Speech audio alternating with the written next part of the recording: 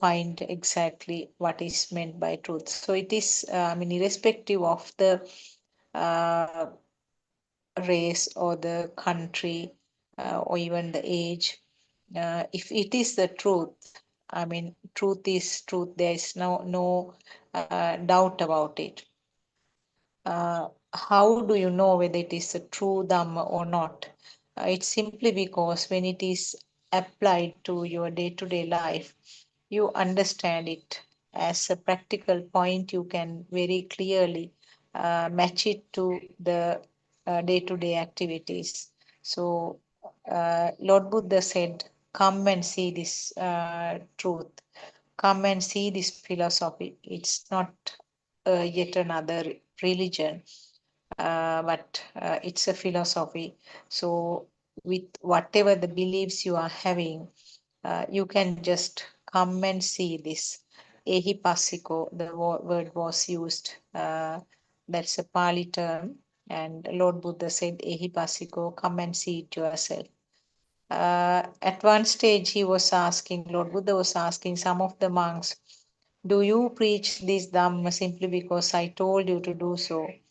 Uh, then they all sort of unanimously said that no, Venerable Sir, we are preaching this because we ourselves have realized the truth.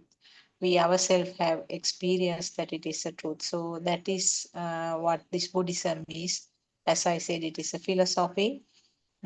So you can apply it to your day-to-day life because everywhere, every act, every word, or every word you are talking, you can apply these Dhamma facts. And mostly, Buddhism is actually focusing on the mind and the thoughts, because around that only everything else is revolving. So our Dhamma friends have joined. We can discuss on some topic because there was no book reading today. Teruvan Saranai, Dr. Kokila, and Surangika and Joel, and Champa also has joined. Teruvan Saranai, all of you. We can start the discussion. Yes, we worship Paran Hanse. Any specific thing that we can start the discussion on?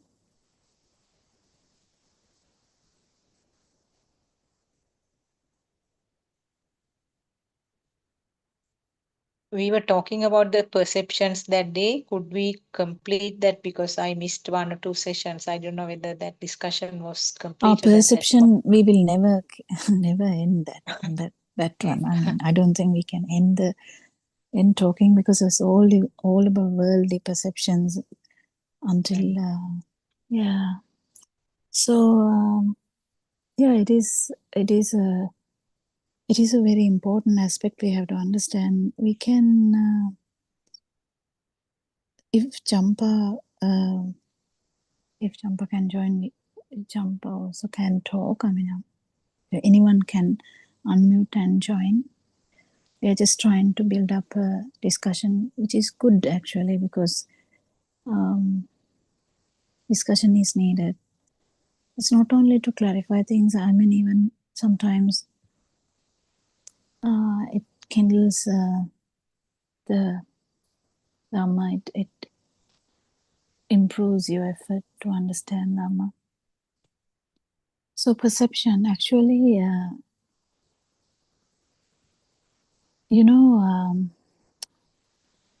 there are so many ways we can talk about the perception. Perception, how the perception is not actually true. So we have a perception that, I mean, we'll take a less serious one first. So the less serious one, okay.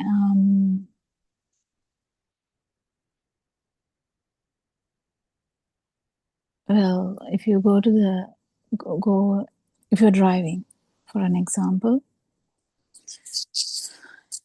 you see the red light, you have a perception already that it is there to stop. saying stop. And the green light, you know exactly what to do. How come the red light is doing that? Well, well, another aspect is if you go to a public toilet, you can see a mark there, male figure and a female figure. No one talks, just you see that and you get the perception this is a female toilet, this is a male toilet. You know, you see a red rose, you get an idea this must be something related to romance. Sometimes you see a malvadama. What is a malvadama? It's a wreath, you know, that Wait, some wreath, yeah, that we offer to the funerals. You definitely know it is not a wedding. That they are used for a funeral. And for a bottle of poison, we have like a face and with a cross on it. And we kind of know it is poison unless it's not a baby or child who hasn't had that perception before. So I want all of you to understand very clearly that how the perception work. If you see someone with a dress, you think it's a female. If you see someone dressed up as a monk, we get the idea, you know, this is someone who is trying to find the truth or trying to meditate or something. There are, you know, several perceptions that even we are not quite sure, you know, if there is someone and they enter with a knife. Just imagine. I mean, I don't know whether I'm too much here, but if someone enters to a room with a knife, and just imagine if it's a medical officer, if it's a surgeon, that's completely okay because he's actually going to operate on that patient. But if someone else is having the similar kind of small knife, but you might get the perception, a different perception. So how do they differ? So the perceptions are quite according to the idea that you have put in there before. So the mother is a perception, the child is a perception. You feel like they're actually there. That is another problem. You feel that they're actually there. So if mother is standing in front of you, someone can question, no, I saw my mother. She's here. What are you telling? She's here. It's a problem that we are trying to understand. How you can relate to this, that the outside is a perception only. So if you touch, you can say, yeah.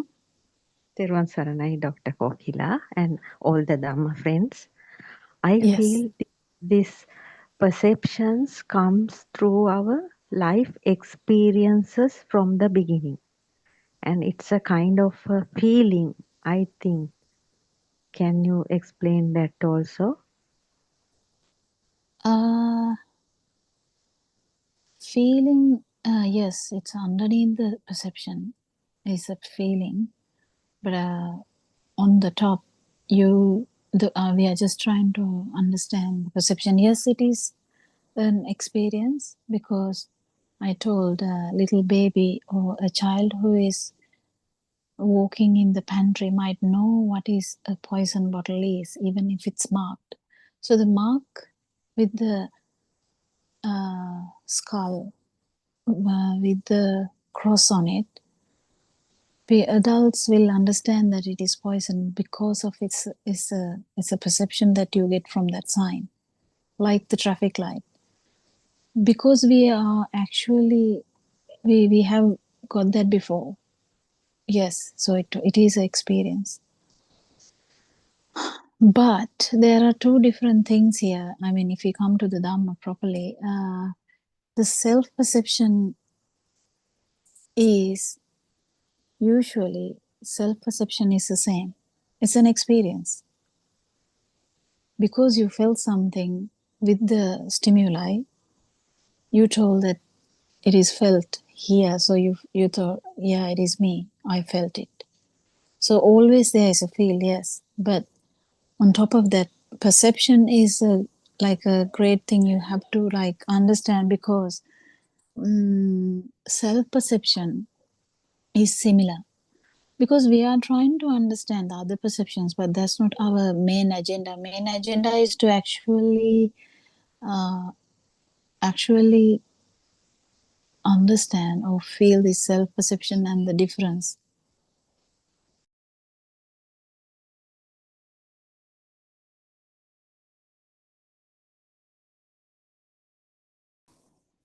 So it's very nice to understand this self-perception when we take the other examples. That was my angle, what I was trying to bring up. Because as of other perceptions, self-perception also is actually not there. So the red light, it gave you a like a perception to stop. Similarly, different perceptions gave different ideas, views. So the view came with repetition. So if you if you are driving, and first day your driving instructor might tell, oh, you might see your father or mother driving, and you might learn all the time when there's red, father and mother is stopping. So slowly that perception is coming. But this self-perception, you don't need anyone to even teach you. That's the problem. Even if it's Tarzan, no one teaches Tarzan about this, this is monkey, this is tree, this is you, this is jumping from tree to tree. No, no one is talking like that. Monkeys are only making some sounds. But the self-perception is still there. So experiences, yes. But that doesn't necessarily mean the label it's a kind of a feel, yes. Kind of a feel. And you have a perception too. So you have a perception of something all the time. You definitely know the difference between the tree and the monkey. If it's a Tarzan who was brought up by monkeys, I'm just telling an example. So the self-perception didn't need an introduction.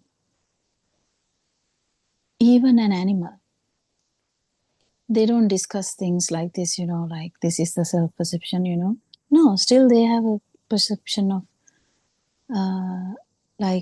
self-perception. It may not be in the mind level like humans, but still there is a perception of a life feel, or like a feel, definitely a feel. So why we are trying to understand perceptions is because even after discussing all these things, that was actual things outside, we have never had an experience about them. If you think about, if we can take, Dr. Sakuntala's husband, we can say, oh, Dr. Sakuntala's daughter or son, whatever. We can say something, but then it's really important to feel these things. Like, have you ever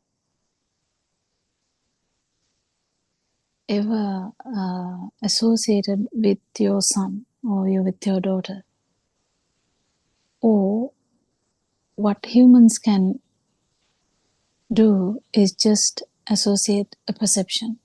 It's very important, because in one way, we are trying to please others, we are trying to please ourselves, we are trying to do a lot of things, we are trying to achieve money, we are trying to achieve a partner, we are trying to achieve kids, like there's so many agendas in our life.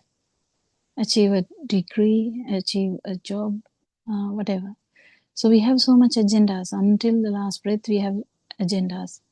At least if you ask a very old mother, they have an agenda saying, I don't want to die in a hospital, I want to die in home, I don't want to go to a nursing home. Yeah, I'm talking with the experiences here. So there's so many, they will be worrying about when I'm dead, what will happen to my things. Yeah, like that, who will get the, how should I divide it? So there is so many aspirations or so many plans, so many things that they want to do, they want to finish or they want to achieve. But are they achieving anything? If you touch your child, you get the perception that you touched your child. But did you actually touch your child? It's a thing that you have to do the research itself. So your puppy comes and you didn't see the puppy coming into the room. You just felt the puppy in near the legs that is didn't make any noise too. But you felt, it is your puppy dog. So how did that perception come? It's through the touch. That's the thing. You have to understand these ways of manifestations. You can only get perceptions through your 5 sensory organs. So these are the 5 sensory organs that brought up the self-perception as well. Any thinking, any perception, that which can become a view, yes. But any perception, in that case, billions of perceptions you have, they are like a manifestation of your sensory organs. But still, after telling this also, you're like, no, I want money though. Yeah, kind of. But you need to fully understand how this works. If the perception of the mind is a thing to you, what happens is not about the money, but actually you are there. Because it's a mirror image of the stimuli is you, or the shadow of the stimuli is you. So it's the other side of the coin. It's all same examples. So what we are trying to do here is, how do we feel alive? How do we feel that we are here? That's what our research is. Our research is not to find who the child is, or who the son is, or who the mother is. Our actual research is to find who we are. Who am I? So that is the research we are doing. That is why we are trying to understand all these perceptions. But do you have to actually understand all the perceptions? So if there are billion, are you going to understand all the billion perceptions? No. So what actually happens here is, you just have to understand at least one fully, or feel it fully, that it is the stimuli. Actually, you feel like there is a chair, but actually that is because of the there are 3 layers in that. Because you feel something is there, you got the perception. Because when there is touch perception, because of the touch and all that, touch brings up the quickly, as soon as, like, there's no you can't really even time it, because as soon as you touch it, you know that it's a chair. You don't imagine it a table when you touch the chair. When you touch your daughter, you know that it's your daughter. So mother specifically, or father specifically, will know which child is coming.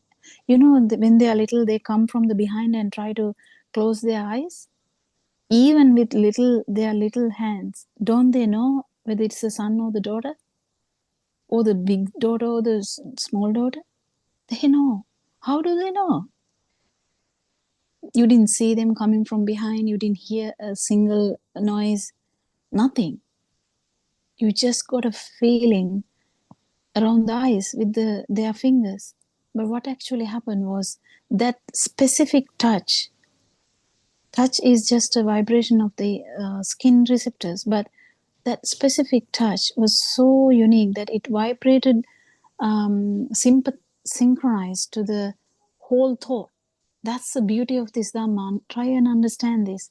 So the child came from behind and closed your eyes, and you didn't know anything. You didn't hear, you didn't smell, you didn't, obviously you can't taste in that instance. You didn't hear, you didn't see, you didn't smell, but there is a touch sensation. How does the daughter come? That's where Lord Buddha was talking about this, how the mind is created, how a perception is created. Perception is created from all the five sensory organs coming together. It's acting as together. They are not actually together. It's acting as one vibration. So there are 8 characteristics. But 8 characteristics are there because of the 5 sensory organs. What are they? So the vision, the hearing, the smell, the taste, and the other 4 is, I think, temperature and the fluidity, Yeah. Skin sensations. all related to skin, basically. Temperature, hot and cold, and then liquidity and solidity. So that is what it is. If you get this magic properly, you are not amazed how on earth the daughter's perception came there. So in the night, if you go to if you go to the living room and you see a movie that the kids are watching, and if you have seen it before, just one look at it, you know the whole story.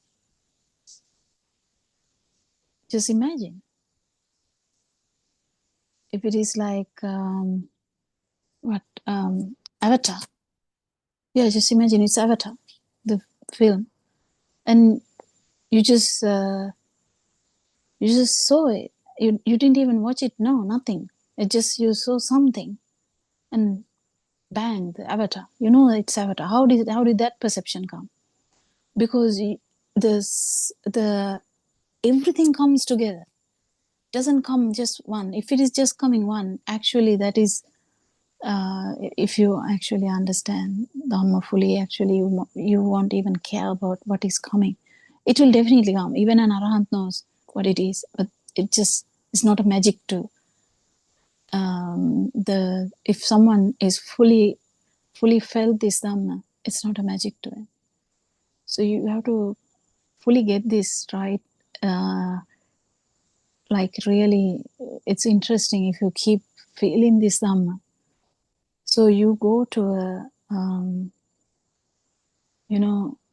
a shopping center. If someone actually if there's a collision with someone else, and sometimes you might get a perception, did that person take my purse? How on earth will that perception come? Because nothing like that happened. But you might check it whether it's actually there. How? Peruvan So Saranai, Doctor. Peruvan Saranai. Yeah. I think, Doctor, this telepathy system is very much connected with this perception. Yeah, synchronicity. Yeah, synchronicity is the main thing, that the self-perception is working as well. So when you have when you have the actual feel that it's something is there, a life feel is there, you can't prevent it. That's how the telepathy system works, or the synchronization works. Yeah. So the synchronicity, but you have to understand how this happens, because that's why we are amazed at, you know, the when you see something, you feel as you got the whole thing, but you think it is your magic. It's not your magic. It is how this system works, how human system works. This human system is very unique, and the human thought actually has all the levels of existence, the vibrations. So that's the basic reason that the human vibration is the best way to attain even this non-vibration, because you can go through the every type of vibration in that level. That's the 31 realms in one just single one single thing, one single stimuli. Yeah, that's the beauty. So we can't really finish the perceptions actually, because it goes on and on. But the main thing to understand it, self-perception is similar. Self-perception is something you feel, but there's a but everywhere. But it's again like that red light, you got the stop perception, same thing. This self-perception doesn't have a self there, but there's something you feel. What do you feel? Is the fast vibration of the eye. If it was a vision, that was the only thing that was there. You can't deny that, because your eyes are functioning. So if you fully understand the mind, then it comes to the level of the eye, the level of the ear, level of the skin, level of the smell, level of the nose, skin, nose, the tongue, and the ear and eye. So if you don't know this, the level below the mind, you're going to get trapped. You're never going to liberate. That is why it is very highlighted by R.N. Hanse. And most of the time, he's reminding everyone, you know, are you fully aware what happens in the eye level? Because if you're not sure that it is even the light, it's just fast vibration only. I mean, that's why you feel something, but that feel is also just a creation only, and definitely that means it was not felt anyone here. So that is the way to become the stimuli. So if someone doesn't have that experience, it's important to do the program and see whether you can experience it, whether you can become the stimuli. Because if this side is actually not there, that only that experience will confirm this. If you don't have the experience, it's not confirmed. It will be in the path, but it's not confirmed. So that's the importance of knowing this. I'll hand over to Surangika or Sakuntala. Anyone can add. Yes. Joel, if you have any questions, you can bring up too.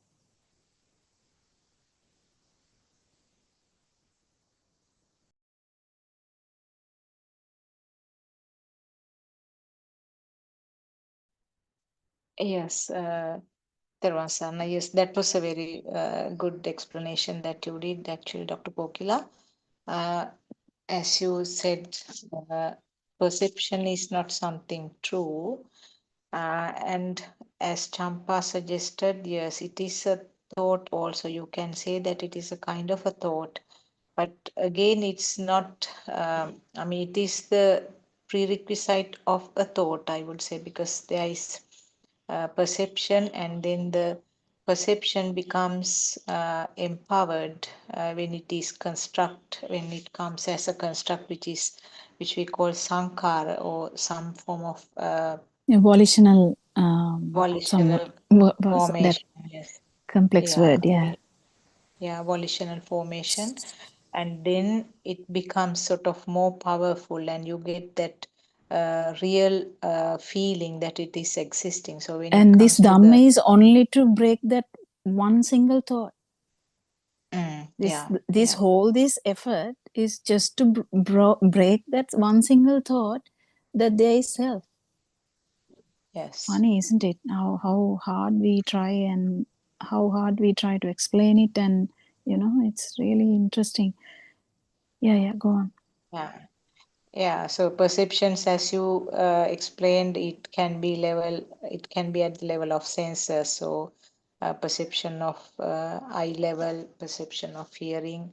So that is one level. That is the two cycles that that is explained in Dhamma. Vattang Vattati is a word in Pali, where in the first cycle, that is the perception of light, sound, taste, smell, and the skin sensation. So that is a level that is explained in Little Baby with the Radiant Mind. So the baby has these perceptions, and in a subtle way, baby feels that baby is experiencing the light, experiencing the sound, smell, taste, etc. But no description, no naming, because there are no thought formation, or there's no self perception at that level. There's no sort of mind formed, there are no thoughts formed at that level. And but the perceptions are there even at that level. It is in a more sort of subtle and fine level. That's But when not the it comes, mind perception. That's not the mind yeah, perception. That is in the it's others. Actually, it's really important to understand that it's a there is first self skandha level. perception. Yeah. Yeah, there is self perception at that level, isn't it? No, The we don't little call baby it like that. has We the call it self vibration. That's why it's self just a feel vibration. only. Yeah, in that level, before the mind, we don't call it a self perception. We call it a self Self vibration because it's felt only. vibration. There's nothing, because the Yeah, arupa, or the form world, is felt arupa, only. Felt formless. only. Yes. Yeah, formless. Yeah. Thank you for that correction. Yes. So it is a self vibration which is felt at that level. But when it progresses further, when the child is growing, you get to this second cycle in the Vattang Vattati, the second level where the thoughts are formed, and that is where the self perception starts. That is the sort of troubling level, which is where the taints are or the hidden glue is coming to the surface as defilements. So that is where the level where the child feels that self is there, and I am experiencing these things, and I am thinking these are my things, That's the my view. way. That's the view. uh, yeah, self view, yes. So Because first the self because first perception. the perception is where you feel the duality. Yeah. Yeah. Yeah, duality is there even at the level of the radiant mind, isn't it? Can't you You say can't that? you can't call it a duality, because only in the mind there is duality. Yeah, okay. Yeah, so it's that level where the thoughts are formed. That is where you get this full-blown thing coming up, which we call self-perception, and then it is getting more sort of reinforced in the form of thoughts. So the world is created for each and every being in the form of thought. So that is where the strong sort of self weave is coming up. So perceptions are actually in a fine way. And as Dr. Kokila said, the perceptions that you get for different stimuli, you can sort of uh, try it on your own. I mean, think about something. If you take any form of stimulus, the appropriate perceptions will spark right now in this moment itself.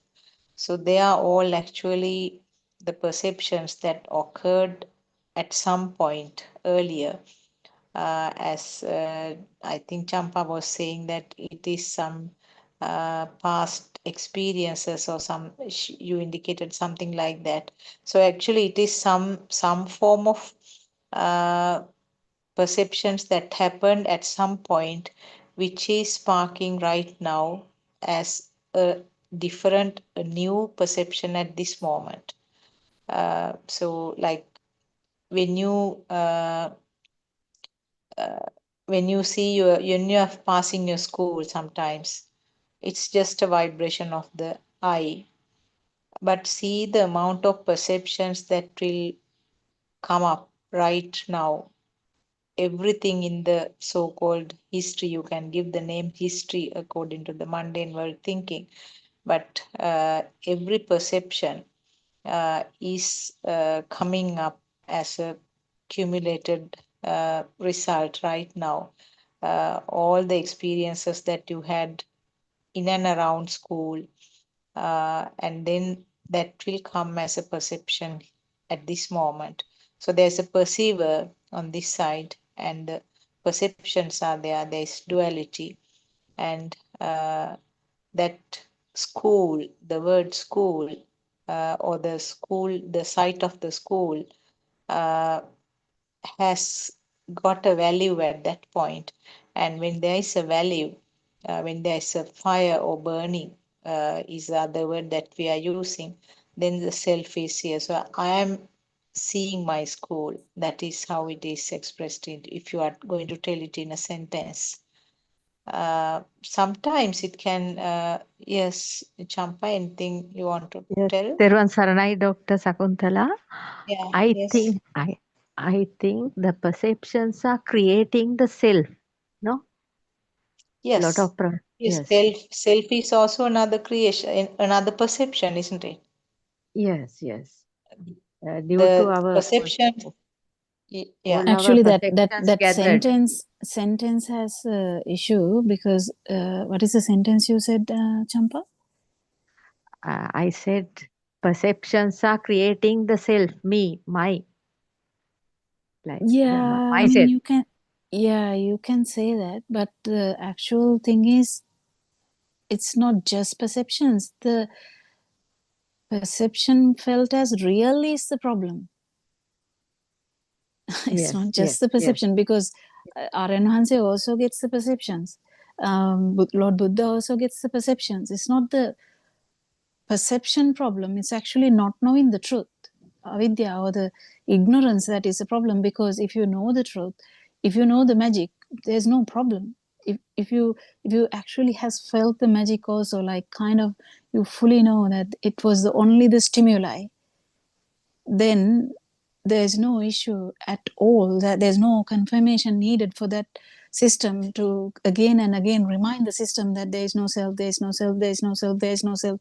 You don't need that confirmation again and again, because you have felt that it is only the stimuli out there.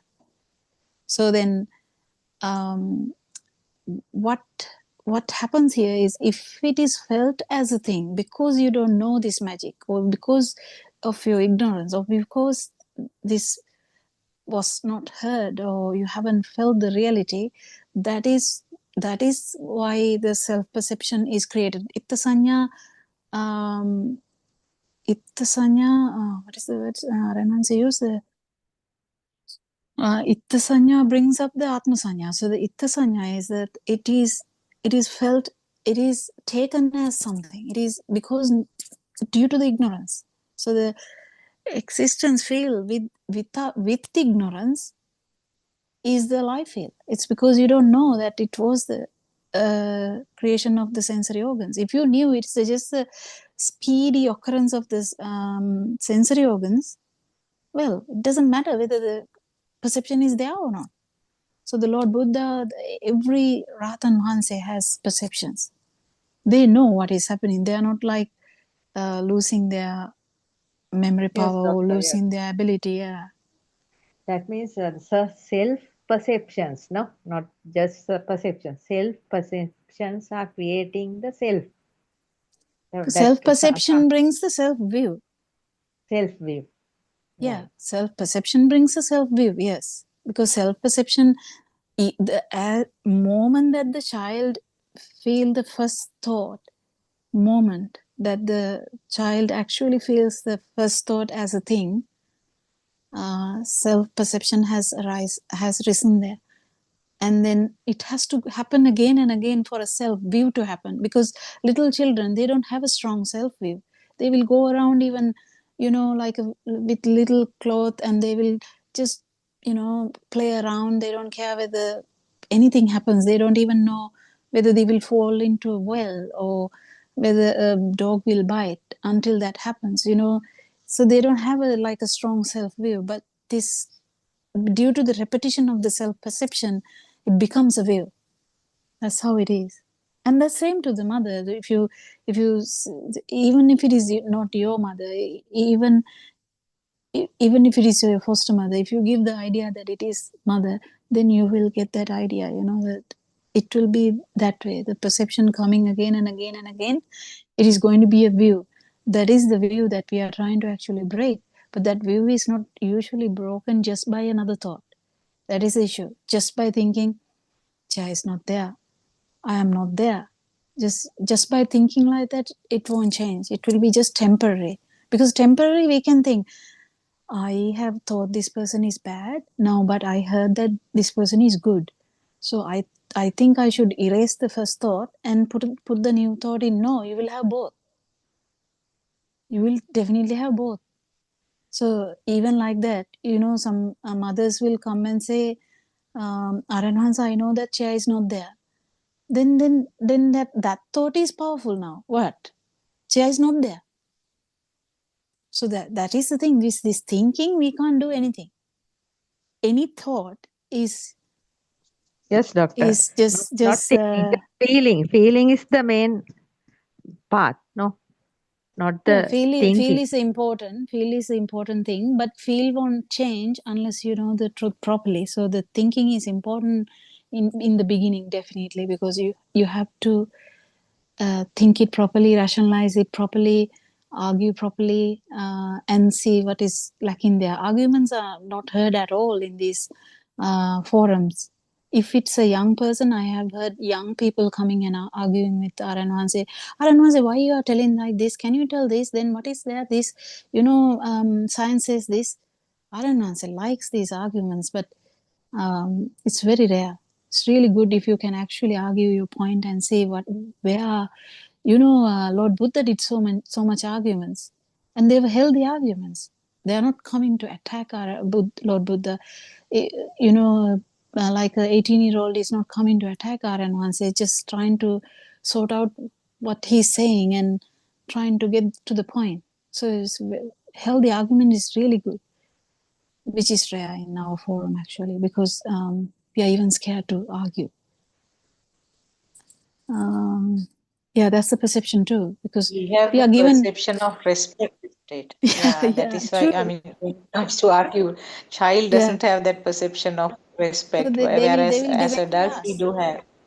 Yeah, yeah. Yeah, and you're shy also, that thinking that whether this might go wrong. Yes, exactly.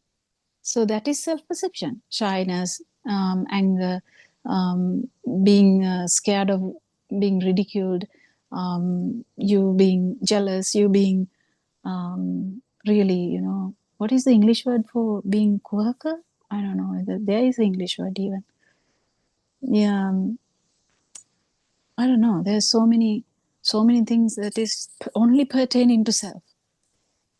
Because just happiness, just sadness is there even in the baby. But baby doesn't have the hatred. Baby doesn't have the, it's not directed towards anything. Baby is crying because the tummy is hurting. Yes, because there is some sensation that is not used to that. So when the baby cries, we are not thinking baby is trying to, like, baby is trying to hate me or something. Never. We never get that idea. So the baby, when baby cry, we have the perception that it is something wrong. That's why we try to find whether it's the coldness, or whether there is any even piece of hair entangling the even the small little finger, you know, we never know. So we are researching about it and trying to find why the baby is crying. So baby never cries because of hatred or jealousy or shyness or nothing. These perceptions are not there. Any perception related to self-perception is not there in the baby. And that's what would happen if the Dhamma is fully realized. You know that if someone is blaming you, you know that they are blaming you. But the perception that is pertaining to self-perceptions are not rising, but you might feel sad, you might feel angry, you know, you're not going to the extremes. There's a singular word for not liking the other person's good. What is the singular word? Not is it Not having mudita, ned? no, I think. no. There's a specific word saying ill will towards others, but not liking others' benefit or others. I don't know. That is jealousy. Jealousy. No. No, That there's is another singular word, beautiful singular word, which doesn't have an English word for that. I can't remember this now, but that is kuhaka kama. Is that kuhakama? Yeah, maybe. Yes. Yeah. Irshya and kuhaka kama. There's a Pali word. There's so many Pali words with this. There's a Pali word called kuhana. Kuhana, lapana, like that. Pali words. Oh, wow. No, I didn't know that much. But yes, anyway, we know what it is because we have felt all this. Because we don't need any explanation. Any human being having the self vibration has felt all of these things to a certain degree, you know. Some people are very prone to be angry. Some people are prone to be jealous. Some people are prone to look down upon others. There's so many variants of this self vibration. Doesn't matter. Whatever it is self vibration. Surangika, do you want to add something?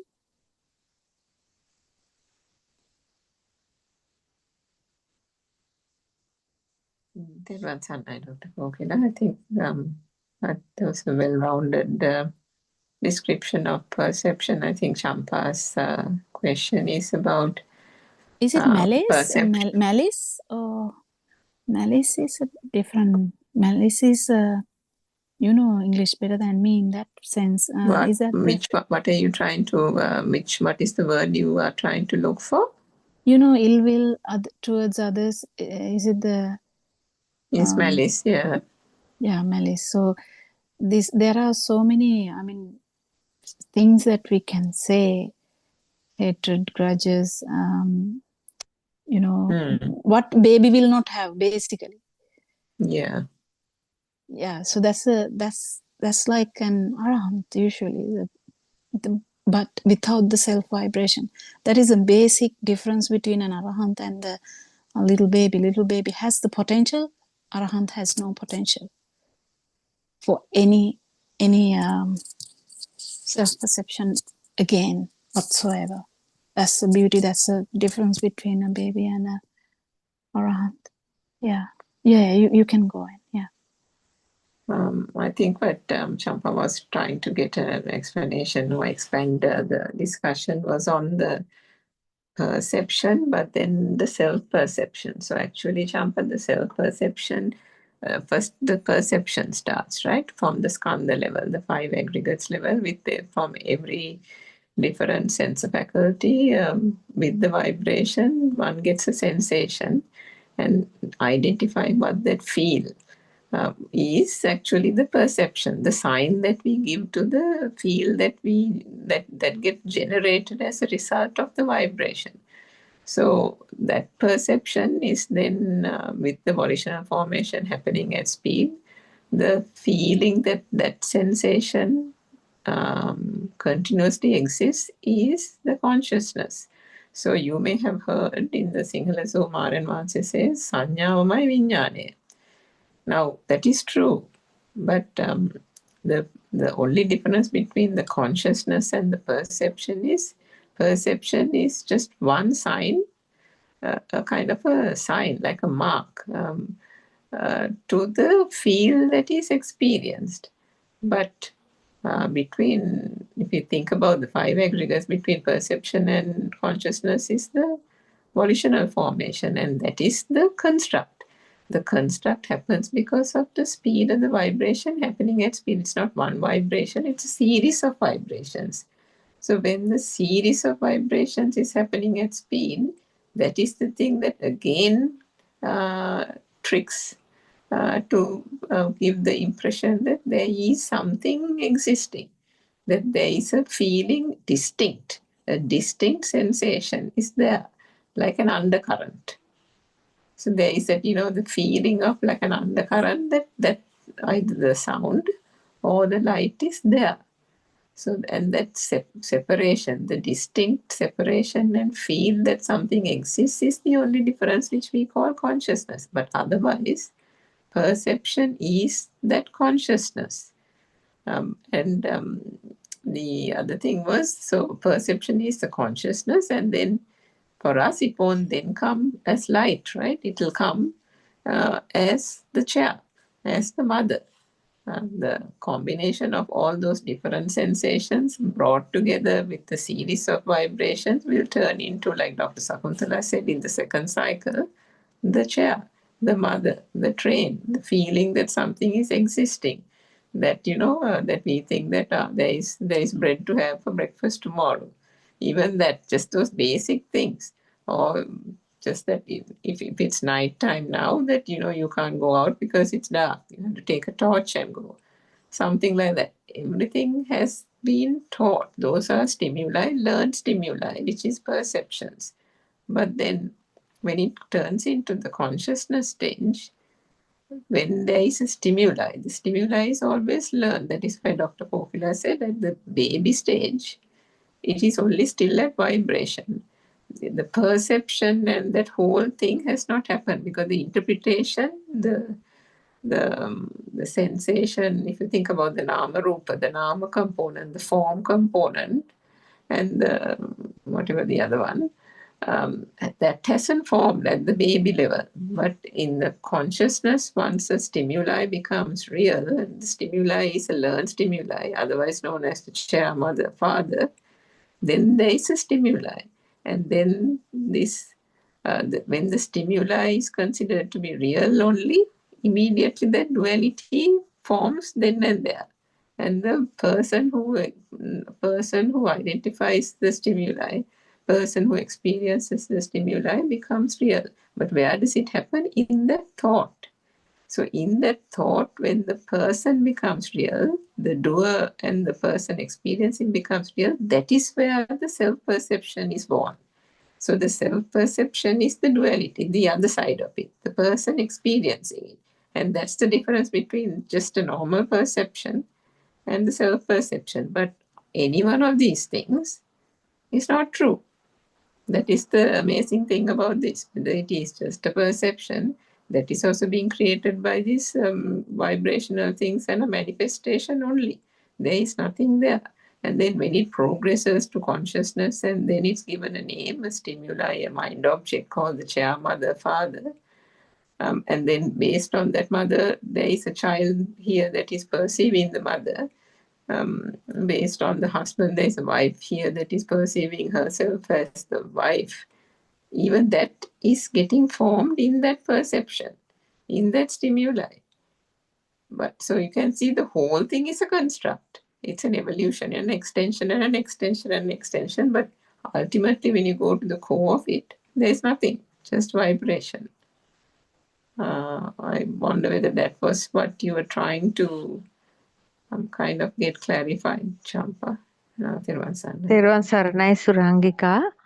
I think the perception, self-perception is very much highlighted in the consciousness. No, that then it is taken as self, and creating the self The more and way more. you tell that, Champa, is bit confusing. What are you trying to say? No, that means I am telling the concept, that means the perceptions and self perceptions. When we take the self perceptions due to happening due to vibrations and telepathy and everything, finally it comes to, when it comes to consciousness, then it's highlighted, no, then it's taken as me, myself, mine, like that. There's a hold there, no. That is why I'm trying to tell. Don't know whether it's correct or not. You can I don't always. think it's correct, because I don't know from where to where you're trying to go. So you're going to go from self-view to perception to vibration, or you're trying to go from vibration to perception to view? Which way you're going? I'm just trying to understand what you're trying to say. No, perception to view, then to consciousness. That is What? first. No, So the consciousness is in the baby. but there is no self in We that. are not talking about the mind consciousness. We are talking about the basic consciousness. Right. Okay, You're talking about the mind consciousness. Yes. I am talking about the mind consciousness. No, That that's is totally different. right. Okay. So the mind has to form now. So Yes. in the baby, mind hasn't formed. We are talking about the basic consciousnesses: the light, the touch, and the smell, and the taste, and the hearing. Feel. Right. Those are the main. That's where the problem comes when you talk about the perception too. So the main sensory functions also has a perception, but that's in the complete field side. So we have to be careful in when we try to say, because actual field size, the when we try to talk about the field side, consciousness has different meanings, perception has a different meaning. So the perception, there's mind perception is the chair. Mind perception is the chair. As soon as the mind perception is felt as a thing, definitely telepathization happens, and self perception is also there. So you have to take this two separate. I mean, when you feel this is not like that. But when you try to understand them, you have to understand from the beginning. Otherwise, there's a trap there, because you will get trapped in the non-form. That's why we are trying to say this properly. That Aryan Hanse today morning also asked from someone, do you know what is happening in the eye level? Because I in the sense, Eva E, the vision level, there's no mind consciousness yet. In a radiant mind, there's no the mind consciousness yet. But the radiant mind has the self vibration. But in an Arahant, there's no self vibration. So there is consciousness without the self vibration. That's the difference between but that is the challenge, feeling between those two things. What's the difference between those things, So the important thing is for you to understand is the first 5 sensory faculties, when they come together, when they act as one vibration, is what is called Suddhastaka, or the thought. That is the chair, that is the table, that is the mind consciousness. That is the mind perception. That is when the mind perception happens really fast, mind consciousness happening. So there are few different stuff, But mind again, to complicate the further, mind again can act as another organ as well. It's a different complication, because now mind is formed. Yeah, right, that's fine. Now, because of the telepathy system and the synchronization system, mind act as a different organ as well. So the thoughts pop up like a pop-up. Thoughts just pop up, Then it acts as a separate kind of organ. But it's just acting as organ. It's not a specific organ. There's no place where the mind is. Did you get the thing, Champa? Yes, doctor. It's clear Yeah. for me. Yeah. Now I understand very well. Thank you very much for you all.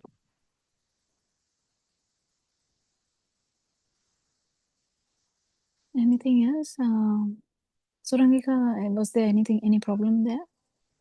I mean, sometimes there's inputs from different sides is good for the discussion, because I might just catch one aspect of it.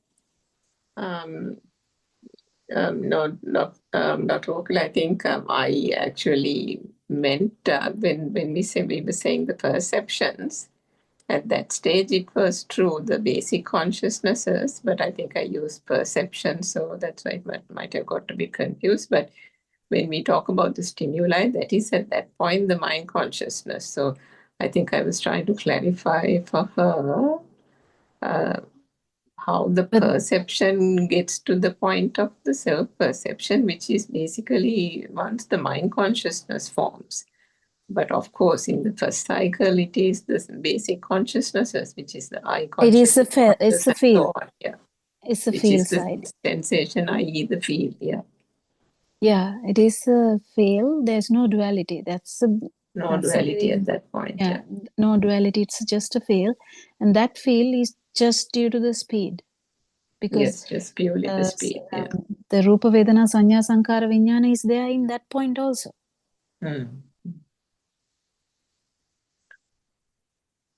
So, I think this morning also Aran Vansa gave a lengthy explanation about some Abhinya points, and as you said, with the how to drill down into the how the light gets formed and the sound gets formed and that type of thing.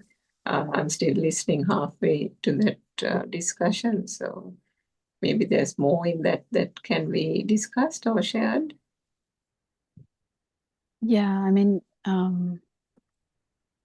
even the yesterday one, I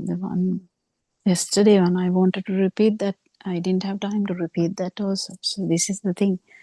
And today morning when I listen, I don't know whether everything is registered, but I listen. Did Dr. Sakuntala listen? Yeah, today one, yes. Do you and you can bring up anything and we can discuss, but it was so profound as well, but some of them, but not like yesterday. Yesterday was much, I think, because it was more yesterday one, he mostly sort of discussed with the experiences of Asanti, isn't it? Asanti. Yeah, so that was today mainly, with that Nilu girl. Yeah, it was a beginning part, yeah. So it's very difficult for us to explain in English sometimes these things, the light, the initial perception, and then the mind perception. But if we take an example, I think it is much better, because when we take the example, when the children come from behind, in touching your eyes and closing them actually, and how do you know that it is your daughter or the which son, is purely due to a perception which you don't even know how you got it. So the perception is such intimate thing, and at the same time the self-perception is the most reconfirming, the perception which has happened all the time with every single perception, whether it's a chair, whatever, it doesn't matter which perception, even Dhamma, it doesn't matter. If it's a thought with some power, the self-perception is there. If there's no power, it doesn't matter. So we are trying to understand how the power came. Power came because we had the idea that these are all true. So when the perception is true, of course the duality is formed. We can't prevent it. So the other thing is, when we take the example of the touch itself has no specific perception. But when it comes to soft touch, yes, oh, it's so soft, you know. You get that? Yes. And just imagine the touch, the perception of daughter comes. That's the mind consciousness. Can you feel that? With an example only we can say this nicely, because someone came from behind and closed your eyes to make you startled or make you happy, you know. But then you didn't see the child coming, you didn't hear the child coming, you didn't smell the child coming, you just got a sudden touch sensation. Bang, the mind consciousness is formed, the daughter. That's how it works. It's so fast. And but actually, when we try to talk about the consciousness level, that is the touch sensation we are trying to say. But the mind consciousness is a different thing. That's the mind bubble we talk about.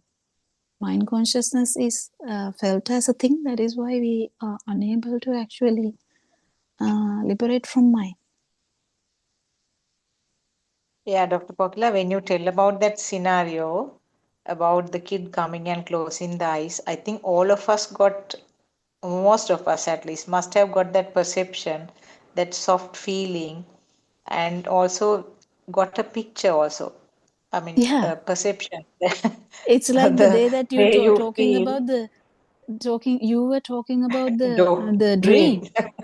You were Yes, trying to exactly. close a door with so much effort because something was coming through the door, and we are like Yes. trying to close the door as well here. Yeah, We are in that's Australia. yes, that's a perception. Those are two good examples actually. And I Yeah, remember there was one long time ago, Dr. Sakunthala, you gave an example about some birds coming and, like, I don't know whether it was some couple of birds coming and dirtying under the porch or something. Ah, You gave yes, yes, you gave yes. an example, and I'm sure all of us on the Zoom was picturing the same thing. Yeah, some bats, yes, Yeah. tiny bats, yes. yeah. So that's why Aranhanse is saying. Aranhanse says something in the Andolanatmaka. Next day, all the mothers are saying that. You Yeah. know, if the other Aranhanse talks about the happiness without the happiness, they are all talking about the happiness without the happiness. And that is how it is. It's a perception we take first. So even this Dhamma, we take it as a perception first. But then we then realize, because of Aranhanse's so much perseverance and, you know, with what do you call it, with the push towards the truth, you really understand it's useless to have a perception. It just, you have to feel it. Even you know, we were talking about this indri. It's useless to actually, you know, even sometimes it is okay to tell someone if there is some monk or someone asking about that, but actually speaking, feeling it is the most important thing, you know.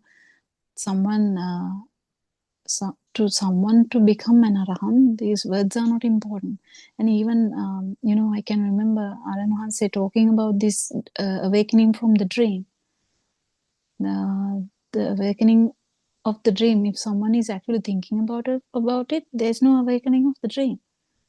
So it is such tricky thing, you know, like when you are trapped in the mind world, everything is a joke. Everything is gives you the duality kind of thing. But if you really keep understanding this, mind doesn't become a thing to you.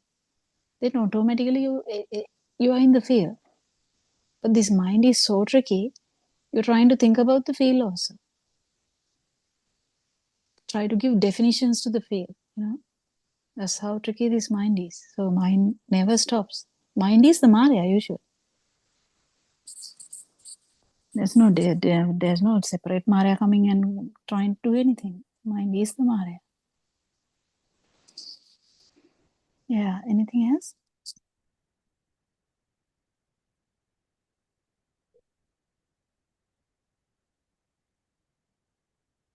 Today, I Yeah, think it's always reinstating itself, isn't it? Always it has to almost kind of have the last word.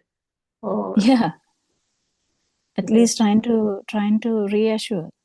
which is the problem, because they try to reassuring is in the mind now. and that's why the feel gets submerged. Because if the mind is strong, the mind is trying to come over and above the feel and trying to interpret the feel. And then I think that destroys the thing, yeah. So in order for the mind not to do that, there is no way of doing it by force. As Saranvasi says, through understanding itself, the importance, the significance, the value given to that stimuli, the mind object itself has to dwindle in importance, isn't it? That is the only way that the mind will lose the power or the value to kind of almost go over and above the field.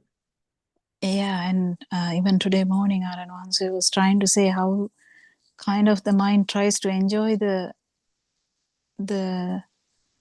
feel and non-feel also. It's funny. I mean, how we can get trapped. And more you realize this, less the mind power is.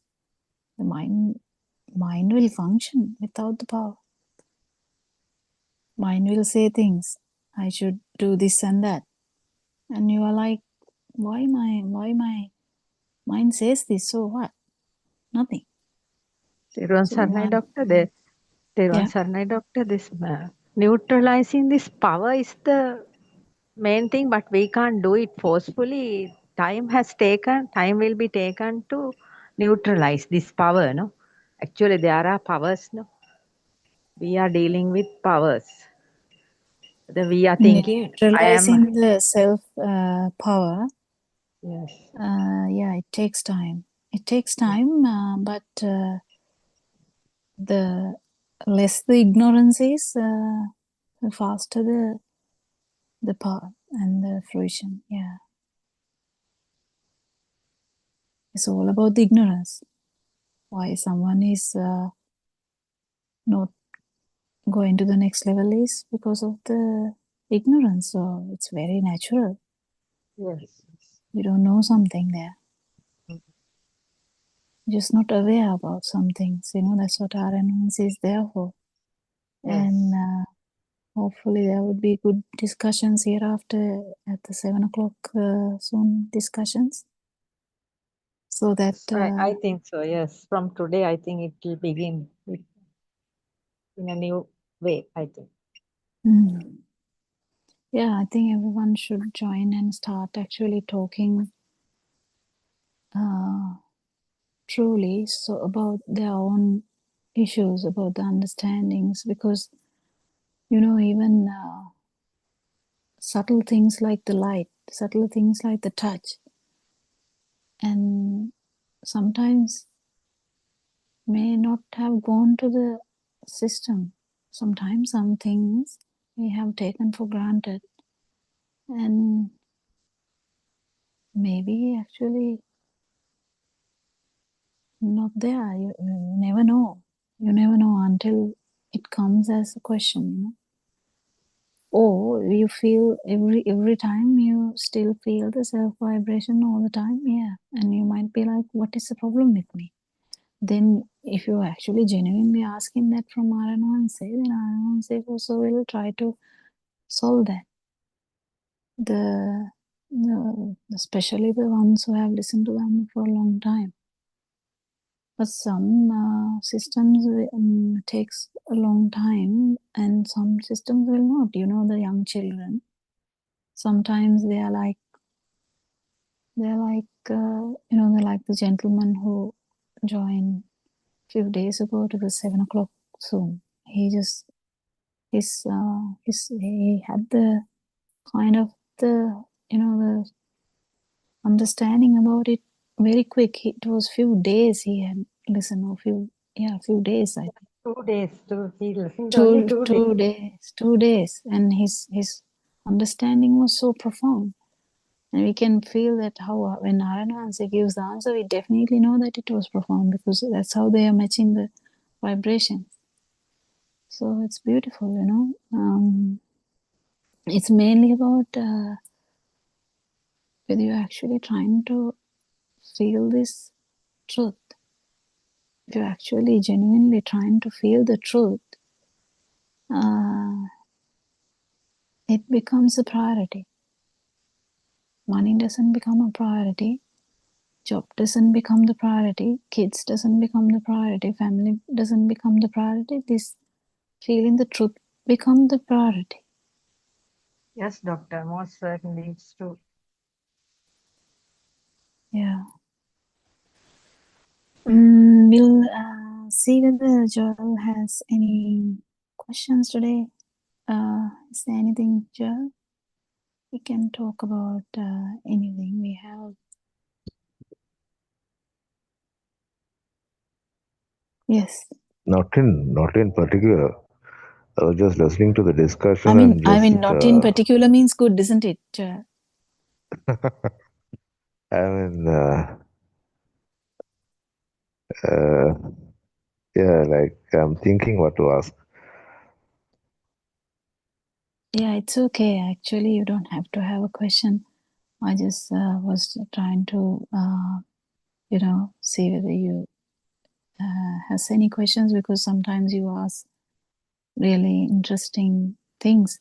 But the thing is, the perspective we try to look at is different to whatsoever perspectives we have looked before. I mean, before even, I have listened to them randomly. I kind of listen to the Dhamma, I listen to podcasts, I randomly listen to things when I get time. Now I don't have time because of needing to cover Aranhanse's own discussions and everything. The time is flying. But before I used to listen to various, I kind of listen to scientific stuff, psychology stuff, various aspects, not just Dhamma. But as soon as I heard the Aranwanse's sermon one day, it kind of made my kind of the whole system to stop because I can't even remember what he said, but it was all about the self. It was all about the self. It was a very slow talk because he didn't do discussions at that time. I'm talking about like 5 or 6 years ago, 5 years ago maybe. He didn't do discussions. It was just sermons. He did just release sermons into the system and I randomly listened to that. And I was amazed at how he was saying that I have never seen I interpreted in that way because I was like, wow, then I have never seen my son. Like that was the initial thought that crossed my mind. That was like with amazement, I'm thinking, wow, I have never seen my son before. Like, because my kind of whole world is revolving around them usually. It was such a beautiful thing, and I haven't stopped since then. And this profound bits about the non-form is not talked. Everyone mostly talks about becoming the consciousness, but not becoming the non-vibration because they are not aware about that there is something beyond consciousness. So this is very important. Even the English Zoom sermons trying to get that across because there are so many scientists talking about the consciousness, so much spiritual,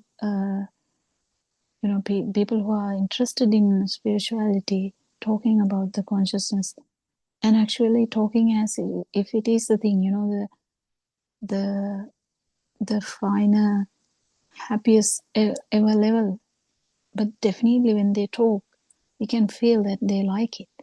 So So specifically this non-soul Dhamma or non-vibration has not been the topic before. Even they talk about the nirvana, it hasn't it hasn't been brought up so clearly in a way that we can even feel it, and actually everyone who is listening to this Dhamma will start to feel the calmness, kind of not moving kind of thing, like we kind of move a lot, the mind, and there's so much calamity inside that will slowly subside. Now all the mothers will start to say that, all the fathers would say that, all the young adults would say that, and it's very, very evident that but actually feeling the non-vibration is rare. That's why we kind of Aranansi is trying to push all of us towards that, because, and even becoming non-vibration is more difficult, because still it's ignorance. From point to point, it's just ignorance. But because of his discussions and the sermons and the sermons which were given long time ago, they are very comprehensive. Now only sometimes when I join the BTV, I think it's a BTV, I think. Sometimes I'm like, have I heard that before? Like I have heard kind of almost all the sermons, because we have been listening to Dhamma for a long time. I usually haven't missed Aranwanse's part in any soon. So it's a very beautiful Dhamma. Even if you hear this and doesn't understand the full thing, you might feel relieved and calm just by hearing that, because it's so, this is not trying to judge you, this is not trying to take you to another journey, this is not trying to take you somewhere. This is to try and understand that the truth, the reality, this system. Everyone would love to know the system and would love to know the science, would love to know the truth. Everyone deserves that, so it's beautiful. Any gesture?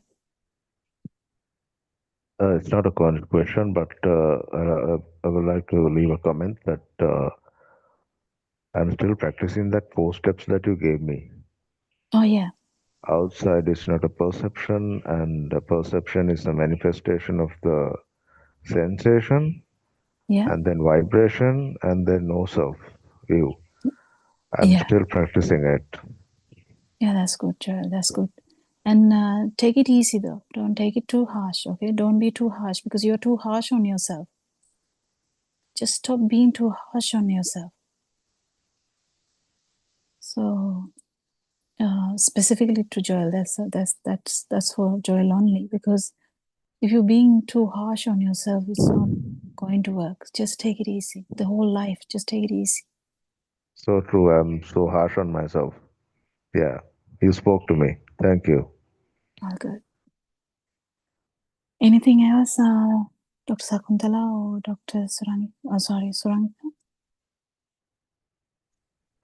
Just one small fact, actually, to what Champa was telling. Champa was saying that neutralizing the power, actually, it's the kind of something that we can tell as a theory part, but when it comes to practice, something that you feel is actually that the fire or the burning for a particular stimuli is getting less and less. So that is what you experience, isn't it? I mean, neutralizing the power means that the current you burning feeling that you had to a particular something stimulus, maybe something heard, something seen, that fire is becoming less and less. That is what you can practically experience, isn't it? Yes, doctor. In an arahant though, in an arahant, actually the self vibration or the life wheel is not there. So that's the example Aranwansi is taking the tree. So the tree is still moving, tree is still producing oxygen, still absorbing the water from the floor, still having flowers. Yeah. So, but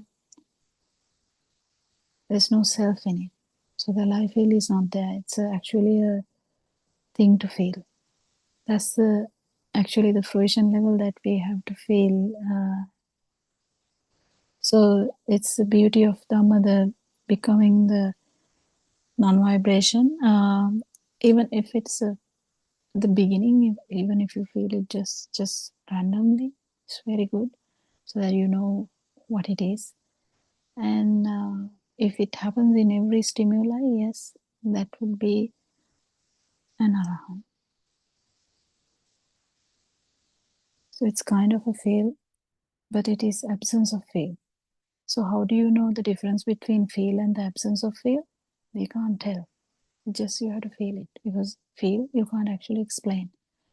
Because we can say that salty food, we can say that, but actually what happened in the tongue, we can't really say that. It's a feel.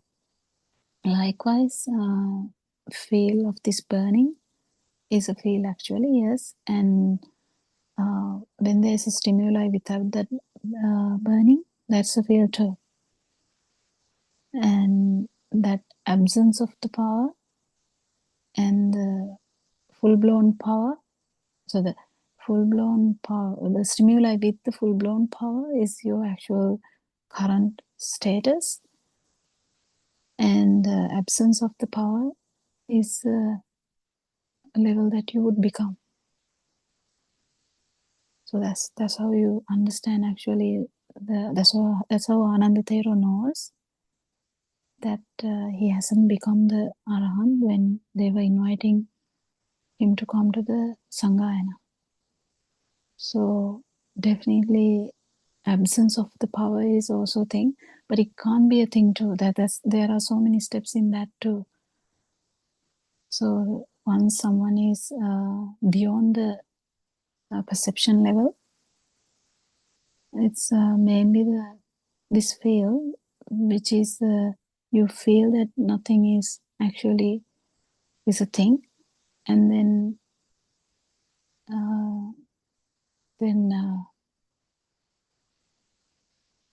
then you actually finally you don't have any specific feel about that non-feeling as well. So the non-feeling is not becoming a thing finally. That's where you become the non-feel. So it's a bit tricky, but what I'm trying to say is the non-alive fear is actually it's not a new perception, it's the absence of self-vibration. So it's the bliss that Lord Buddha was talking about. Yeah.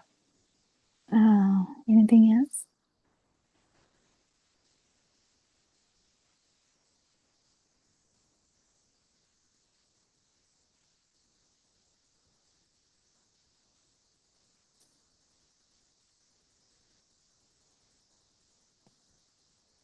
What Dr. Sakuntala told was as true, because it is how we feel. That's in the path. So that's in the path. That's in actually the path where you feel that you have the asakshanyani. The asakshanyani is that reduction of the power. But even that starts with the knowing the full power, and now you know that it is slowly reducing, and you know that you haven't come to the non-vibration as well. So that's a demarcation. That's a demarcation that someone would have. That's the importance of the fruition level in the stream mentor as well. Because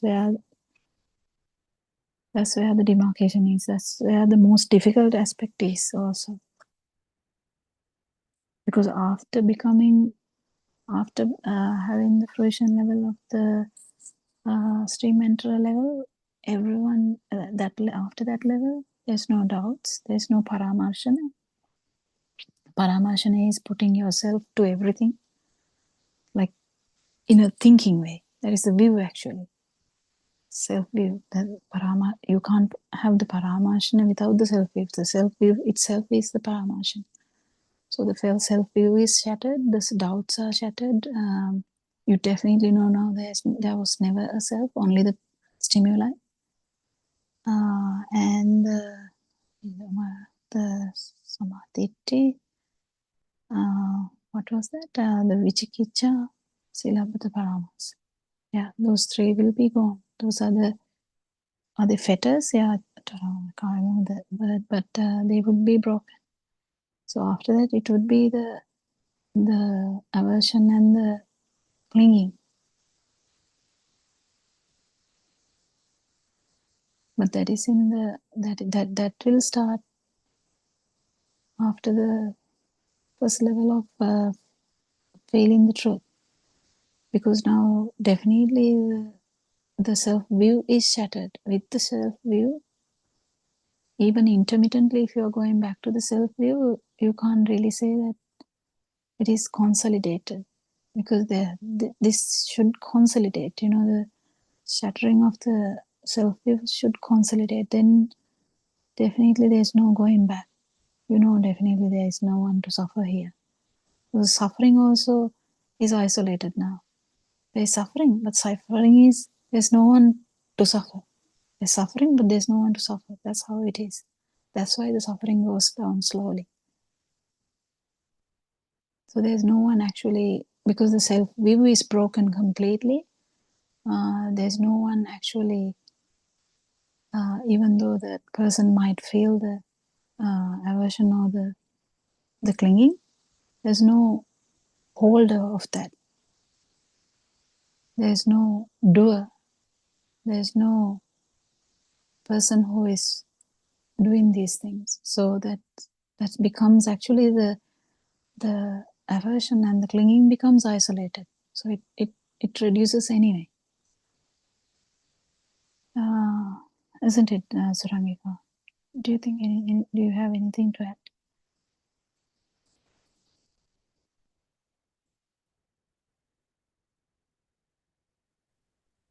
Yeah, Dr. Kopila, I think what you said was exactly the thing, that the sting is taken out of anything, isn't it?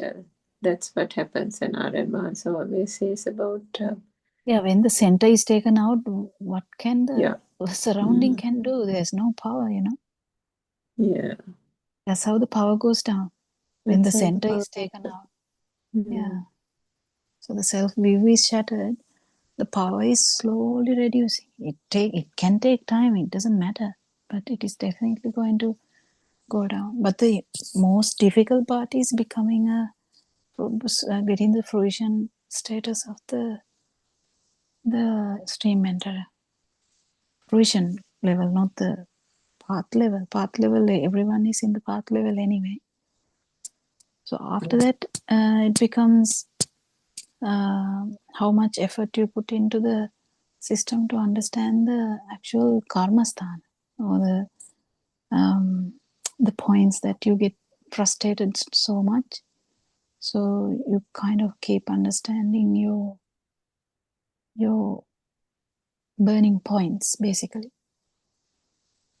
If you keep noticing your burning points, and they all get nullified. They all get nullified because that there was never a self. So what can the defilements do? Defilements are alone now. So the defilements are going to get nullified anyway. Whether it takes time doesn't matter. Time doesn't actually matter. But it is definitely going to go down, and if you are actually listening to the noble friend, however, whatsoever the work you have, how, if you keep track with his sermons and, if you get a chance, talk to him, and then definitely he's going to catch your vibration. And if he feels that it is the ego, he might attack the ego. If he feels that it is some sadness behind this system making the path slow, then he will attack that sadness by actually resolving that issue. There's so many ways. You can't really say one way. There's no one way. There's no one way at all. So if there's another person in this Zoom, because Joel was brand new to this Zoom platform, and if there was another person like that, and it would be completely different scenario and completely different answer. So that's how it would be, because the vibrations are different. And usually males actually have the highest ability of letting go, but it's just that the importance is the self view. The breaking the self view is difficult, but actually letting go is okay with them. It's just it is kind of in there. But the females, letting go is the difficult part. So yeah, there are aspects like that too. I mean, being a female, I'm telling, but it is kind of like that. So because some views are very strong, some like motherly love or something, and that would be a very strong view, and it will be very difficult to even get hold of this thing that actually the children are just a perception. Because you will be like, no, I gave birth to them. What are you telling? It's funny that it's really tricky when you take them actually in that view. If you really think that you are giving birth to the children and you are feeding them, that it seems like that from outside, isn't it? Yeah, the mother does a lot of things, father is earning or whatever. Yeah, these are the perceptions we have, but actually if you go into the system only, if you can try to go into a system of a monkey and see what the monkey is thinking or monkey is feeling. In that sense, monkey is also feeling the baby monkey. They jump from tree to tree. They don't let go of that baby.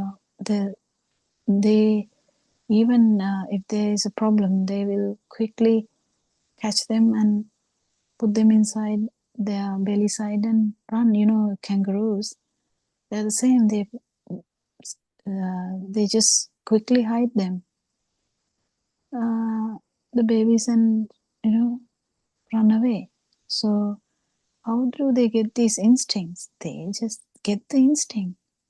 Was there actual kangaroo there? Was there actual person there? Was there actual animal there? No, but they have a perception system, and it works exactly correctly like that.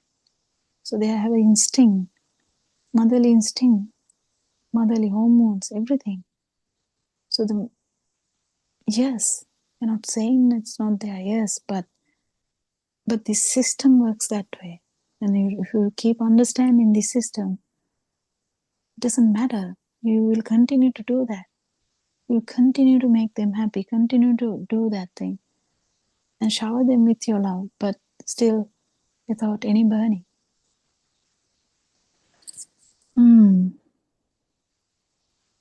Yeah. Anything else?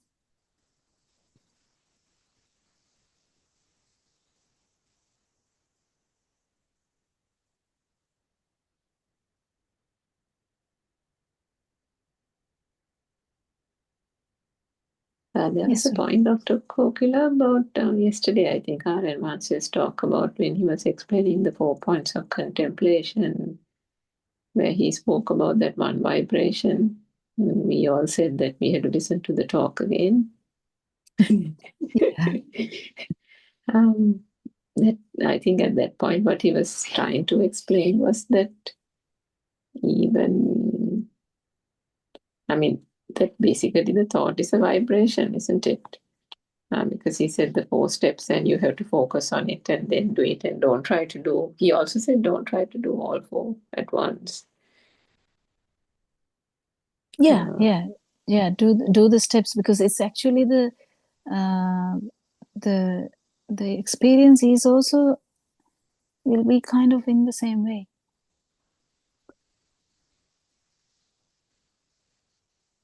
But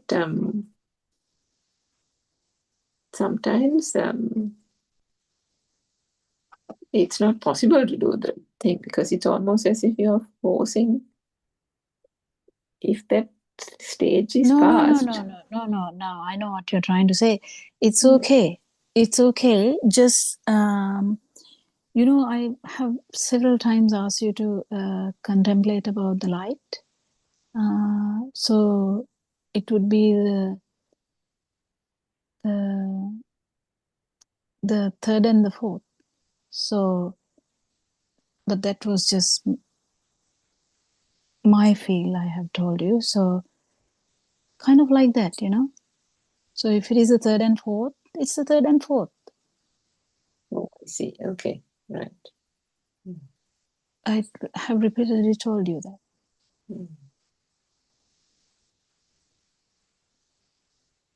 But the problem is, if the second one is not fully thing, then you can actually do the second one also. So, but for the beginner, it is a must that they have to come from the first, second, third, fourth. But this was not told in the beginning. I started telling this after some time, actually. So this just added to the comfort for all the listeners.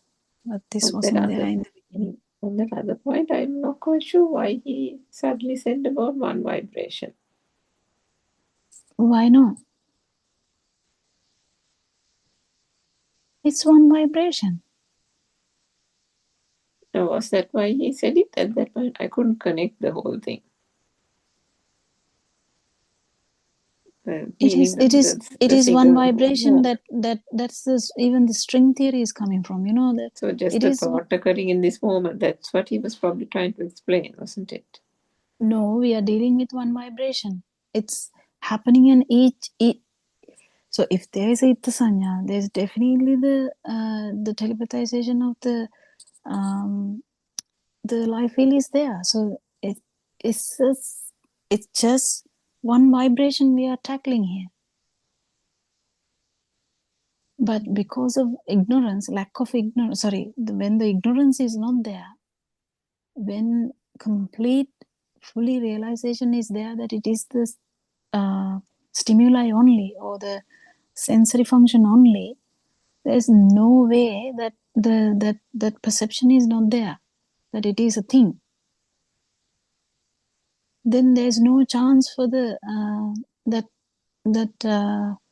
I feel, no chance whatsoever. Because the perception is like in the peripheral. Again, now I'm talking about the first 5. Sorry, I'm talking about the first 5, not about the mind perception. Sorry, I'm always going to that level. Yeah. I'm not talking about this chair. Yeah, I'm not talking about the chair. So actually, I have to be careful in what I'm saying. Yeah, now I get it. So thank you, Suranka, for that. I think I had to specifically say something about it when I talk. Also, maybe when I give the Zoom sermons also, I might have to say that, because all the time when I talk about the non-form level, I'm talking about the 5 sensory perceptions. The mind sense also I talk a lot, but I need to actually separate them when I try to tell, because everyone will take that chair perception. But because there's each one takes it from the point where they are stuck or they are there, isn't it?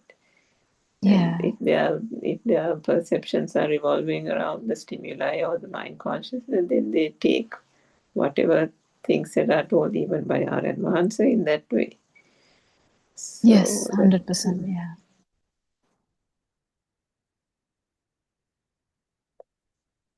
Yeah, actually. Yeah.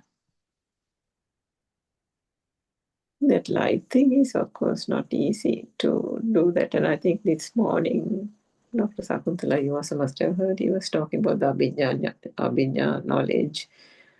What is Abhinya actually? That deep experiential knowledge, and how that comes about really being able to dig deep into, and sometimes. No, you don't need all that to experience a non-vibration. Even Saul Parker had it, like at the provision level of a stream mentor, you don't need all that. You just have to get what RN1 is saying and try and feel it, that's all. But then everything follows. But then there has to be further contemplation also, isn't it? Yes, on yes, those 100%. That's how it goes on. That's where skanda, the what is there to be rising and ceasing has to be seen. Yeah, but it changes. The stream interest is something else. Others say something one's returner will be seeing something else, but it is the same skanda. It just becomes more and more subtle. Yes. And the last bit would be again skanda, but it is a different kind of different skandas, different stimuli levels.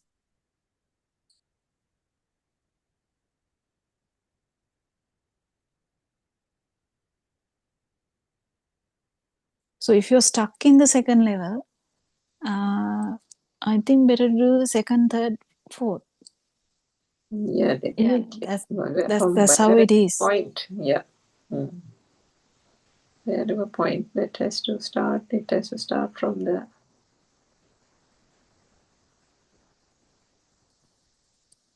But go according to the feel. Yeah. And when you go according to the feel, if you try to actually do it within 1 hour, as I told you, like 15, 15, 15, 15, I think it is better to do it in that way, because if you're doing it in that way, if you're doing it for 45 minutes at second, third, fourth, or 33, 30, like divide your time according to 3, then I don't know whether it's a good one. But what did he say? You can go according to the field, though, because I have asked that question a long time ago. Because he told that after a long time, because we were kind of the beginners. And when I questioned, he said, yeah, just go according to your field. And yep. Yeah. So what was you asking? Can't remember.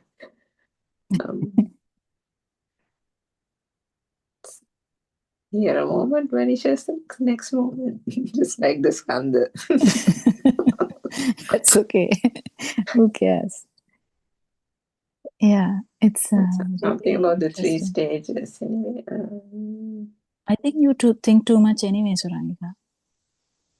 No, I was trying to get that meaning that our advisor was trying to say at that point. But it's very important. Next question. Yeah.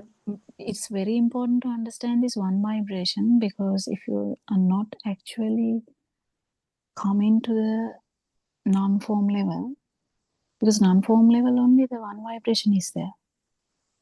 If you miss that part, that's again there is great issue in there. So it is definitely because that is where everything actually starts working also, because it's a field level. But it is, even in theory, You have to understand that it is the self vibration which leads to the consciousness. Then the consciousness lead to the self perception. Self perception leads to the self view.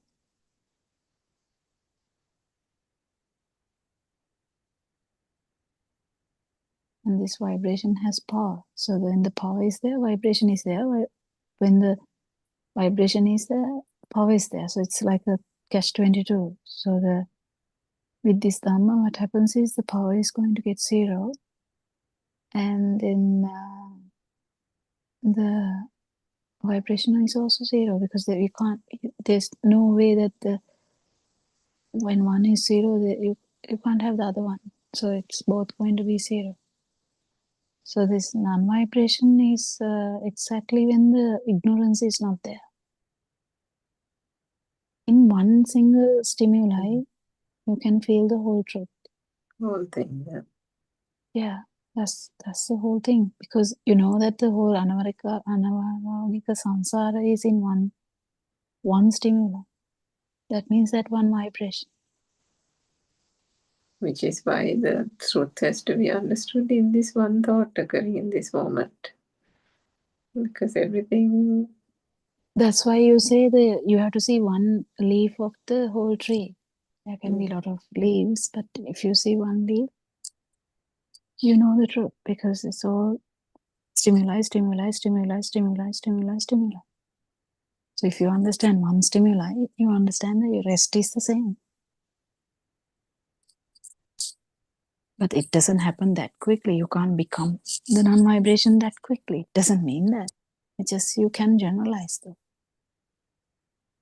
It doesn't necessarily mean that you become the non-vibration that quick. You know? It's, once Aran said a little 7-year-old can become a stream enterer, or the stream side may be okay, but then he has to get the defilements to actually understand the defilements. So the stream enterer,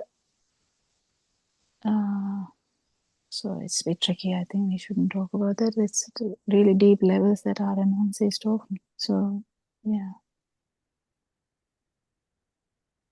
Anyway, non-vibration is not that deep. It's just the thinking without burning, feeling without burning, hearing without burning, seeing without burning. The first three we usually easily forget.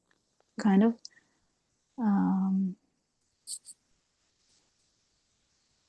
easily forgotten, or actually like to be forgotten, because it's a bit too much effort, you know.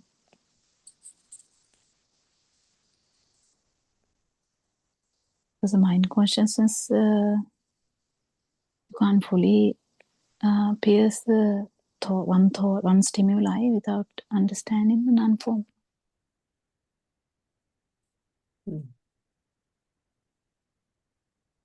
Because you have to come to the one vibration and the non-vibration.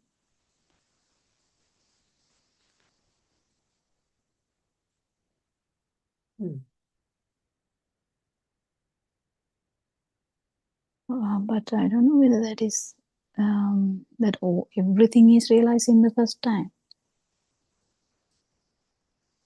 So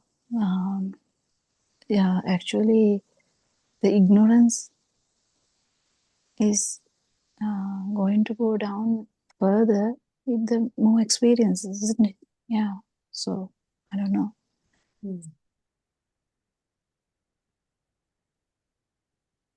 It's a good discussion today. So anything else? I think we are running out of time now, 10:28. Thank you, Doctor. Thank you for all your explanations. Everybody, thank you very much. Thank you, Champa, for coming. And thank you, Joel. And thank you, Saranika. And I think Dr. Sakuntala had to leave. Thank you. And we worship Paran Vanse for his noble guidance. We have so much gratitude for him.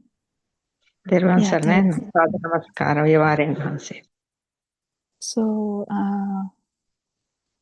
we all wish you to understand this Dhamma. This is just understanding the truth about this system. So may Triple Gem bless you all.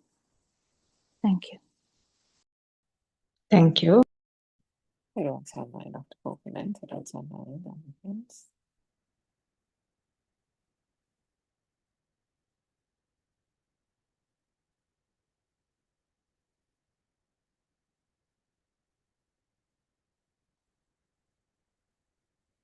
Everyone's online, my friends. So let us continue with the Zoom discussion. So we are listening to the 24-hour Buddothpada English Zoom discourses. So it's a mixture of discourses or talks, as well as a 2-hour Zoom discussion that happens daily between 3 and 5 p.m. Sri Lanka time. And that what was just concluded was that Zoom discussion. So for the rest of the 24 hours, what you'll find through this PeoTV channel, or if you're listening to YouTube, through YouTube, it is also called, I think, Buddothpada PeoTV channel, where you can tune into these English Zoom talks.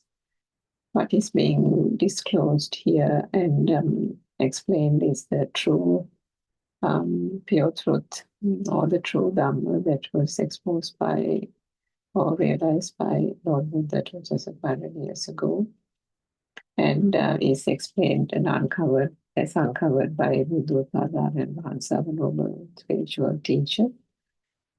There are lots of talks on YouTube, but mostly they are in the Sinhalese language, multiple channels on YouTube where this Dhamma has been explained and can be accessed through any one of those channels. But in terms of the English channel, there would be the one YouTube channel through which you can listen into these talks. So this true Dhamma is explained through multiple different ways, because it is a vast subject in terms of understanding how this suffering happens and how this endless cycle of samsaric cycle occurs by mankind or living beings taking a non-existent world to be real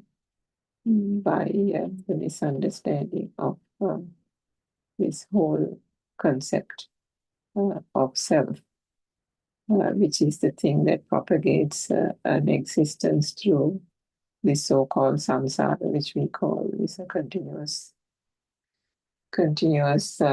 series of birth and death. So the Buddha discovered this so many years ago, and it was that pure truth that he has shared. But initially, there was some trepidation on his part as well as to how it would be possible to explain this Dhamma to those mundane people in the so-called conventional society. Because if you think about it, it's the same thing even now, where 99.999% of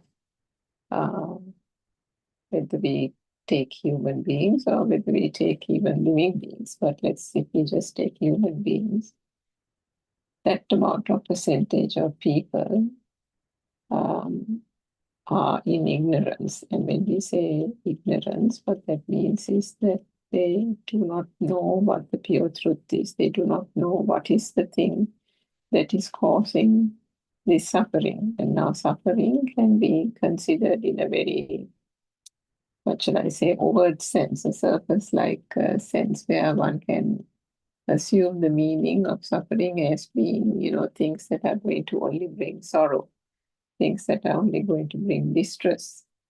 anxiety and stress to oneself. But the Buddha taught that suffering has a whole different, more profound meaning.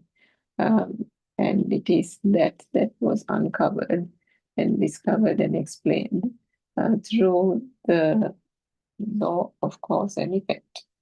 So what was promulgated back in the day, even when Prince Siddhartha, Buddha, before he came, before the Buddha awakening, was Prince Siddhartha in his lay life. And even at that time, when he went in search of the truth, this so-called law of action and effect was around even at that time. And one knows that there are some religions even now that teaches and believes that is what this truth is all about in this world. That if there is some action that is being done, then the effect of that will invariably come to a person, come to you. So in that sense, this law of cause and effect, or you can call it karma and effect, not cause and effect, sorry, action and effect. This karmic kind of effect, this karmic kind of principle or theory was something that was there for ages, even during the Buddha's days. But what the Buddha discovered was that it was finally the suffering was only being caused by the fact that one actually took this world to be real by not understanding this whole mechanism as to how a self-existence or a self-perception was formed through the belief of there being a so-called external world. Now, in order for this world not to be considered real, the research that he did was into the truth in this moment, in the thought. The Buddha discovered that these defilements and this so-called self-perception was all arising by the trickster or the tricking aspect of the mind. And how does the mind actually bring on and manifest various kind of stimuli, which we then collectively call the world? That is because, that is through these five sense faculties, which together with the mind consciousness, we consider the six senses, which then collectively manifest a world which is called the conventional world. But how do these six senses start? It starts with the vibration. It is the vibration that occurs in these senses that then give the manifestation of various feelings or sensations called light, sound, color, touch, taste, and smell. And the combination of these basic sensory perceptions, which we can also call the eye consciousness, the ear consciousness, the nose consciousness, and so on. It is the feeling, the basic feeling of the sensation that is arising due to vibration in the eye, the feeling that arises due to the vibration in the ear, in the tongue, in the nose, in the body, sensor, and so on. It is these basic sensations that is then discerned like a consciousness, and together, because of the speed in which it is getting constructed, is then taken to or is interpreted as having existed, or a distinct feeling that that thing exists is the thing that finally gets experienced. So the feeling that there is light is what is called the eye consciousness. The feeling that there is sound is what is called the ear consciousness. Now, these basic consciousnesses are there even in the baby, because the baby will still have a reaction towards light. If a bright light is put, the baby will automatically squint because it is harsh on the eye, and the squinting happens merely as a reaction. But nevertheless, it happens because that putting on of a bright light generates a vibration, and if the vibrations match in the eye of the baby and the vibration that occurs, if that matches with a similar vibration outside, that is the thing that causes light. And if that, and the reaction of the baby by squinting is the eye consciousness occurring in that very moment. So there is no recognition on the part of the baby that that was light, but there is nevertheless that sense of basic consciousness. But at that stage, the suffering doesn't kind of get magnified. The suffering begins really when the mind gets formed. And as the Buddha said, it is the mind that then magnifies, multiplies this whole effect out of ignorance, and then provides the breeding ground for this samsaric cycle to continue. Because what happens, and this is all not anybody's doing, it is all this as a natural system, as a natural phenomena, just like the seasonal weather patterns, just like a seed becomes a sapling, becomes a plant, and then becomes a tree. And inherently, the seed has the power, the ability, the capability of growing into a large tree, isn't it? So in that same manner, and then the changing of seasons. So the seasons just change from summer to autumn to winter to spring and so on. So in a similar manner, this mind, how the mind works, is also a natural phenomenon. And in the way that mind works is that for every living being, depending on what type of senses that species or man, for example, have, the vibrations that occur in those sense faculties gives rise to various sensory perceptions. And these perceptions are the things out of the constant, continuous constructing at speed, then turns itself into something else, which is then given a name and a label, and some kind of term like mother, father, chair, table is the thing that is interpreted. And the interpretation happens in the mind. It is not something that one encounters actually in the outside world, but something that the mind constructs then and there as and when the vibration, as and when a vibration occurs in the ear, in the eyes, in the nose, in the tongue, and so on. But there is always just one vibration. It is that one vibration that occurs in different ways depending on where the vibration happens. If it is occurring in the eye, then the occurrence of the vibration and the resonance of it, the telepathizing of that vibration with a similar vibration elsewhere, will then generate either an image or a shadow or whatever it is, which is then interpreted. It is that sensory perception.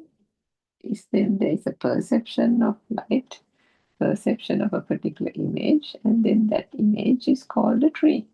That image is called a chair, and so on. So this is all, the mind consciousness is a whole learning mechanism. It is an interpretation of something that wasn't actually there. But that what is taken is something happening at speed is then interpreted by the mind, and then that thing gets projected outside. And what happens is that there is this deception that occurs, that whatever object, despite it being, nobody knows this, right? This is the pure truth. This is the true Dhamma. Instead of really knowing what is happening here in this whole mind mechanism or the process, mankind just automatically assumes, because of the learned behavior during their childhood days, that whatever that was taught in school or acquired in the form of knowledge, experience, etc., are in fact things or facts or objects about things existing in this external world. Because even if you think about a teacher explaining something, there would be some kind of image shown, an object shown, and then a sound is associated with that object, and that is how the learning goes on. So progressively, children, even at that young age, continuously get these reinforced messages of some kind of touch and sound associated with it, which we call the touch of a feather. So something else, which is, say, smell, for example, and the sound is associated with it. And for that, we call it fragrance of a flower. Or we can say the smell of cooking, or the smell of good baked bread, and so on. So each of these names are given to various objects, but they are all a combination of these 5 basic sensations occurring in the sense of faculties. But nevertheless, the mind consciousness puts a spin on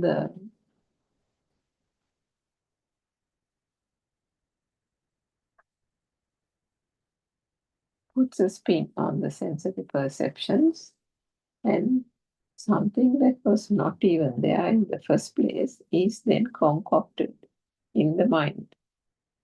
The only difference is we don't know it is in the mind. We don't know it is just a mind object or a mental picture. What we actually think, and mankind then gets deceived to believe, is that there is an object or a person outside. But in that belief, unfortunately, along with that perception, and those eye consciousness, ear consciousness being born, the image that gets created by the combination of those basic consciousnesses or perception then turn into like very real objects called mother, father, my job, my car, my house, and so on. Now, what the Buddha propounded was to understand how this mind mechanics work. This is just an occurrence through the sheer speed of vibration where all these things manifest. Depending on the senses that are there, the sensory perceptions differ. If it is an animal, if it is a different type of animal, there will be a different type of world will manifest according to the sense faculties of that animal. So in that sense, you have heard certain animals having very, very particular, very unique traits. And that too happens only because of those different sense faculties that they have. We've spoken of, and you may have heard already, of when we say that the bat, for example, can fly in the night, and it uses radar-like waves and signals in order to navigate itself in the dark. So how did that happen? Is that sensor then something that human beings have? No, we don't. So we can't go around in the dark without groping about and touching walls and things, even in our own house. If one, say, the power has got cut off or something in the middle of the night and the place is in pitch darkness, can there be anything seen? No, because there is no vibration happening. And the vibration is not happening at such a speed in order to be able to give the manifestation that we call light. So in that sense, that the world of the human beings is quite far different from that of the bat. And then the dolphins, we know, use something called echolocation also to move about and make contact and just travel around in the water. And in that manner, there are different, various types of animals and species who have different unique characteristics. And it is through those, whatever sense of faculties, whether it is 2 or 3 or 5 or more than that, what gets discerned through those sense of faculties is what makes up that animal's or that creature's world. Now, we know that for human beings in the eye, the light, one can see 7 colors. But are all those 7 colors visible or to other animals? No, it doesn't happen that way. So it is all boiling down to these sense of faculties and how the vibration that then manifests through these different faculties. And then again, at that point, so the Buddha actually denounced the action and effect Dhamma, the karmic effect, saying that, if you do something, this is going to be your repercussion, this is going to be the consequence. And then until such time, action and effect Dhamma will continue to happen as long as there is a samsaric cycle, as long as that action has been done good and bad, then the effects of that, the consequences of that is going to come your way or going to follow you.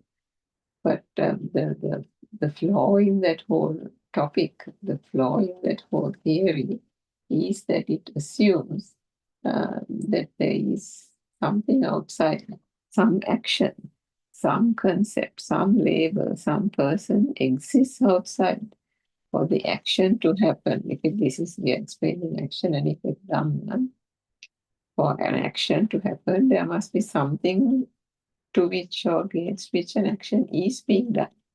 There must be a plan of what kind of action is being done, how it is being done, and so on. But if that is not there,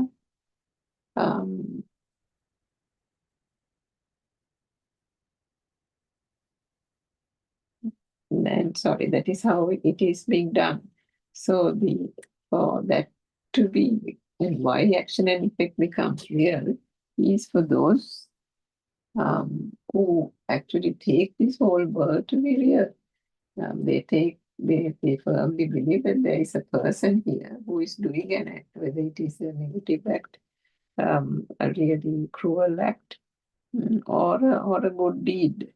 But for whatever it is, whether it is a good thing or a bad thing, they automatically assume and they take for granted that there is such a thing here called a person and a self, which is the very thing the Buddha denounced. The Buddha realized that it is through the sense of faculties, then the vibration, that there is a betrayal of the senses. The senses, the vibration occurring, and that mechanism that happens in the different sense of faculties gets betrayed almost because the mind consciousness puts a spin on it. I think on one occasion, so the mind consciousness puts a spin on it and then calls it by various names. Why is that done? Because it mistakenly believes that what gets discerned in these sense of faculties are in fact actually occurring outside in this mundane world. That is the part that they cannot connect. And when this external world is taken as a reality, the crow, the car, the shop, the garden, whatever you are doing for the weekend, the trip that is coming up with friends, the game that you have to play tomorrow evening, the work deadline that you have to meet tomorrow, the other school maybe some parents' day that you have to go for one of your children. All these things, can you see part and parcel of this whole thought process?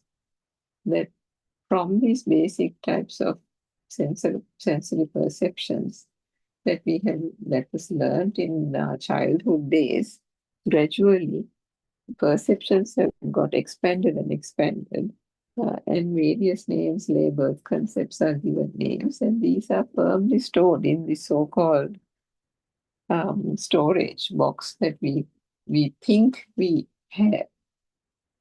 So human beings again are mistakenly under the impression that there is such a thing called memory.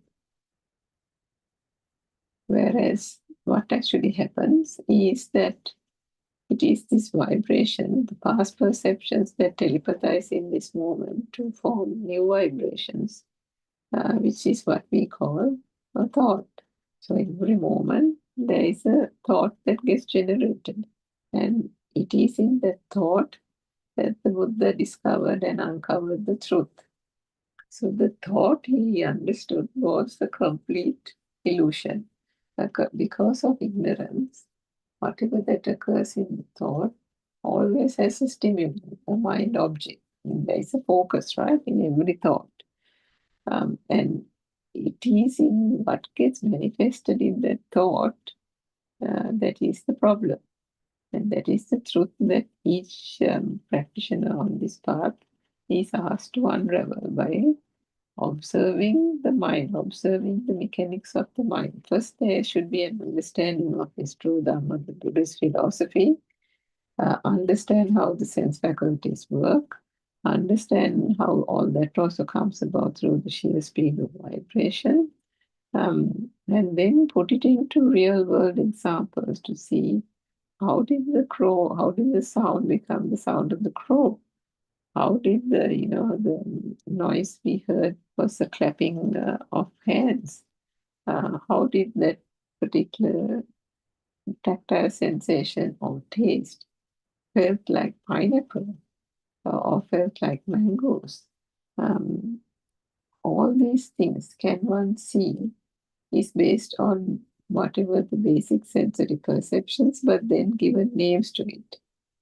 And each of these names gives a different experience, a different perception, and that is the way the current that is underlying the vibration is maintained. So the whole issue here is this vibration. The vibration, when we say that, is what we mean is the self vibration, because the other vibration does not concern us. So in looking at the internal mechanics of the mind, it was discovered by the Buddha that it was the vibration that was the cause of the suffering. The vibration, the results of the vibration showed there was certain aspects. The speed of the vibration was the thing that created these thoughts or stimuli, and it is the series of thoughts that are happening in a recurrent manner that we then savor, that mankind savors or experiences as he saw her job, he saw her parents, he saw her country, patriotism, job, car, mortgage. How am I going to pay the bills at the end of the month? All these things become important suddenly.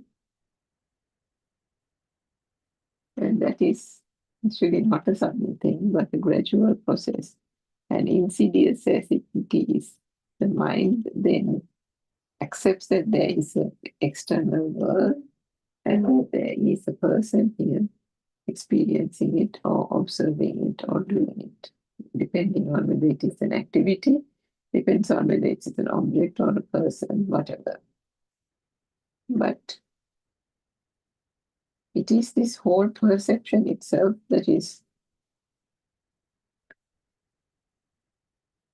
mistaken, because this entire lived experience of human beings is based on nothing but perceptions.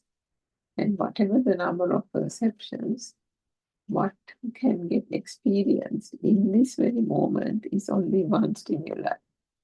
And if it is only in one stimuli, the sense of existence that also comes about by taking this world to be real, and the feeling of being alive also generates itself either by taking a particular stimuli, whatever it is, to be real. And the moment that is taken to be real and is existing outside, then there is a conscious effort to be able to entertain oneself, the self-perception, through that particular object. So if an object or a person becomes a thing, is of value,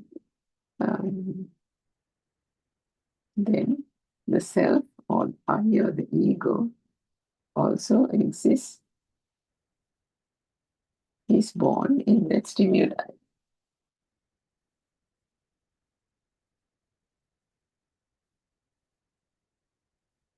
And that is how this self-vibration becomes so dominant and strong, to the point that it almost overpowers any kind of way of actually seeing through this, what should I say, the fallacy or the illusion of this world, because it almost completely overpowers by taking these faculties to be real, the sensory perceptions to be real.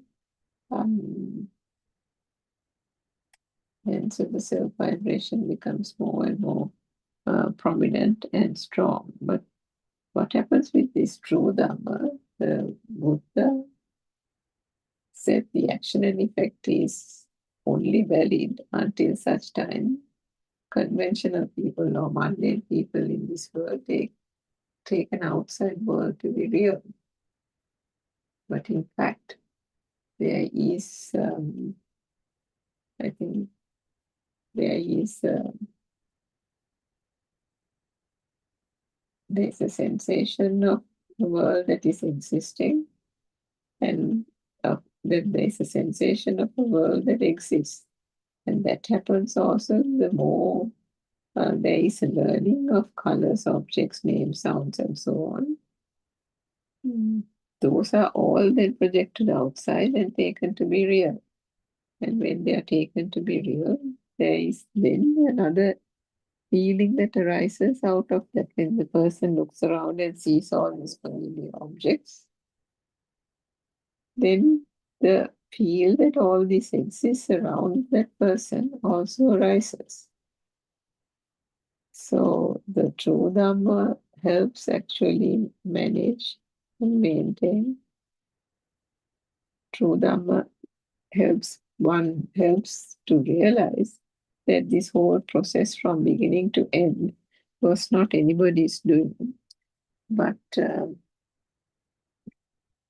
just a pure mechanism, just a process. And when there is actually a realization of that, and understanding that these sense faculties are giving rise to a sensation, and all that is coming to the mind object by way of a thought is something, always something that is generated by virtue of these five sense faculties. Nothing else, absolutely nothing else. There can be a stimuli that will arise or pop up in the mind, because what happens is that with the five sense faculties, the sensory perceptions can combine to form a thought, which is what we know as also a perception. And then the mind sensor also acts as a separate sensor, and from time to time, various stimuli, mind objects pop up. But again, If there is an understanding, a realization of this true Dhamma, the practitioner would then be able to ascertain or discern that whatever sensation that comes, whatever thought that pops up in the mind, that they are all perceptions, meaning that there is nothing there, or it was just a vibration manifesting in the sense of faculties, and that sensation, the feel that was generated due to the fast speed and occurrence of the vibration, that we have called, we given names like light, sound, and touch and taste, and so on. And it is that a further spin is done to create these so-called objects called pineapple, chair, rice, mother, various things, even to that extent, mere actions like running, walking, jumping, and so on. Every one of these objects has a mental picture, or we could say a perception associated with it. The perception doesn't mean it's just a single symbol or something static. It can be an active type of thing, like the act of walking, the act of running, the act of jumping, the act of cooking, the act of pouring a cup of tea, the act of having a shower, the act of brushing your teeth, the act of getting onto a train, the act of buying a ticket. All these things. Does the baby in the cot ever have the faintest notion as to what these are? No, they don't. And from that itself, one can understand that everything that we have called as a lived experience is in fact just perceptions. Because each one of those are getting generated only through either one or several of these sensory perceptions. Nothing else. Because the Buddha said that there is an incapacity to be able to understand or discern anything from the outside senses. It is only the interpretation of something that is getting generated here in basic sensations that then gives rise to this whole so-called external world, mind objects, external world, and then this sense of existence comes about. Not only is there, each object is not there in isolation. The objects and people around are taken as just a given, like a standard. One would think that, there'll be a family that owns a house, they'll have a car, they'll have a dog, they might have 2 kids. And so, they can be having lots of activities going on, but every type of activity, whether they are taking the children to school, whether the children are having swimming lessons in the evening, whether the mother is coming early to, prepare the food for the children, what they do during trips. All these things are, there's a perception attached to each one of these, what we have earlier called, what our Mahansa, our noble teacher, has explained so many times in various Zoom talks, is the ability to be able to discern the truth of the thought occurring in this moment. That is a skill that needs to be acquired. And to do that, one has to understand the true Dhamma philosophy through and through, not just the teachings of traditional Buddhistic knowledge, because whilst that will be beneficial to those in the mundane world, because to that extent there is a sense of calmness and tranquility that one encounters in the messages of the Buddha. But that itself is not enough. And our noble spiritual teacher has said and has brought to the fore this whole concept of vidarshana thinking, vidarshana meaning inner reflection through penetrative insight. Because again, the probing into or finding or searching for the truth is not something that mundane society ever likes to, explore. There is an inherent reluctance to do that kind of thing, to search or to study one's own mind, because the pull, the attraction of all other worldly desires, cravings, clingings, aversion, and so on, are still quite prominent. And no matter what, you may say that no, I don't, do these things anymore. Those days I used to get annoyed by such and such a thing, or those days I used to do this particular ritual, or I go to the temple daily, but now I don't have to go to the temple even, but if I follow the SIL program during the day somewhere, that is more than enough, and so on. But I mean, in this part, there needs to be honesty within oneself, to be able to open up and have a frank conversation, not with anybody else, but with oneself, as to how these so-called thoughts became real. How did these thoughts turn into or give the impression that all these people exist? Whether it is the cyber update, whether it is the finance team, whether it is the actuarial, whoever it is, that how did this whole mind object become real? So when we talk about the train that is caught, like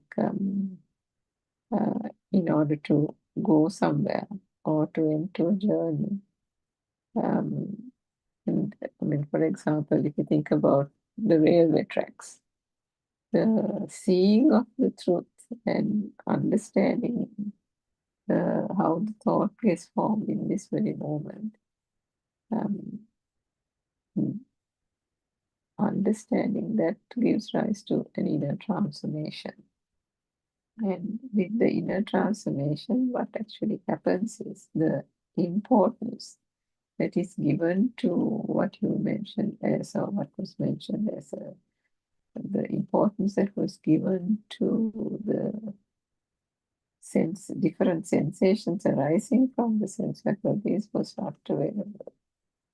So when one hears this Dhamma, one realizes that how futile this existence is. It is all solely reliant on these five senses and nothing else. And the five senses are the cause of the vibration, is basically the cause of the thought becoming a thing is actually the vibration, or actually the next level. And if that is understood, then half the battle is done. Time and again, these issues, if it is not cleared or clarified 100%, there can be a time that these questions can be asked from anybody in the Zoom, depending on from where you're calling, but the preference is to ask questions within those 2 hours, so that not only will you benefit, but anyone else listening to that YouTube channel can benefit from the discourse by Dr. Pokila, or anyone for that matter.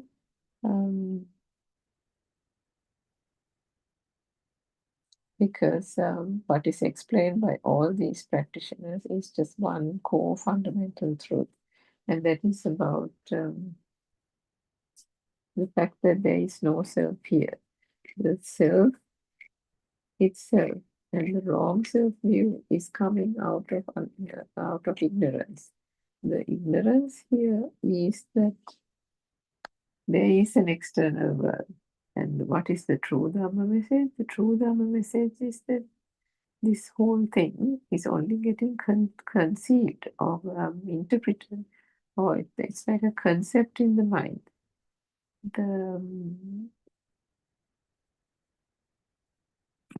So that the realization of this truth by not only analyzing the thought, through that thought, one can access the wisdom of seeing through past minds, which is one of the unique skills that the Buddha had. And in that itself,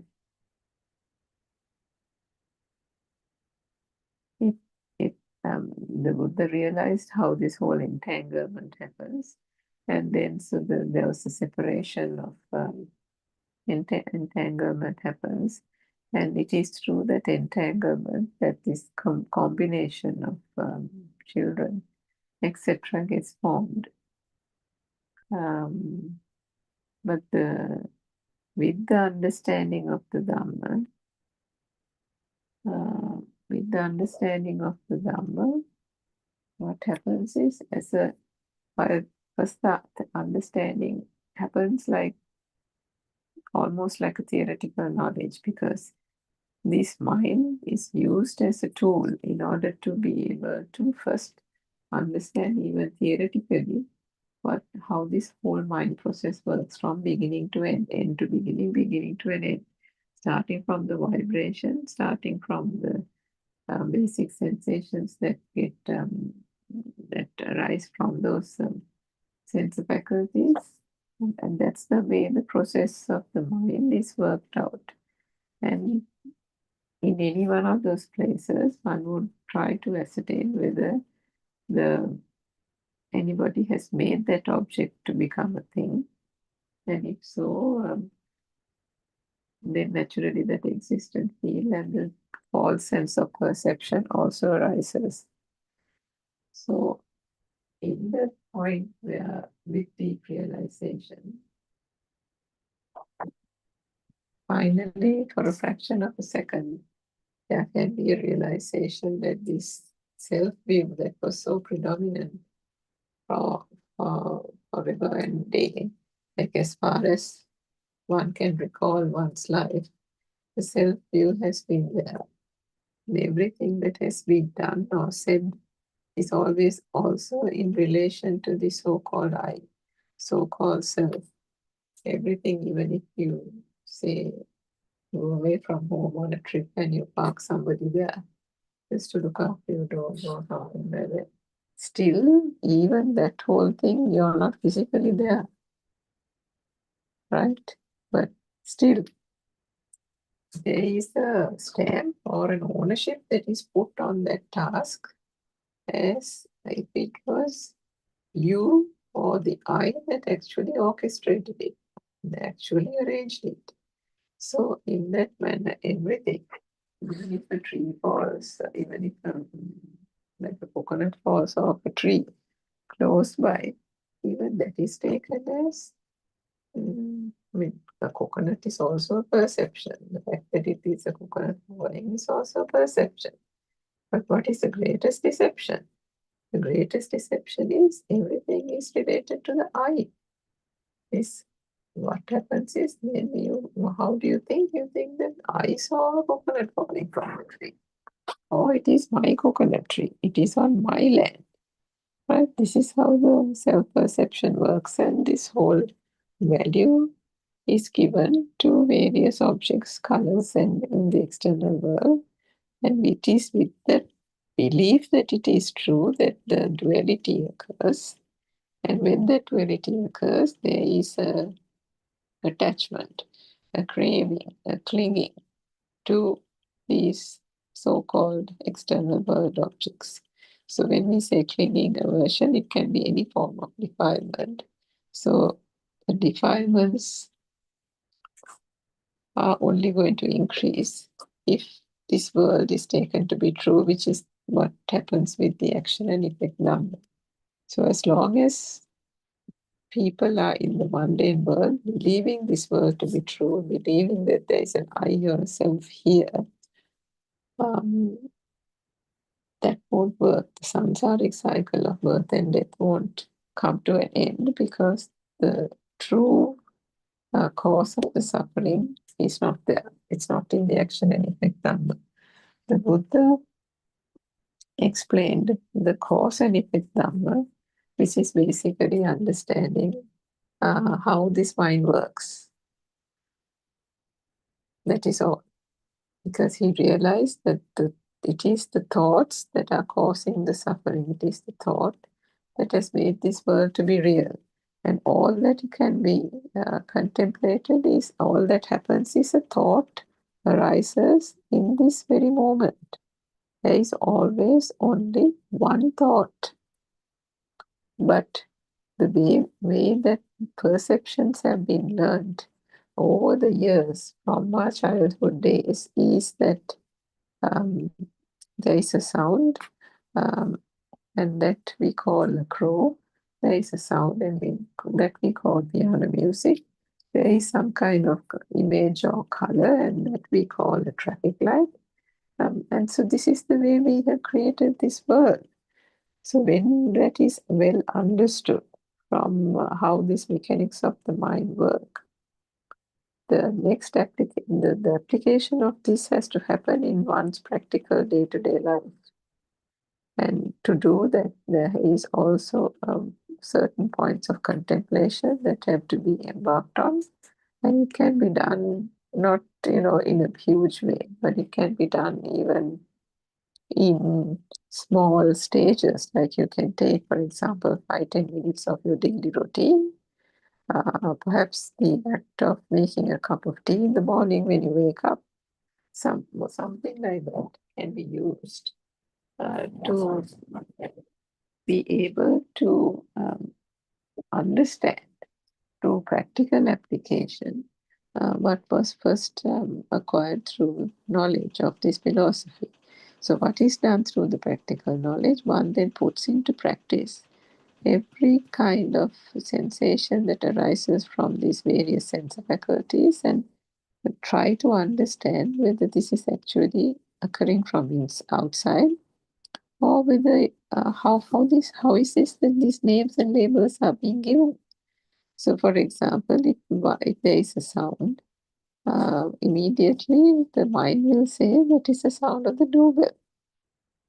And then if there is something that is being eaten and something is put into the mouth, it's all there is taste. But what does the mind say? The mind says, or the mind interprets it, and the mind identifies it as some gravy. It can be a pineapple, it can be a guava, it can be some other kind of fruit.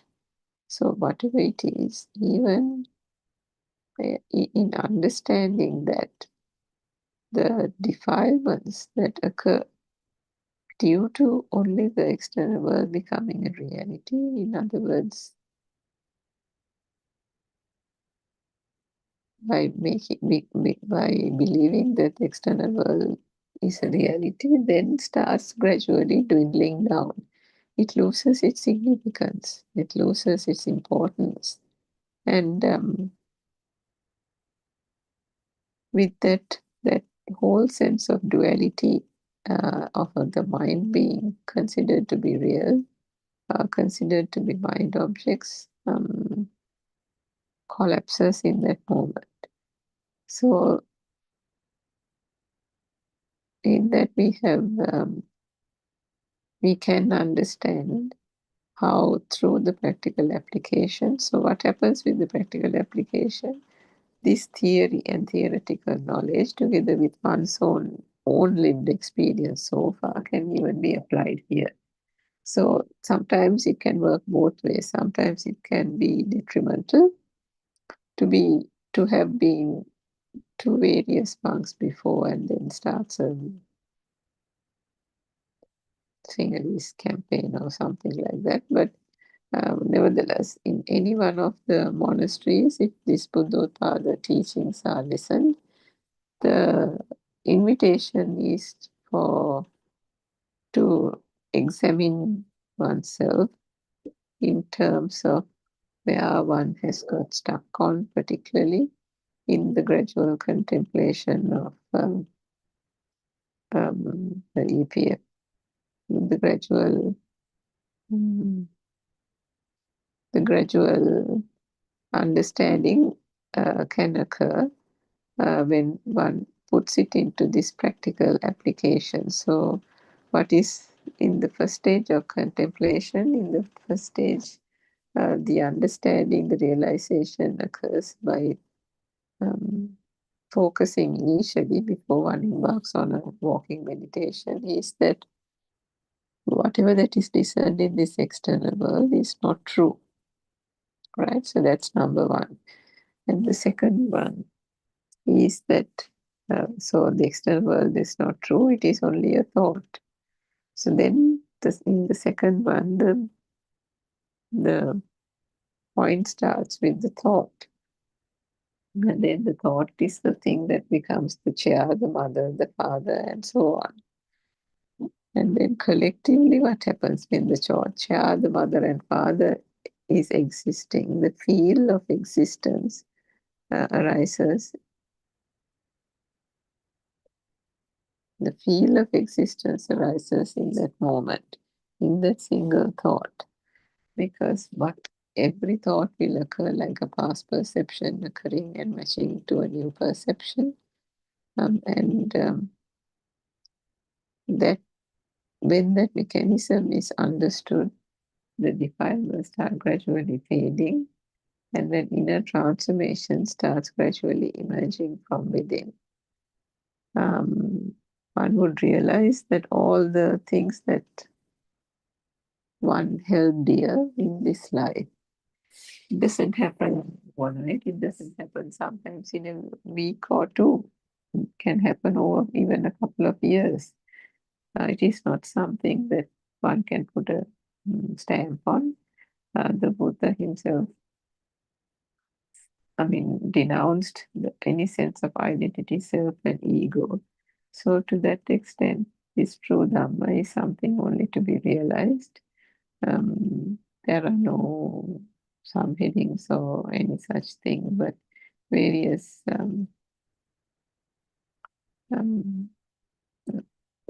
facets of this, how the mind works. Where does it get stuck in different points of contemplation during the day? And sometimes even if there is calmness, there can be sometimes a worthy conversation to be had with a noble spiritual teacher about finding where that person is stuck, particularly because of the late sleepless nights that was highlighted in the original message.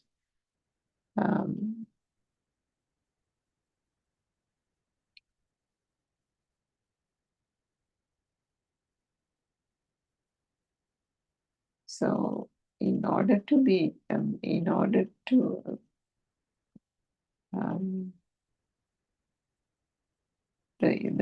final outcome of this realization of the true Dhamma is that the defilements start gradually fading, and one can get about one's daily life still as usual.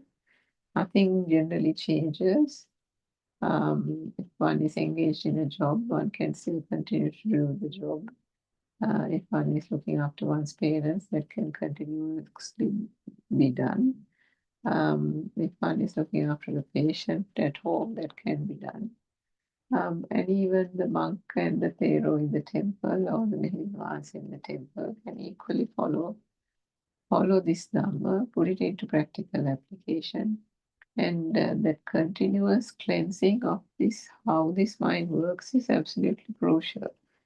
Because to whatever stages, whilst there's a tendency to not talk about the different stream enterer or whatever stages to Arahathood, when a person asks Lord Buddha as to what should be done to reach the point of stream enterer, to reach the point of Sakadagami or Nagami, the once returner or the no returner, and so on, the Buddha had replied in all these instances by saying that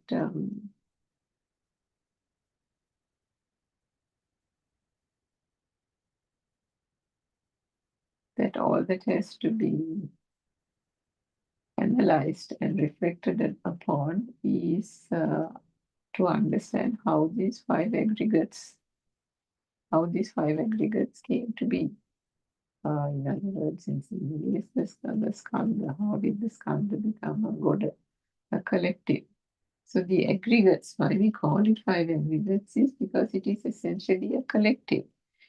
Each one doesn't stand out in isolation. True, it happens and manifests separately in the different sense of faculties, but in isolation, it is a thing that it is a Dhamma cause that has been, for example, pursued or helped and supported. But with this true Dhamma and the inner awakening, gradually the self-view dissipates and the self-vibration then remains in a way that there can continuously be sense of being able to understand the Dhamma and feel almost a liberation from the mind that has moved down mankind into having this false sense of self-identity and ego, which is then paving the way for clinging, aversion, and the defilements not reducing, but just even increasing. So the Buddha, through the Dhamma of cause and effect, law of cause and effect, basically flip the whole thing the other way around. So all the ignorant beliefs that helped help people invariably get caught to the samsaric cycle was turned on its head by the Lord Buddha, recognizing that it was not actually Dhamma, but cause and effect Dhamma. When one keeps going back to where the cause started, the root cause is only up to the point of vibration. But we can easily understand that it is through sheer speed of vibration that anything gets manifested. If you take the fireball example of a fire torch that has been lit, and if it is circled around, then one gets the impression that there is a ball of fire. But was there actually a ball of fire? There wasn't. It's just something that is manifesting due to the speed of vibration. So understanding this, analyzing this, turning and twisting it in ways to find how did all this become real? How did a perception become real? How did a person get to be here? If one gradually finds the answers to this and contemplates it by using the practical program, there is a way that the inner transformation can occur. The defilements will start fading, and gradually the objective of the liberation of mind and eternal peace, what we call super awakening, can be achieved. So we invite our listeners to ponder and contemplate over some of these aspects that we talked about. And if you do have any questions, please feel free to join the English Zoom discussion happening every day between 3 and 5 p.m. So Telvan Sarnai, all Dhamma friends, and we pay homage to Buddothpada and answer for his noble guidance, for his vision, for his direction, and for his unwavering commitment to be able to, and unwavering commitment to share this beautiful Dhamma with the world. As practitioners, we are also trying to our level best to be able to impart the Dhamma in a small way even, so that whoever listeners will try to even, there can be some people who will not get it, there will be some people who will partially get it, and there might be some people who immediately hearing a few words will completely understand and turn their life upside down, basically by understanding the falsity of the self and then move from this whole vibratory nature of self and self-perception to gradual awakening of non-vibration. So it is a beautiful Dhamma. It is something that has to be understood slowly and gradually, with patience and fortitude. But it is nevertheless something that definitely can be realized. So yes, that was our Dharma friends.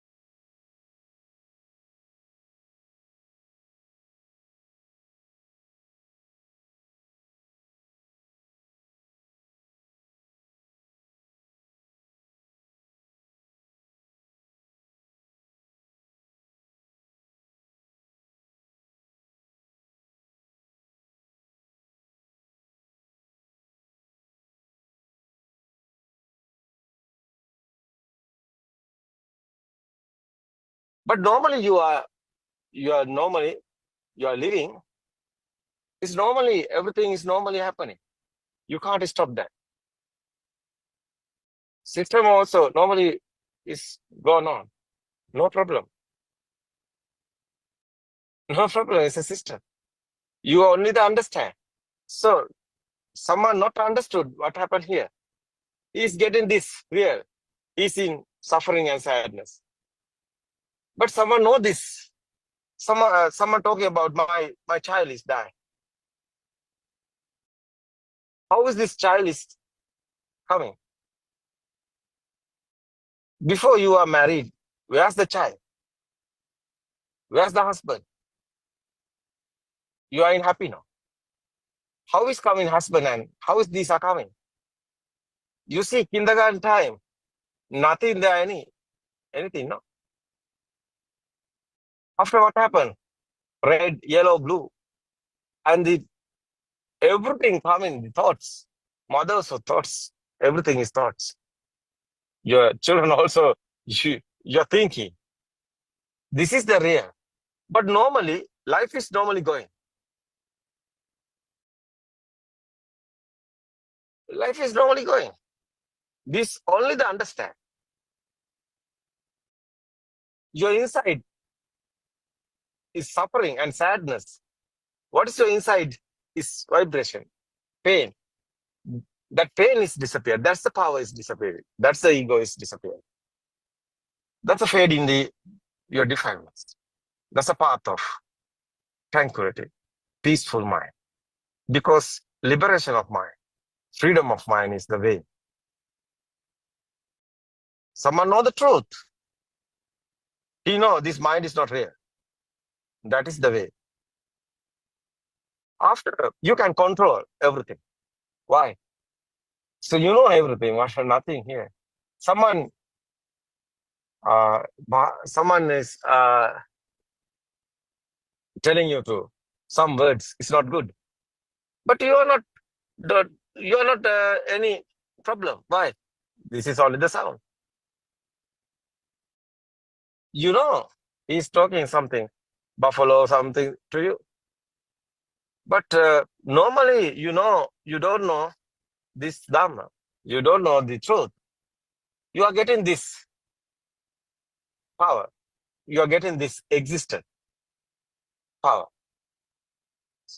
You know this truth. You know everything is normally is happening. No problem. Because you know the truth. You know how is coming existent. Feel this vibrations. One vibration, one is power. This is your eye creation. Speedily happen in this spark. There's a rapid speed. There's a quantum theory like that. Come in the light. It's not real. The spark. One is spark. Again and again and again and happening. What is this light? It's the speed given you to mirage. No, it's not real.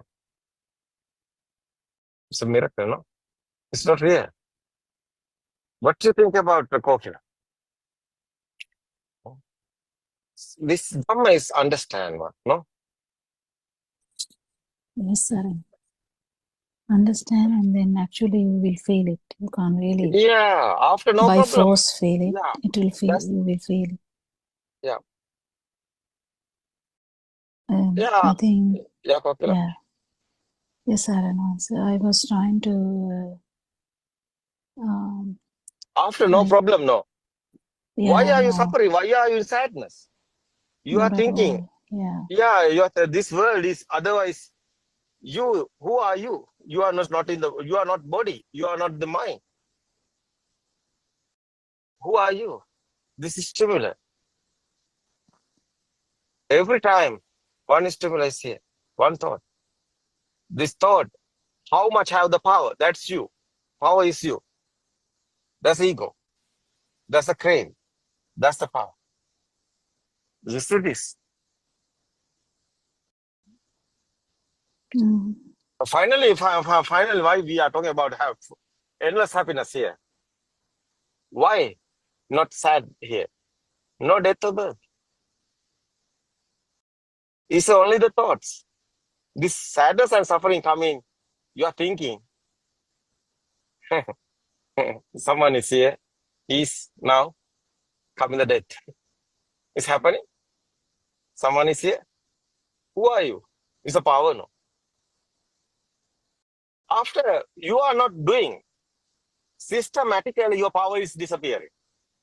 It's a fading. That's the crave is fading. That's the path of Nibbana. Practically, you can experience it. You are not doing. You can't do this. You are doing only the understand. You can't do Nibbana. Because mind can't do this.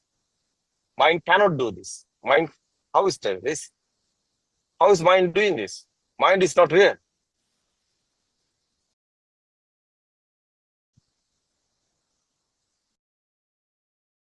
What do you think about Suranka?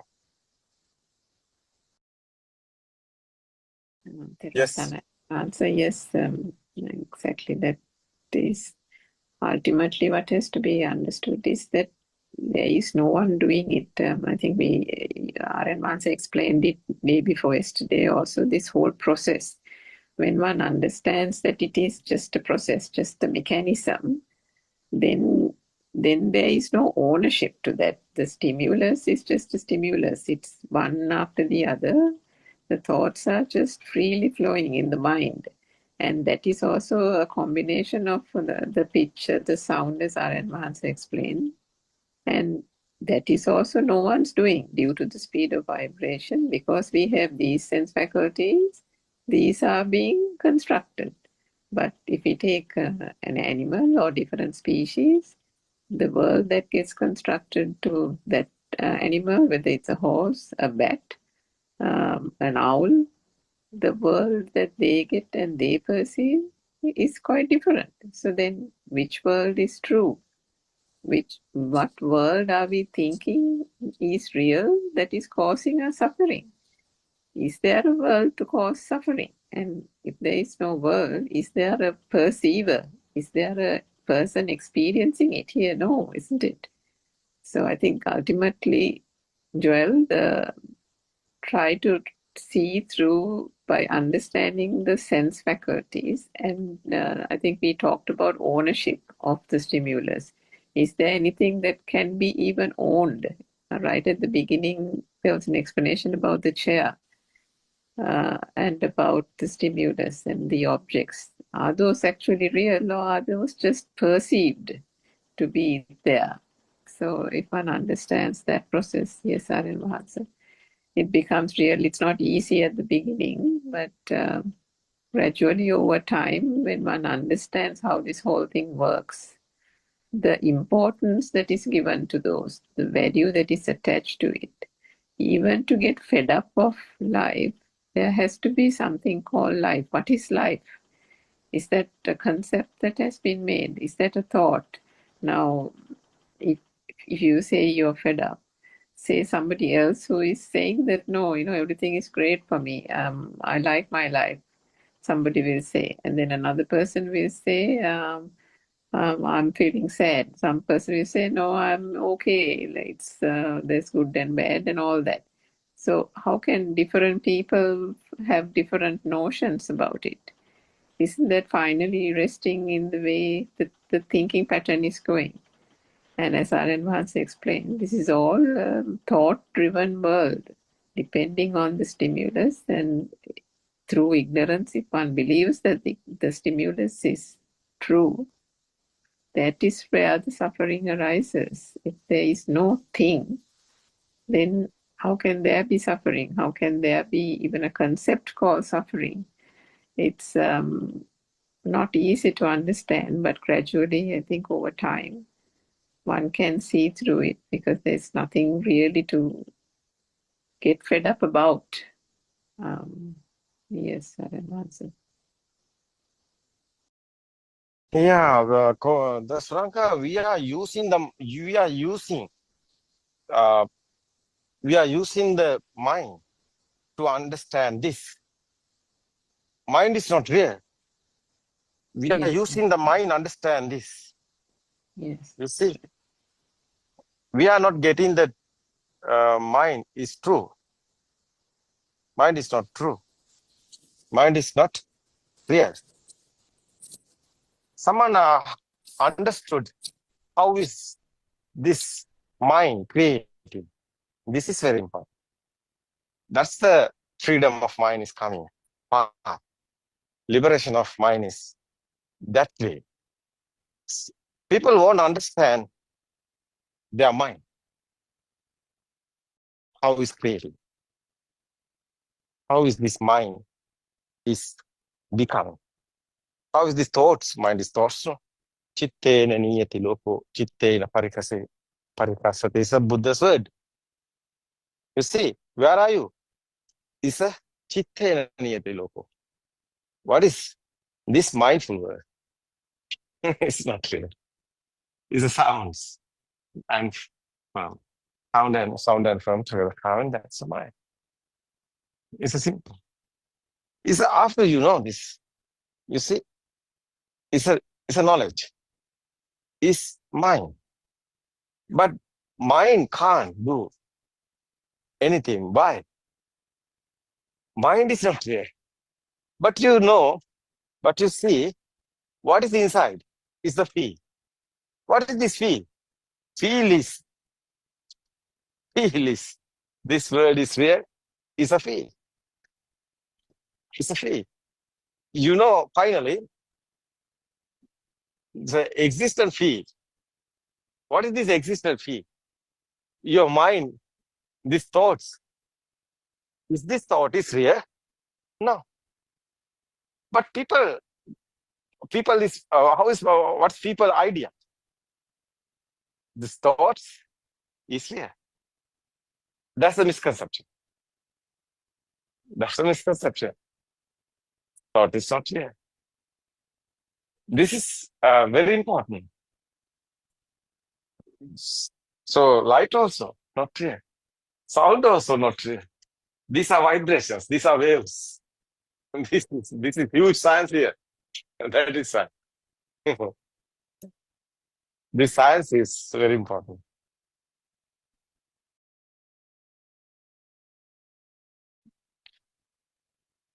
This finally, that existent field is the power. It's okay. That's a itta sanya, perception. Existent perception we are talking now. Itta sanya. What happened this? Non-existent field is coming. Because he know these are not real. After power, inside power, what is this power? Existent field is there. Itta sanya. We are talking that perception, existent perception, itta sanya. Because you are getting this everything, every thought is real. But every thought is not real. What is this power? Thought is real, is the power. It's a thought, it's a one thought. We are getting this thought. It's what systematically is happening. Chair, example, kindergarten time. How is the teacher teaching this thoughts? How's given to you? Picture given the eye, sound given the ear. This sound and form. You see, this sound, existent feel there, otherwise. Sound, not the chair, it's the sound. It's your sensor creation. That is why Skanda is a Buddha's explaining is very important. Why? The consciousness here, there. What is this consciousness word meaning? What is this perception word? This perception is have the power. But perception converting the consciousness. Consciousness have the power. The same sound. Sound is a perception. You see, Rupa, Vedana, Sanya, Sankara, Vinyana is the Buddha's word. Skanda. Rupa is a vibration. So waves, vibes, waves. Speedily happening, this is power. What happened? It's a Vedana, Sanya, Sankara Vinyana. What is this? It's a feel. The speed, rapid speed is here, it's a vibration. The feel is sound.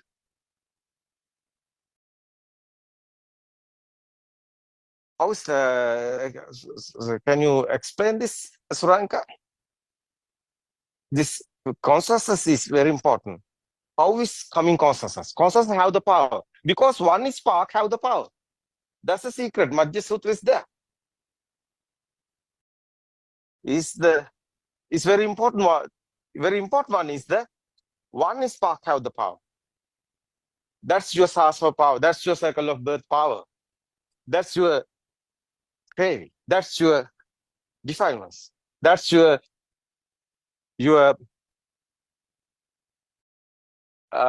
magnetic power, electric power, like that. Your mindful mind power. What is word? Is suitable. It's a power. This power is your circle of birth. It's a waves, like the cirrus, like a radio waves, like that. Your phone number, like that.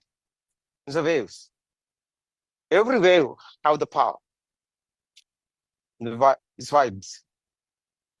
You see here, what happened here? It's a spark only.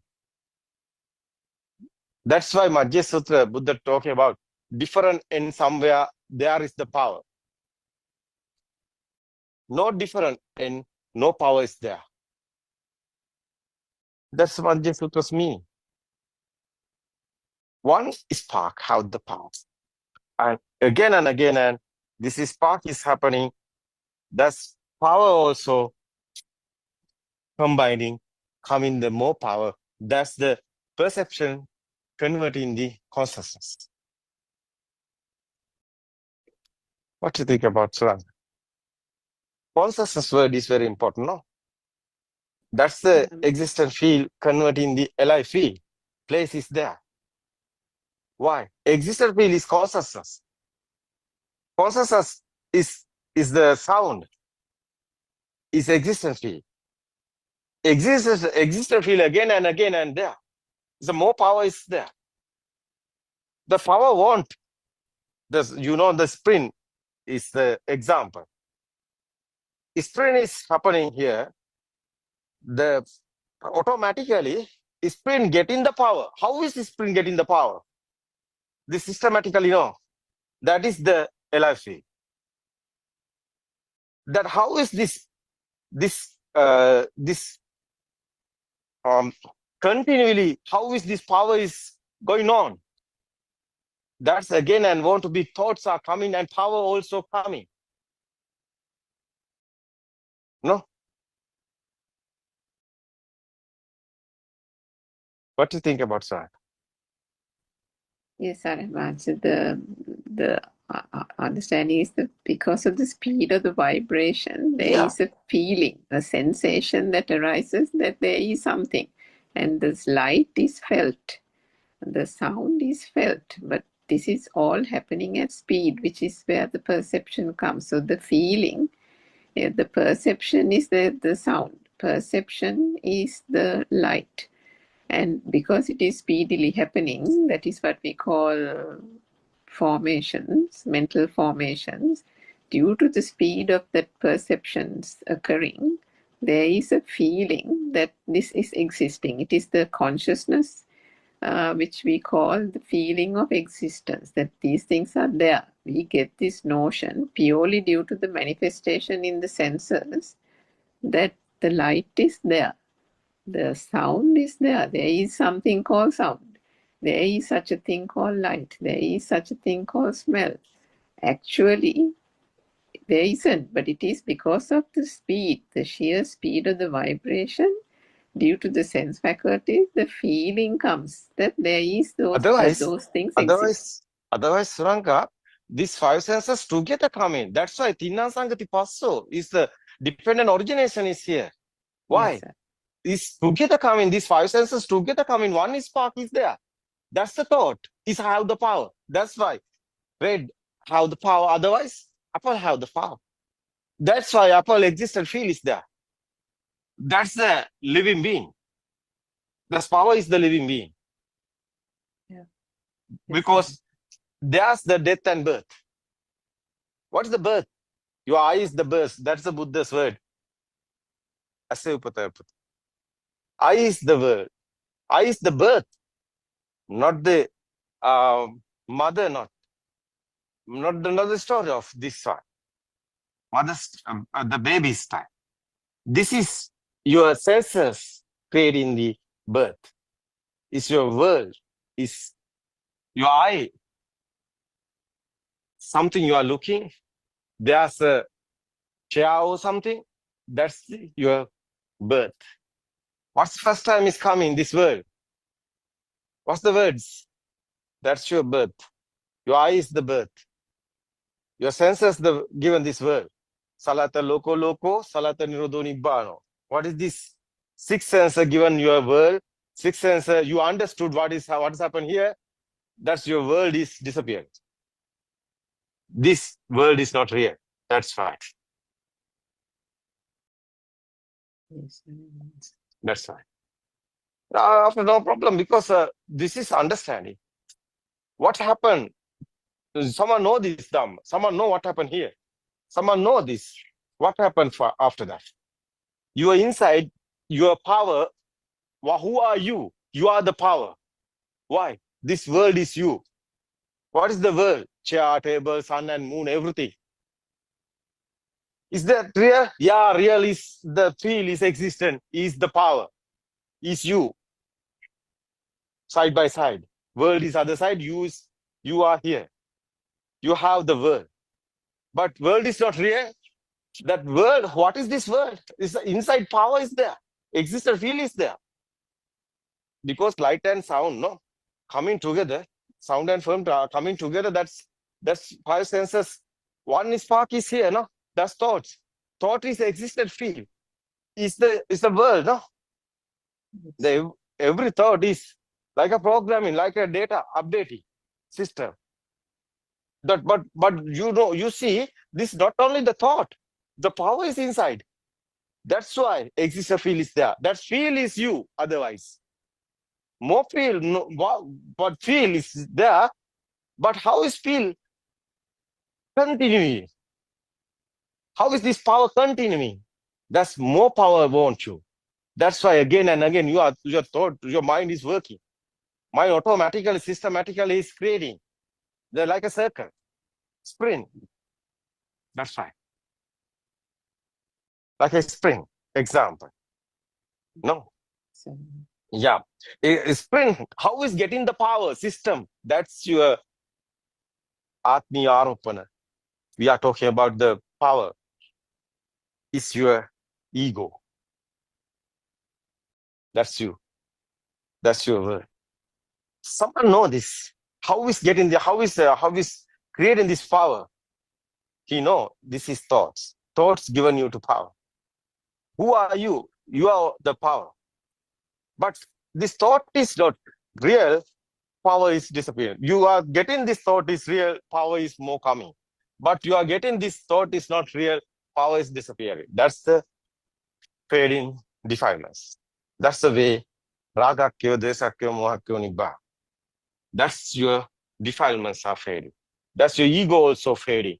More ego, someone have more ego, is going away.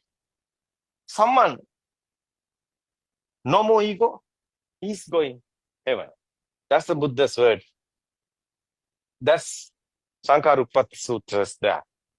That's why Buddha's talking about Maniya Makkato Atimani Kukuru. How much power you have, that perception is thick. This perception is smooth. It's the heaven. Perception is a power. We are talking about the power is thick. That's the down world. We are talking about the heaven. So this present moment, everything is happening. This present moment, one thought. is this, is creating.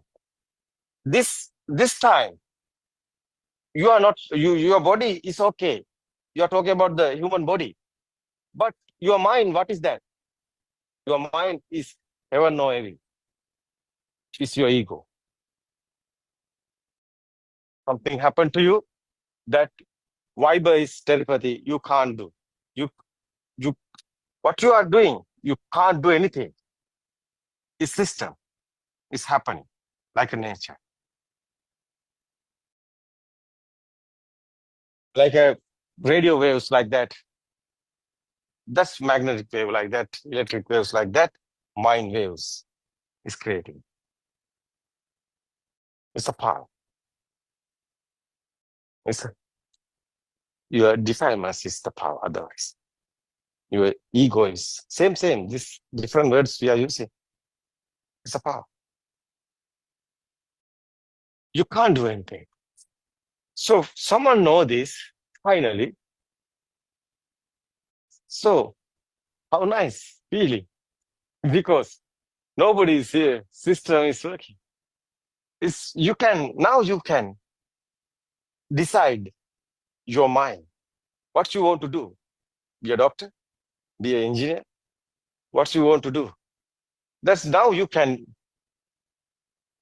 it's producing the film. It's your film. Yeah. You are not stuck anywhere. Because this sensor, you understood these sensors, finally, but you can control everything. Why? Nobody is here. System, you can control the system, because who is controlling the system? We are talking about the jnana, is the nuana. What is the English word? It's your feel. It's a real feel. It's a samadhi. What is the real word? It's a wisdom. Yeah, wisdom controlling everything. What is the real word is English? It's the jnana. It's a nuana. Controlling everything. Because his mind can't control, finally, is your wisdom is controlling everything. How is telling this, Suranka? No, it's a jnana. Yes, Nuana is coming. Jnana. Yeah. Yes. Yeah. What is the English word? Not a wisdom, no? We couldn't find Super any other word. awareness. It's just Super awareness. Yeah, English word. think English you said is, super. yeah. No more English words. That's right. We are using the Hindu words. English word alignment and the other words. These are English words, Hindu words. But Buddhist guys, I think, helpless. Because they have words. That's why. I was explaining English. I think the word Aryan Mahansa gave, super awareness, is good. Super awareness is controlling everything. Yes. That's Adhigata Samadhi. Yeah. Nobody is doing. No one is doing. Systematically, is controlling panel is coming finally. What is that? What is here? You are the truth. You are be the truth. Finally, truth haven't defilements. There's the tranquility. It's nice feelings there. Normally, everything is happening. Nobody is there. No one is there. System is only the system here. You can experience it. You can feel it. This Dhamma is not a thinking. This Dhamma is not a believing. This Dhamma is not a trust. This Dhamma is this current moment you can experience. Every moment, your birth and death is happening. But someone understood this Dhamma. Every moment, death and birth is not there. Because nobody is there. That is the tranquility. After is your feelings, everything, this sense of feelings, like a radiant mind is, you're feeling like a radiant mind. no defiance, no any craving. It's a tranquility. It's a radiant mind. Finally, is the Arahat, our monks. We are talking Arahat stage is there. Nobody is there. No one is there. It's an experience. It's very important. But everything is happening. You can study, you can do the job, you can do the business also. You can do everything. Otherwise, Gatikara also is Gatikara is doing. What is Gatikara doing? He's here. Who Factory. makes clay pots. Yeah, Yes. making the clay pots factory. No, he's a businessman like that. No, but Yes. he have the blind mom and dad. Yes. He's going on, cool down, no problem, no ego is here. That's right. It's nice feeling. Yeah, system is working like a mirror, no? And you can see like a mirror. Nobody see, but everything is there. But you're inside, not getting any, and not happening any pain or anything. No, not happen any pain.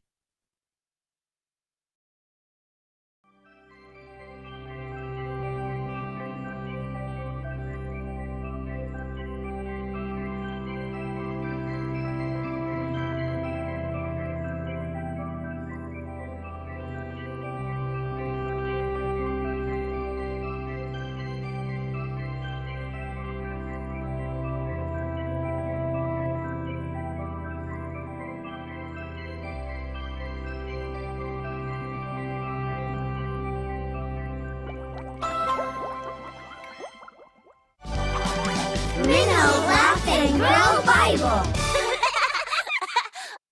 Jesus' disciples. After spending time with his dad in the wilderness, Jesus went straight to the city and began his work. Really? What did he do? He walked all around Israel saying, "The kingdom of God is here. I have come to share the good news." So, what did Jesus mean when he said that? I'll explain. The kingdom of God is where God rules. It's anywhere in heaven or on earth where what God wants to happen is happening. And the good news? What is that?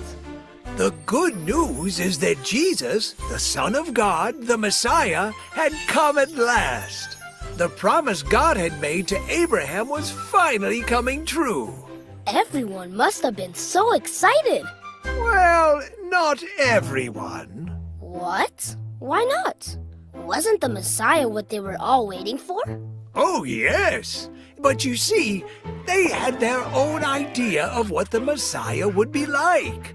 So when Jesus said, "The kingdom of God is here," some people were like, "Did you hear what he said? This could be the one we've been waiting for. This could be the Messiah." Others were like, "But isn't the Messiah supposed to be a great military leader that'll free us from the big bully Romans that always tell us what to do?" Yeah! Jesus didn't look like the kind of Messiah they were expecting. Nah, he's not the Messiah. Then Jesus started to do something really interesting. He began collecting people. Collecting people? Yep. First he saw two brothers. Andrew And Simon, who was also called Peter, we're fishermen. And Jesus said, "Follow me." and they did. They put down their fishing nets and followed Jesus. And then he chose two other fishermen. James. John. They got out of their boat and followed Jesus too. So 4 people followed him. And then someone else. Matthew. I'm a tax collector. It sure seems like people didn't like him. Well, some tax collectors weren't very popular because they cheated people. But Jesus still said, "Follow me." And Matthew did. Then Jesus kept on collecting more people. Philip, Bartholomew, Thomas, another James, Thaddeus, another Simon, and Judas. That's 1, 2, 3, 12 people. Right! 12 followers chosen by Jesus. Then he said to them, "You will be my disciples." This what? Disciples. In Jesus' day, a disciple was someone who learned how to live by being with their teacher all the time. I will teach you how to live a good life. Oh! But not just any life. I'm going to teach you how to live the forever kind of life in the kingdom of God. Wow! That is good news!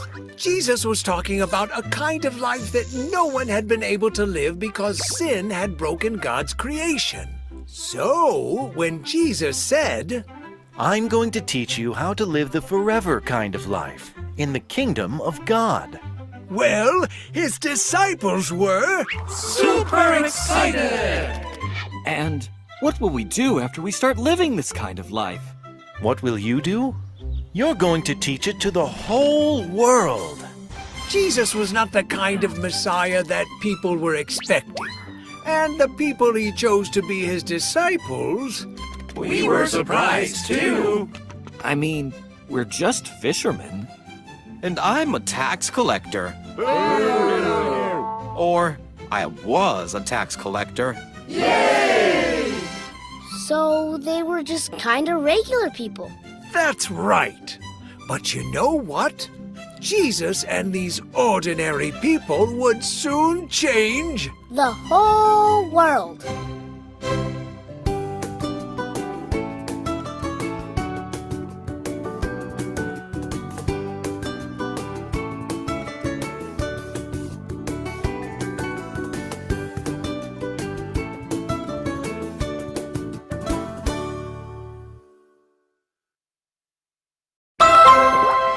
Do you want more Laugh and Grow Bible? What do you mean? Sign up for Minnow and get more Bible stories and loads more amazing shows.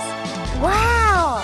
How cool is that? Minnow is a great place to stream Christian shows for kids. Amazing! Download the Minnow app and start your free trial today. Yay!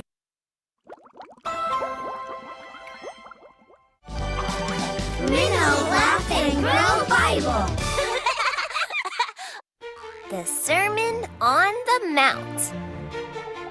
After Jesus collected his disciples, he went everywhere healing the sick and teaching people how to live God's way.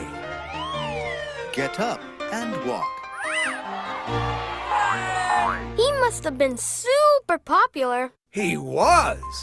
One time, so many people followed him, he had to stand up high on a hill so everyone could hear his special message we now call the Sermon on the Mount. Hey, I want to hear Jesus. Well, you're not the only one. Okay, I guess I'll just sit here. Shh! Blessed are the poor in spirit. The kingdom of God belongs to them. Blessed are those who are sad. They will be comforted. Blessed are those who don't put themselves first. They will receive the whole world. Do you understand what Jesus was teaching? I think I do. I think he was talking to people who were poor and sad. Yes. You see, Jesus was making a list. A list? A list of people who didn't have much. People who didn't use their strength to get their own way. People who tried to make peace when other people were fighting and probably got punched because of it. And yes, people who were sad. Jesus was listing people who usually ended up in the back of the line. Not anymore. In the kingdom of God, you will be the happiest of them all. Jesus was talking about God's kingdom, where things are different than people were used to. It sure sounds different. Right. It sounded like an upside-down world. If you've been sad, you'll be happy. If you've been last, you'll be first. If you've tried to make peace, you will be the children of the King of Peace, God Himself. Wow! The people that heard Jesus must have been so surprised. They were. I guess this means that the least important people here will be the most importantest in the kingdom of God. Wowie zowie! That must have made everyone feel so special. It sure makes me feel special. And that's the point. Do you remember when the angels brought the message of Jesus' birth? They didn't go to kings and queens. The angels went to the stinky, smelly shepherds out in the fields. You remembered. Now, what does that tell you about God's kingdom? Well, that is a super-duper different, backwards, upside-down kingdom. Yes! Wow! Jesus sure said some amazing things that day. Oh, and He wasn't finished. The law says people who hurt you should be punished. But I say, if someone hits you on the cheek, let them hit your other cheek too. Uh-oh. And if someone steals your shirt, you know what you should do? Give them your coat as well. Okay, I don't know if I like this anymore. The law says to love your neighbors. Uh-huh. But I say, here it comes. You should love your enemies just as much. Okay, I think he's crazy. But Jesus wasn't crazy. He was teaching them a whole new way to live. The forever kind of life, lived with God, right? Right. You see, the old rules of Moses could only change what you did on the outside. They couldn't change who you were on the inside. I didn't come to make you do better things. I came to make you new. I came to make you the kind of person that I am. A new kind of person? Yep, a person with a new heart. A heart that loves everyone, just like God does. A heart that puts other people first. A heart like... A heart like Jesus' heart. You got it. Come to me, all of you who are tired, worn out, and weighed down by the rules. I am here to give you rest. I am here to make you a new person. Preaching the Sermon on the Mount that day, Jesus invited everyone into a new kind of life. A life that wasn't about rules, but a life about relationship. A life with Jesus that can change us from the inside out.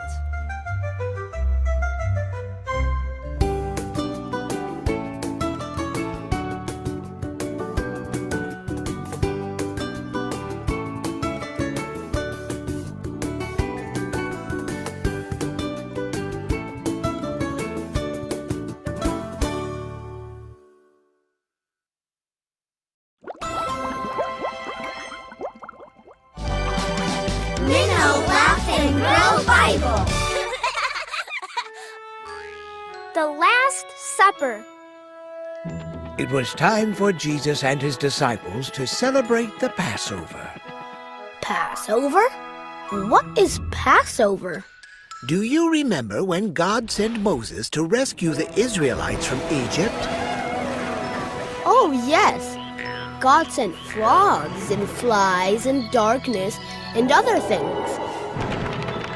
It was pretty crazy. It was. God sent plague after plague, 10 plagues. But Pharaoh still refused to let God's people go. He said, "No, I will not let God's people go." So it was time for Pharaoh to see just how powerful God can be. What happened next? God told Moses to have every Israelite family prepare a lamb for a special meal, and then take some of the blood from that lamb and put it over the door of their houses. Why would God tell them to do that? Because for the last plague, God would send an angel to take the life of every firstborn son of the Egyptians.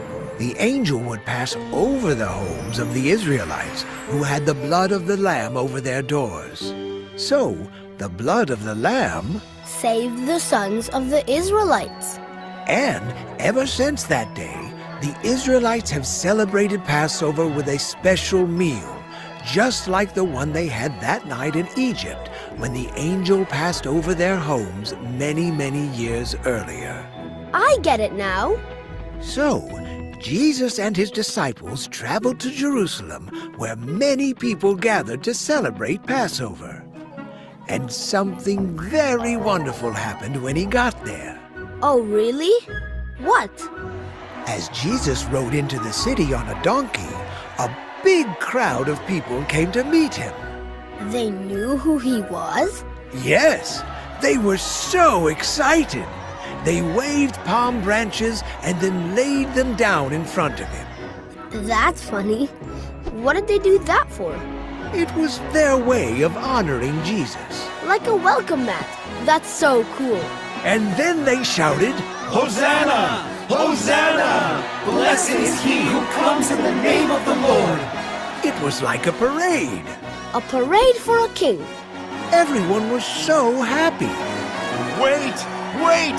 Wait! Stop everything! We're not happy at all.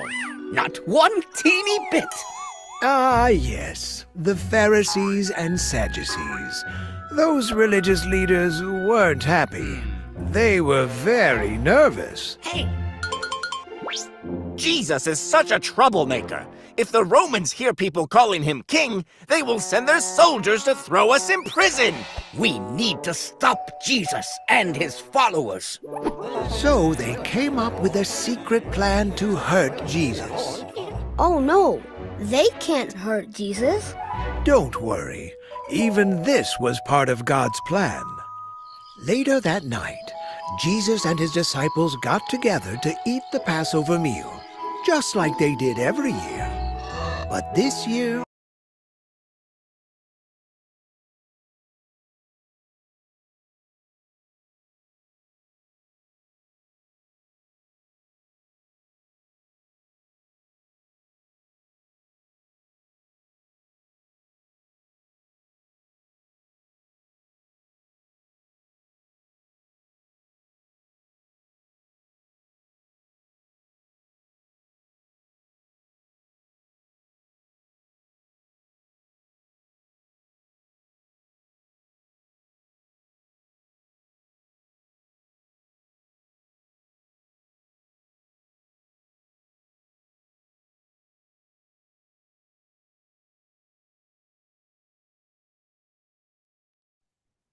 Good evening, everybody. We'll continue our Dhamma discourse. So, what we were discussing in the morning about these appearances we get from our sense faculties. So, what appears does not appear by itself. What appears is shaped by an attention. It doesn't create the experience. It means it selects, and what selects become what seems to be there. When we focus on sound, sound feels prominent. When we focus on sensations, sensations feel prominent.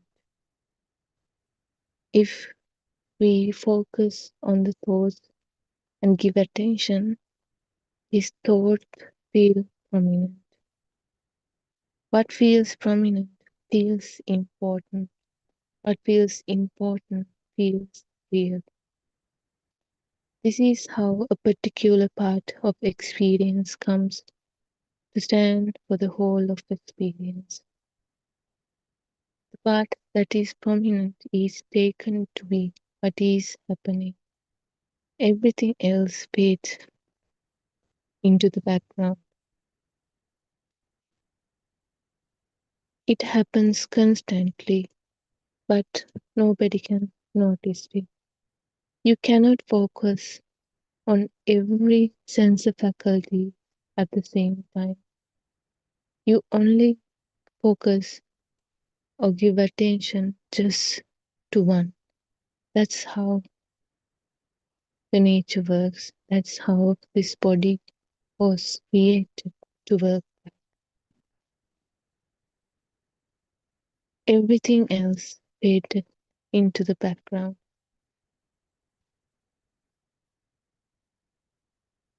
Because it is not noticed, the selected part of the experience, whether it's the sound or the images that I perceive, is taken to be the whole situation. At the same time, the eye only can perceive a small part, a small area. You see, it is limited. This is how a limited view feels like a complete view. This talk is about noticing that attention is selecting, not describing the whole. When this is noticed, what is prominent is no longer taken to be the full picture. This does not change what appears, it changes how seriously what appears is taken. This sense of inside and outside is supported by attention. Attention rests on sensation and thought is added. This is happening to me.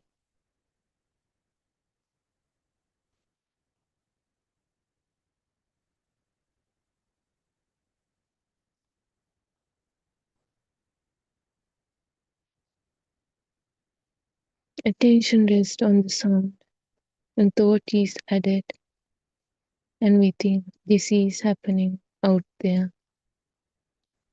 These both inside and outside structures are not found in what appears.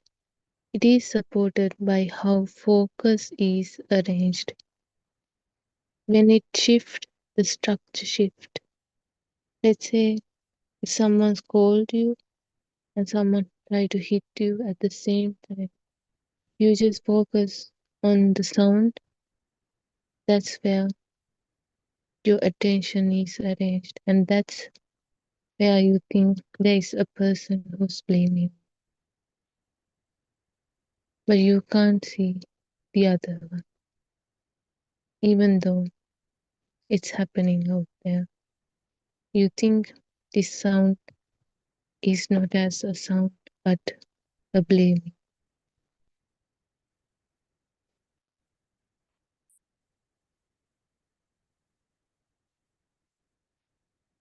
The structure is built as someone outside blaming me.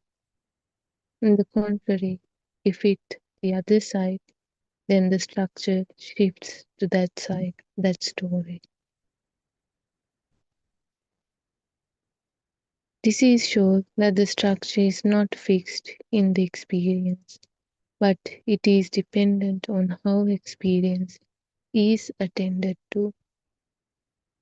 It's not something to control, it's something that becomes visible when the movement of attention is noticed. When the movement of attention is noticed, the sense of being located in a fixed place is less convincing.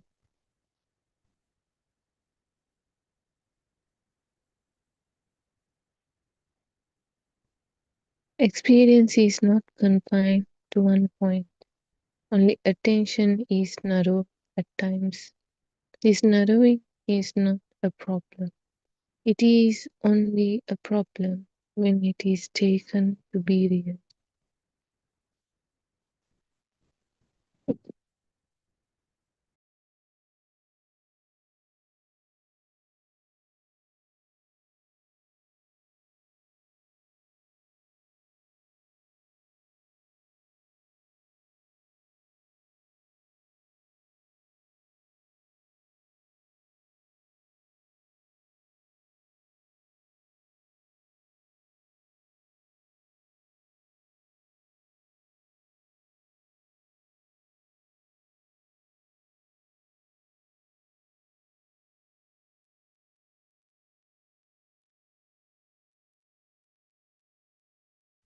When narrowing is seen as narrowing frame of experience, which is that outside and inside open slightly.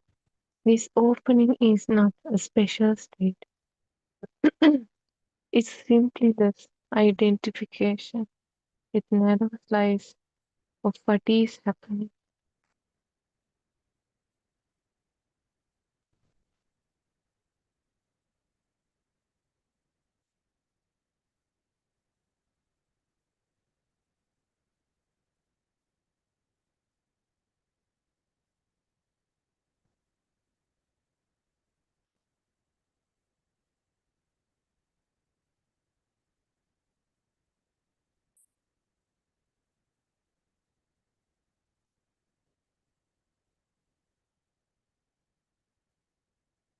The sense of the me, myself, and the outside real world does not only appear in thoughts, it appears in ordinary situations. Because it appears in ordinary situations, it feels practical and real. Because that's what we are used to. This talk is about looking at how this inside and this outside are assumed in every moment and checking whether these assumptions are found in the experience itself. When you hear a sound, it is usually said to be outside. But what is actually present?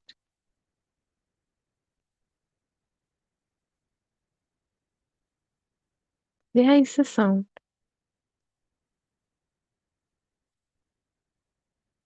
Is outside present in the sound itself? Or is outside a way of speaking about the sound? The sound does not say, I am sound, I am from outside. The sound is simply sound. It arose and it passed away. When you feel a sensation in your body, it is usually said to be mine. But what is actually present? There is just a sensation. Is my present in the sensation itself, or outside present in the sensation itself? Or is the inside a way of speaking about the sensation? The sensation doesn't say, I am inside. It's just a feeling, a simple feeling. When you see an object, It is usually said to be out there, but what is actually present? There is color and shape. Is out there present in that color and shape, or is out there a way of speaking about the color and shape? This color and shape do not say, I am out there. They simply appear and disappear. When you think about a thought, when you think a thought, it is usually said to be in here. My thought, I am thinking. But what is actually present? There is a thought appearing. Is my thought in here present in the thought itself? Or is in here a way of speaking about the thought? That thought doesn't say, I am here, I am inside, I am the one who's thinking about this thought. It just simply appears and disappears.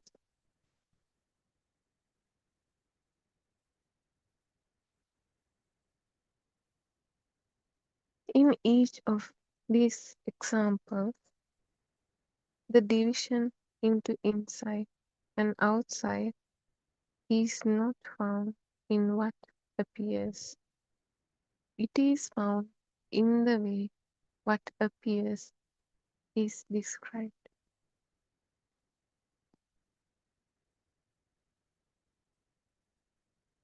This description is useful. It allows communication and functioning, but usefulness does not make it true, does not make it the reality as a description of how experience exists.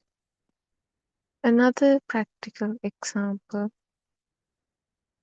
when you feel annoyed by a sound,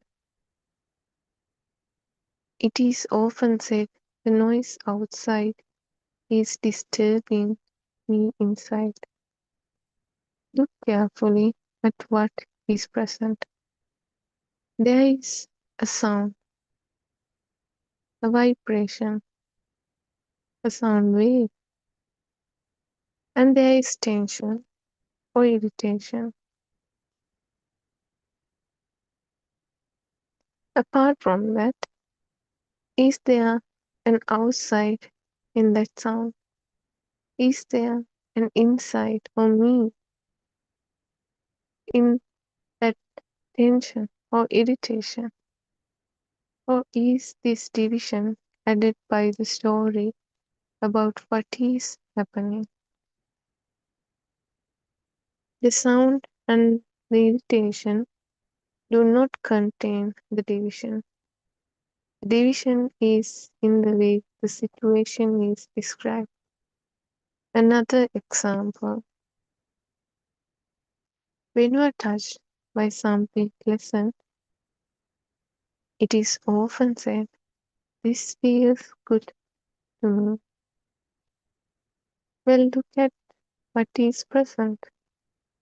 There is sensation, there is enjoyment. Is there a me in that enjoyment? Is there an inside where the enjoyment lives? Or is me an inside added to this enjoyment? The enjoyment is simply enjoyment, a feeling, an occurrence. The me is added to it. Whether there is a me or not, the enjoyment happens. The thought comes. That's how the mind consciousness works.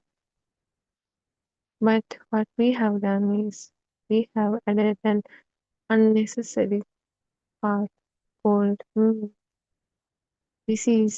Now it has become this is my thought, my feelings, my enjoyments. Another example, when you feel threatened, it is often said, something out there is dangerous to me. Look at what is present. There is tightening. There is alertness. Is danger present in this tightening itself? Or is danger a conclusion about what is happening? Is out there present in what is appearing? Or is it a way of placing what appears in relation to a center?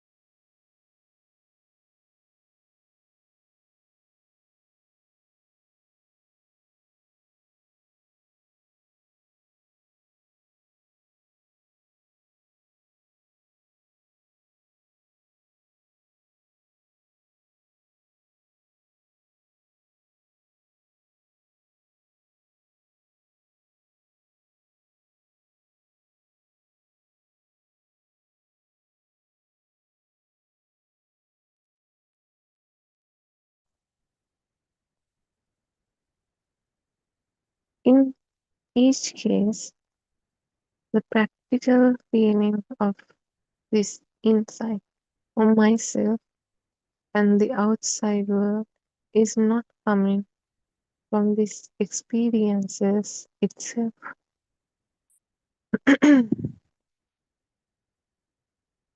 Whether it's a sound from your eye or ear, or color from your eye, a taste sense from your tongue, or a smell sense from your nose, or any touch or warm or cold sense from your skin.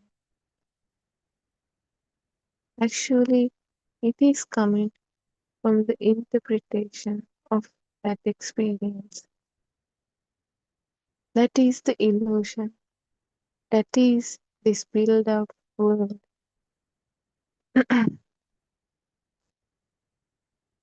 This does not mean that the situations are imaginary. Sound is real, sensation is real, tension is real. What is not found in experience is the structure that divides these into two separate domains called inside and outside. This check-in can be done in simple moments. When you next hear a sound, notice that sound first. Then notice the thought outside. When you next feel a sensation, notice the sensation first. Then notice the thought inside. This noticing does not require effort. It is only requiring not continuing the label for a moment. When the label is not continued but remains is simple appearance. This is what is meant by seeing that inside for me, myself, and outside are not found in the experience itself.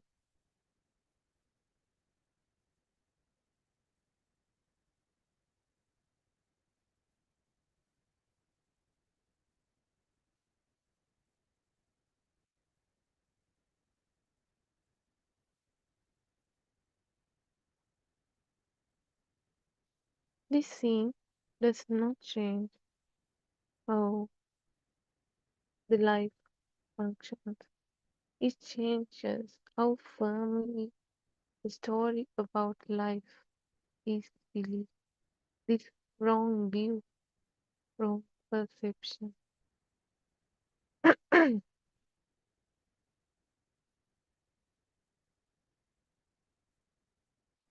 This sense of inside and outside is not only present in quiet moments, it is present in everything we do, whether while moving, while working, while speaking, while listening, while cooking, while cleaning, every moment it is present.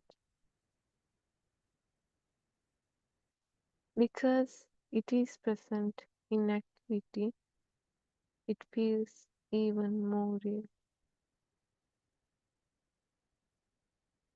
This talk is about looking at how this I-ness and this outside are assumed in ordinary activity, and checking whether these assumptions are found in what is actually present. When you are walking, it is often said, I am moving through the world. Well, look at what is actually present. There is movement, there is sensation in the feet and legs. There is a visual change, and that's it. Is there an inside and moving? Is there an outside being moved through? Or is there simply movement appearing? The idea I am moving through the world is a way of describing movement, but it is not found in the movement itself. When you are working with your hands, it is often said, I am doing something to an object. Look at what is actually present. There is a pressure, there is a movement, and there is a visual change reward. But is there a doer inside and an object outside in what appears? Or is that division a way of organizing what is happening?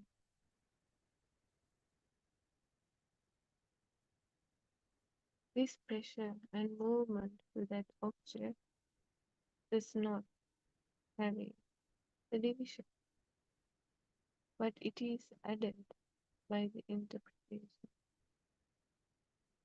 And it is okay to add it. But thing is, considering that as the truth is the wrong. That's the ignorance. Considering that as the reality is the wrong. When you are speaking, it is often said, I am expressing something inside, something mine, my expression to someone outside. Well, look at what is actually present. There is a sound, there is a movement of the mouth, there is sensation. Is there an inside that travels out as sound? Or is there simply sound appearing? The idea that something from inside goes to the outside is a way of explaining communication, but it is not found in the sound itself.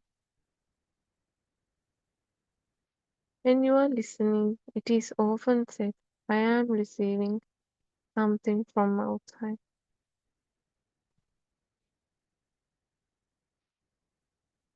Look at what is actually present. There is a sound. There is noticing of sound. Is there an outside entering an inside? Or is there simply hearing appearing? Hearing does not contain direction, but this direction is added in the description. That thought, that mind consciousness. When you are tired, it is often said, I am exhausted because of what happened out there. Well, look at what is actually present. There is heaviness, there is dullness, but it is out there present in that heaviness, or is out there a story about forces.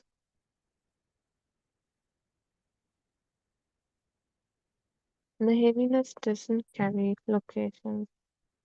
Location is added to explain that heaviness. In each of these ordinary situations, inside and outside are assumed. They make the situation understandable.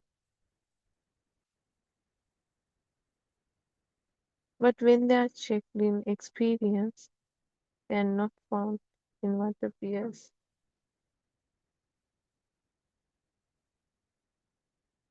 This does not make daily language wrong. It makes daily language visible as a way of organizing experience, a way of communicating, a built-up concept, a method to communicate, but not as a description of how experience exists, or in simple way, that's not the reality, the truth. When this is seen, there is a slight loosening in how tightly situations are taken personally. Because let's say someone is blaming you. If you don't know that language, then you cannot take it personally.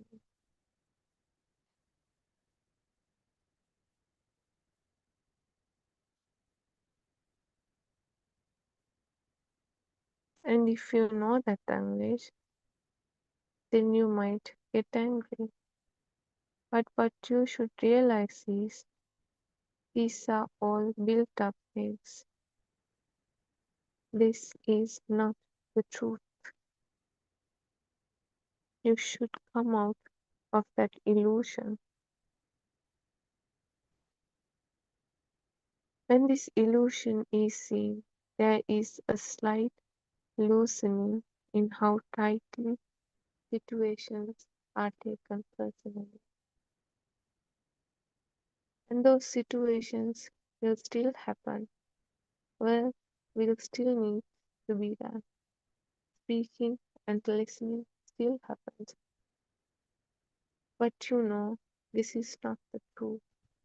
This is an illusion, a built up illusion, a way, a method that we use to ease communication. You get, then you realize it's useless to fight for those built up situations, illusion.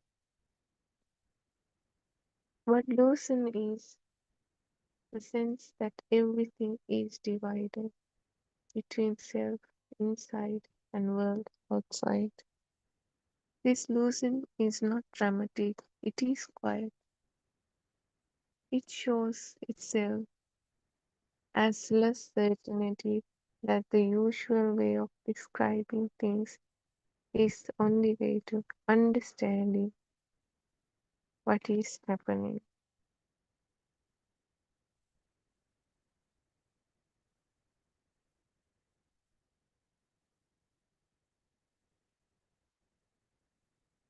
There is no need to argue with those namings, labels, the inside and the outside. They are useful. They help with daily language, daily communication, daily work. It's not the issue. The issue is not the labels, the namings. The issue is believing them as real. Believing those labels describe how the experience actually exists. That's the ignorance. That's the wrong perception. It's not the reality, but it's something useful like a tool.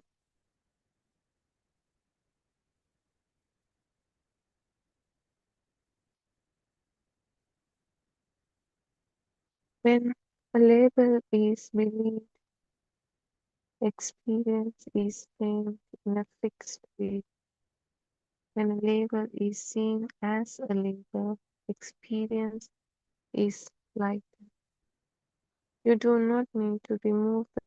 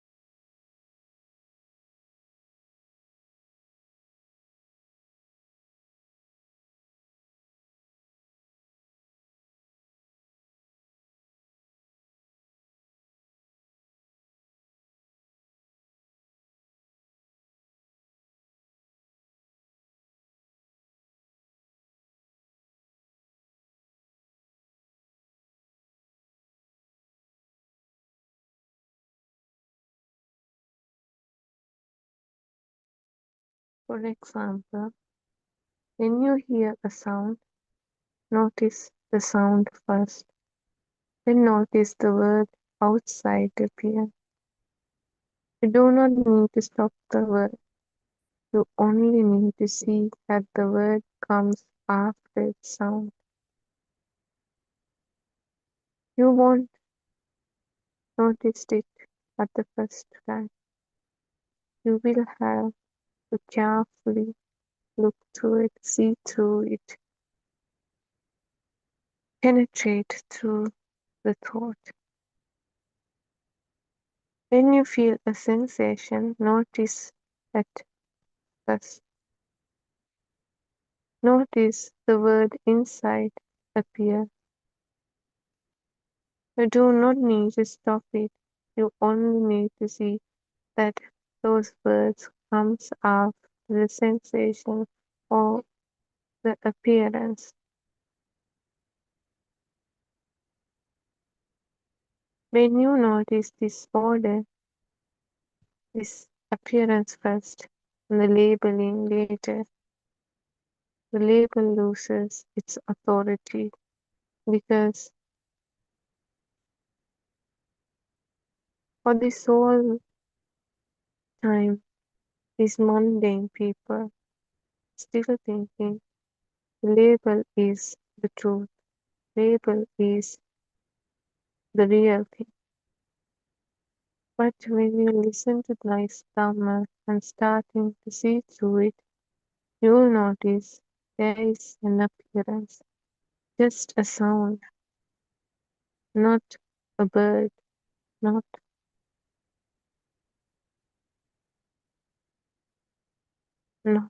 a sound.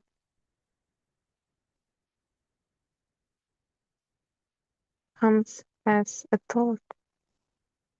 It's just a sound.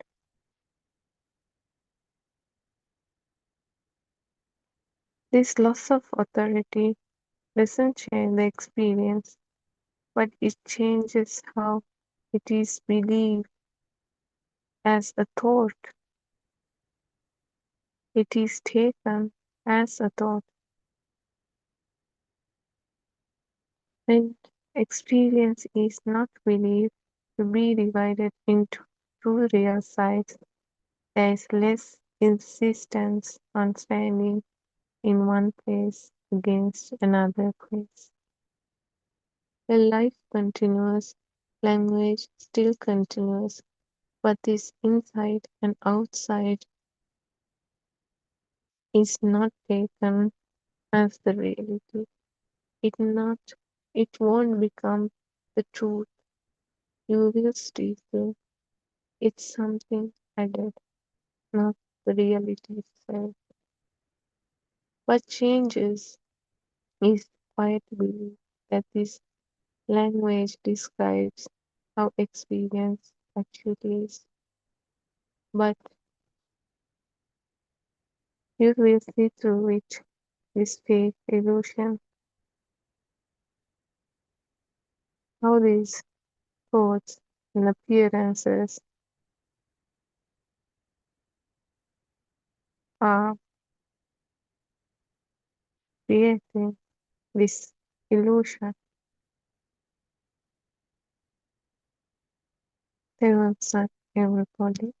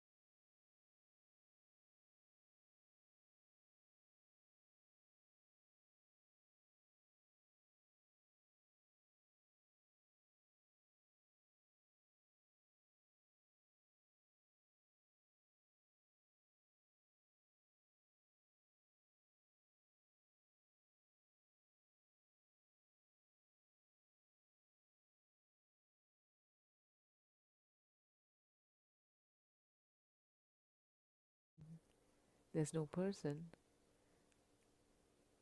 The person who started the journey transcends the personhood. But to identify using the language someone who transcended the personhood, we call them a person. We apologize if this kind of language is confusing. For lack of a better word, we talk like that. We apologize for our inability to communicate properly. That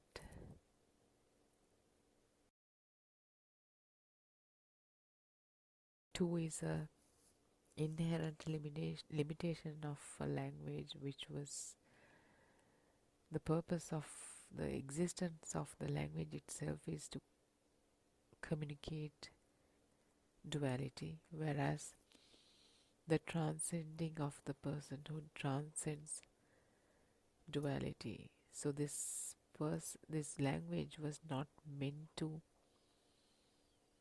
communicate non-duality.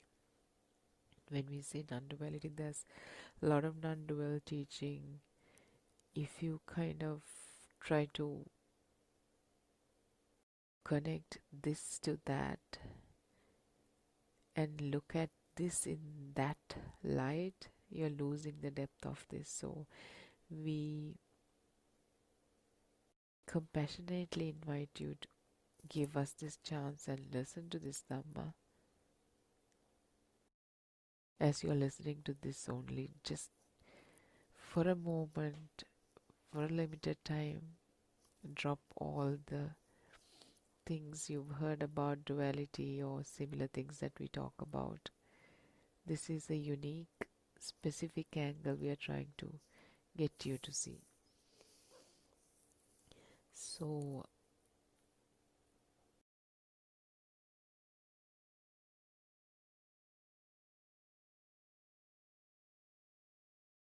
it's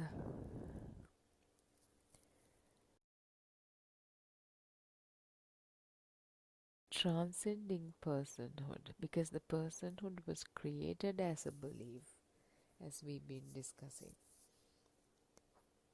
thought by thought, one thought at a time, moment to moment. In this moment, what it means is we only have this moment. We talked about that. Anything we think about, any thoughts we have about the past, they take place, they arise in this moment in the form of a thought in this moment. Whatever we think about the future arise in this moment as a thought about a future in this moment. You do not even have to leave the chair you're sitting in. You will be here thinking a thought about a future without even having to leave the chair that you're sitting on. Same goes to thoughts about past. So this is the only moment we actually have. Birth is a thought that you have, because the newborn child have no idea about what a birth is. It's a learned concept. So is death. It's a learned concept. The fear of death is a learned concept. However, there's the mechanism in the body, all the mechanisms in the body in which the body works, it follows self-preservation. That's how we are. That's how our hardware works. A deer, as soon as the deer recognizes that it's being spotted by a tiger, the instinct is to run. this biological body is created by nature. The idea is reproduction, propagation.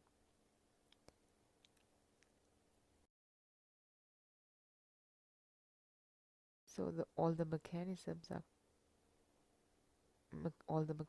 work based on that. But to think that we are going to die someday and worry about that, be scared of that, relate every bodily pain, every incident, every accident, every danger to a death, and be stressed about it, panic over these things, be paranoid over these things, that's a mental construct. And the extent to which the so-called self that we've been talking about is created thought by thought, one thought at a time, moment to moment, is unbelievable. What kind of thoughts create the border of our self, ego, not in the limited sense of the word ego, where it means to have a huge pride, be egoistic. But the word ego in this context is much broader. We've talked about that. You have to have your food a certain way. They have to be a certain temperature. Your onions needs to be caramelized a certain way. It needs to be presented a certain way. The potatoes needs to be cooked a certain way. These requirements, who has these requirements? A self has these requirements. I want this. I like my potatoes to be like that. I like gold. I like russet potatoes, whatever it is. It runs much deeper. Whatever we say in terms of words, however many words we use, they're just bunch of words. But the extent of this so-called self, not just as a self-identifying view, how we look, we have an idea about that in terms of thought. How others think about us as we make an appearance to a wedding or a party or a function. All these ideas are there. Sometimes we want to hide our tummies thinking I have a big tummy. We want to look slimmer than we are, so we act a certain way. We behave a certain way, we dress a certain way. So the decision to buy a certain dress, a certain outfit over another carries the self. So the way you pick the dress, in that behavior, how the world, the so-called world has become real, how the so-called self has become real, is embedded in that behavior. When you're a teenager, you have no idea how to walk to attract boys. So you talk about these things with schoolmates, classmates, and you notice girls who have nice walks, nice figures. You follow them. This imitation happens. We think we follow them actually, but the system thinks that way, thinks a certain way, picks up on these things, adopts these behaviors, and the system begins to talk a certain way, hide the hair that's going in the wind behind the ear a certain way, talk a certain way, move the fingers, the hands, arms a certain way, style the hair a certain way. Out of all the fashion he or she sees on TV, at school, on TikTok, there's a certain measurement against this one over this one. I like this one better than this one. She looked better in the red dress than the blue one. So there's this duality, always measuring one against another, different options against another.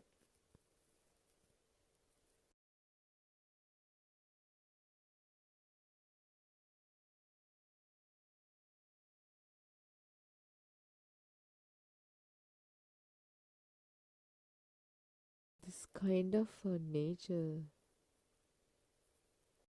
to measure always is within us, to weigh certain things against each other, to measure, to compare. And whatever kind of clicks with the system is adopted, as if that belongs to a self. This is how I am, this is the kind of style I like, this is the way I like to style my hair, these are the kind of dresses I like, these are the kind of colors I like. Whatever the experience is, there's always a reference to the so-called self, and that interaction is always established and reinforced, one thought after another, one incident after another.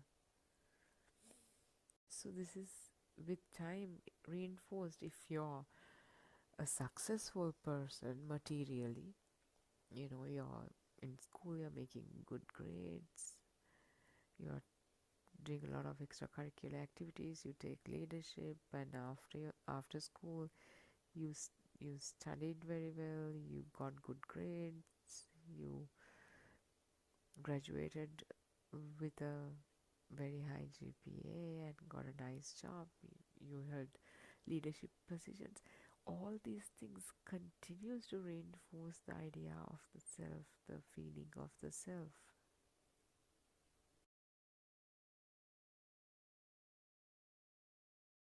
You will see eventually a lot of successful have a lot of ego, a lot of pride. They think they're the best. Even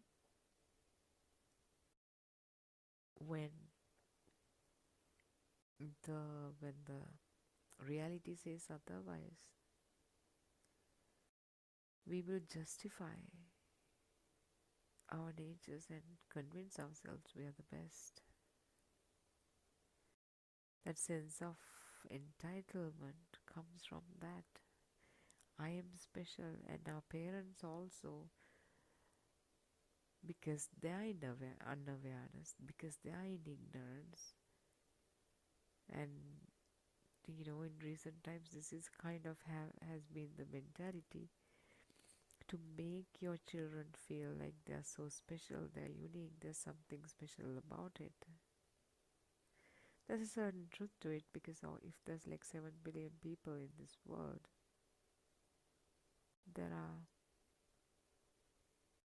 all of us are very unique. But it doesn't make us special. We are all the same human beings. There's nothing in me that makes me special, that makes me entitled to anything other than what every other human being is getting. Nothing is special about me except for all the mental constructs, except for all the thoughts that think I am special, I am talented, I can study well, I am kind, or I am a good human being, or um, I'm good at studying, I have good leadership qualities, whatever that tells that you're special, you're different to others, whatever idea that reinforces the speciality about you, the uniqueness about you, the otherness about the other. Those are all mental constructs, labels, sounds, images.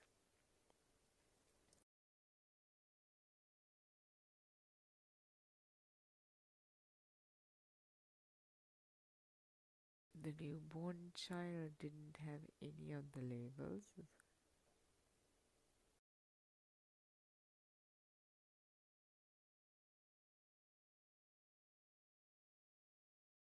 But as he was exposed to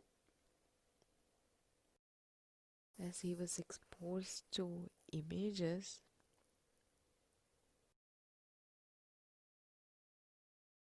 and the sounds were given as the corresponding label, corresponding name to that image. That's how it appears like. A child born into this world looks around, sees images of all kinds. As some of the objects move, so it feels like they have life. Even the ones that don't move, even the ones that feel like they're lifeless,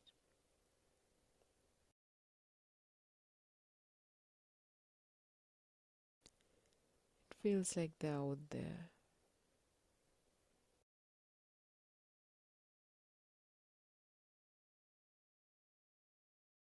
It feels like they're out there because it can be touched. Let's say it's a chair, it can be touched. You can turn from side to side and the colors will change, the shape will change, giving rise to an idea that it's a solid object. You can sniff it. If it's leather, there will be the smell of leather. You can touch it. It feels like there's some hardness to it.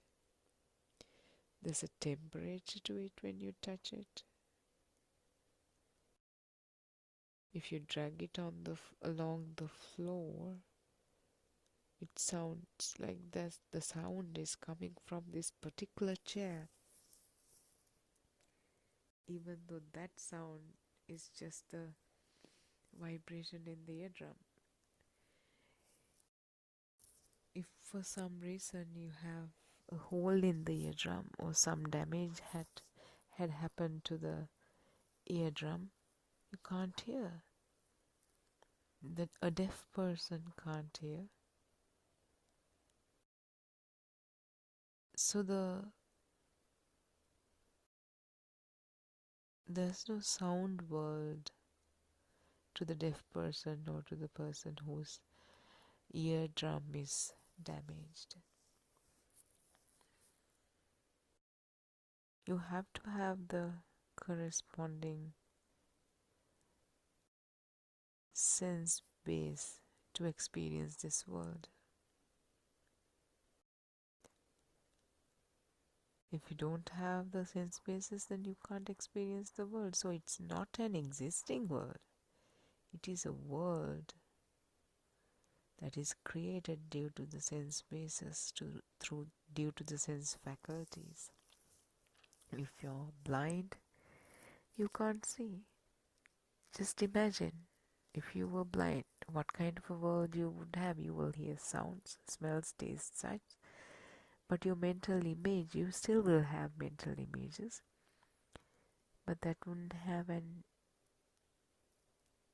image as we know it. It will be something, by the even blind people can have some sort of a mental image. They can see dreams. So a chair is recognized a certain way by touching. We'll touch along the chair, run the hand along a chair in different directions around the chair, and they too will figure out that this is a chair. They will touch a baby, will touch the hair, the skin, the eyes, and will recognize that this is the younger daughter and this is the older daughter. So there's some sort of mental image, not the one we know. We don't know. We have no idea. When we sleep, we see dreams. We have dreams. The eyes are closed, but we see you with your sister going somewhere, and you're eating something. You remember that the food being really tasty.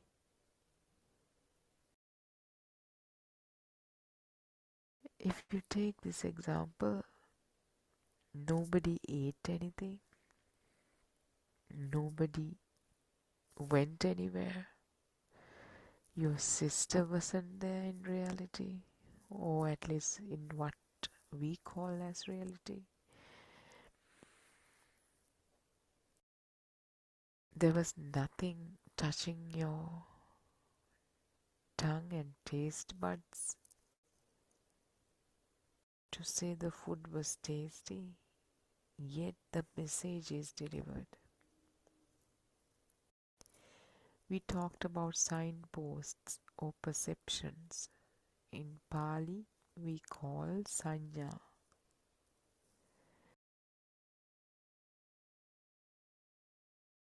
So, still the message is delivered. What's the message? You and your sister went somewhere. You guys ate something. It was tasty. This idea was delivered without food, without the actual sister, without being able to touch anything, smell anything, taste anything, see anything, talk anything. Through mental images, this idea is delivered.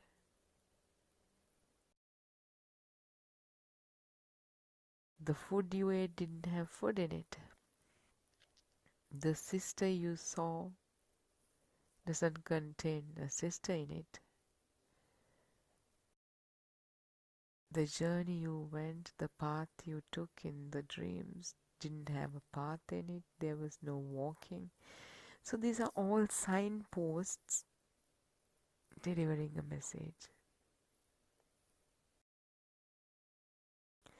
This is the same way language is created, thinking is created, the so-called external world is created. There's some imagery, there's some sound, smell, taste, touch. But when thoughts are created, this seemingly first-hand experience shifts gears to the mental world, the mentally constructed world. We always, to think, to speak, to communicate, we use this mental imagery, mentally constructed world, which is created with the help of the raw sensory experience. But we cannot see this distinction. For us, it feels like they're both the same. We say, oh, that is a chair, I'm seeing a chair. And we are telling you, no, you're seeing colors. Chair is a label that's given to you. That entangle made it the chair. Even when you close your eyes, there's an image of a chair. That is why even when you go home, even when you leave the chair, you are able to talk about the chair. You have an idea as to how solid it is, how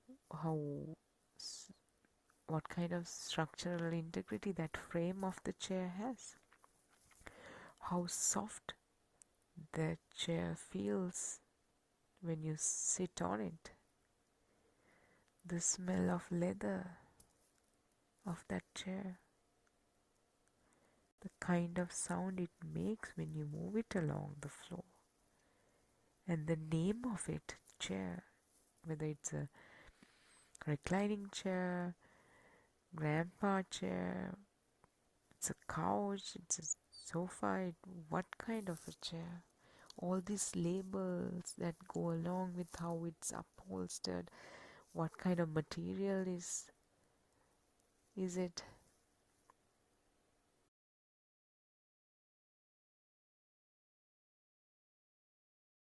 All these ideas now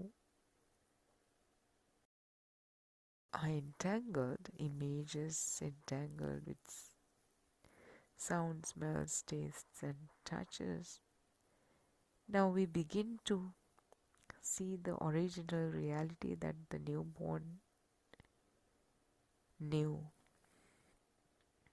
or newborn rather experienced. There was no way of really knowing, there was no mind, and by the time the mind is created, the newborn child is already in ignorance.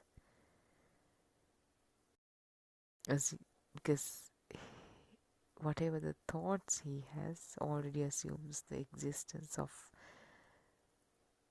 this world as we know it. I'm seeing a chair. What are you talking about? I'm seeing colors. No, I see a chair. That is a chair, right? Of course, for you it is a chair out there. We are telling you chair is not out there. There's an image. The sound is coming from you. The thought that it is a chair is coming within you because it's been given earlier. A Chinese person wouldn't call it a chair. So if that got entangled so much, we have anything that we can think about, any object, any physical object, the sun, the moon, the chair, table, the walls, roof, mother, father, boyfriend, girlfriend, husband, my daughter, my son, president of this country, the ministers, the senators, the representatives, democracy, marriage, companies, DNA, RNA, physics, chemistry, anything you can think of. The planet, Mars, aliens, anything you can think of. Love, respect, guilt, birth, death, anything you can think of is a mental construct. If you dig deeper, if you can get to the penetrative insight, if you can penetrate it to see the truth, anything, take any example, anything in your life that has a sound component, image component, smell, taste, touch, and even now the sound of it, the sound of that label gives rise to the entire package. You can zoom. When I say the mother, you can think about the mother. You can see her image, her laughing image, her sad image, her angry image, her smell, how she smells like when she's tired, had a long day before a shower, how she smells when she's after a shower. As children, we always lick our mothers, touch our mothers, squeeze our mothers. All those feelings are there. All those ideas, all those imagery, when I say mother, comes alive. Before the moment I said mother, you had probably no thoughts about your mother the entire day. So now, in your world, there's a mother. Before that, no. So in this moment to moment, in this moment, mother is created in a single thought. That single thought is nothing but images, sounds, smells, tastes, touches. And we discussed these images, smells, tastes, touches. They are all manifestations of vibrations. Visible range of light is what we can see. If you are colorblind, you can't see what I see, because the capability of the eye is limited. The capability of the eye is only to see certain colors.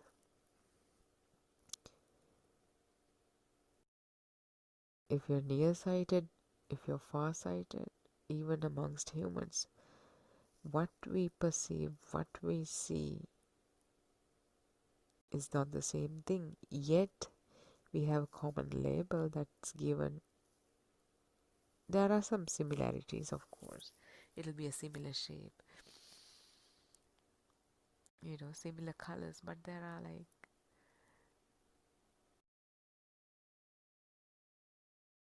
are differences still. But that's across humans, amongst humans, but if we compare our vision, human's vision to a bee's vision, a cow's vision, a horse's vision, they're all different.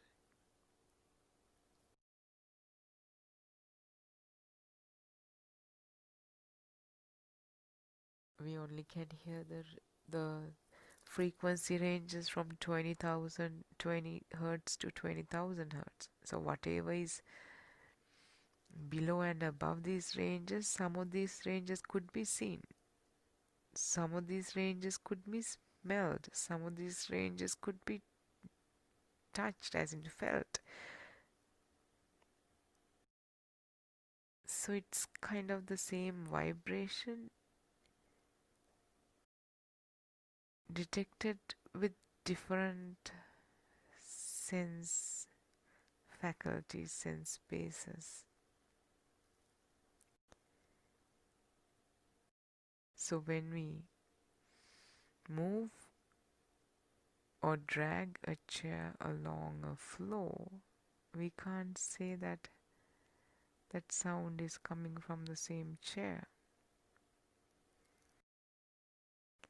The illusion that they kind of happen at the same time the sound starts or sound comes into existence, as the image of this so-called chair being dragged makes it feel like it's coming from the same object. But there are two different sense faculties, sense bases detecting this.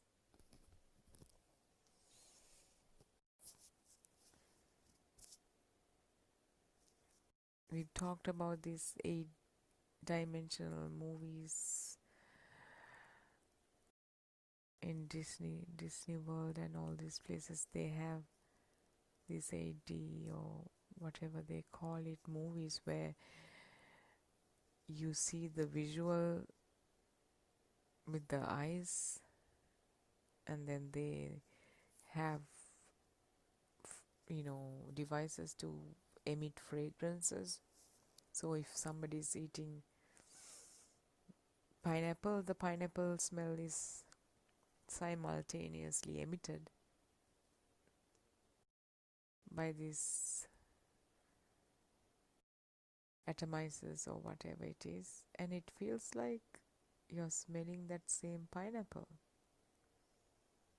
And probably the sound of someone eating pineapple. The image is shown and the sound is created through the speakers in that cinema hall, in that theater. So it feels like that is the sound of the so-called eating that's shown in the imagery. So do you see how this illusion is so convincing, yet convincing to be operating in unison, but yet when we inquire into deconstructing our experience, we see they are just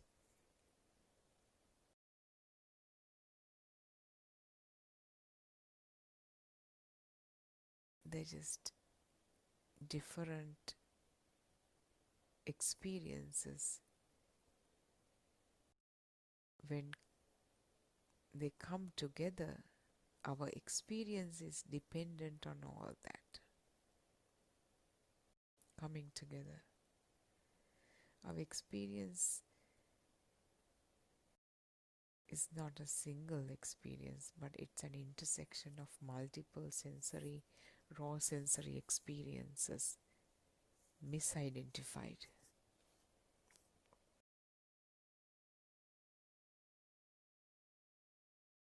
Misidentified due to ignorance.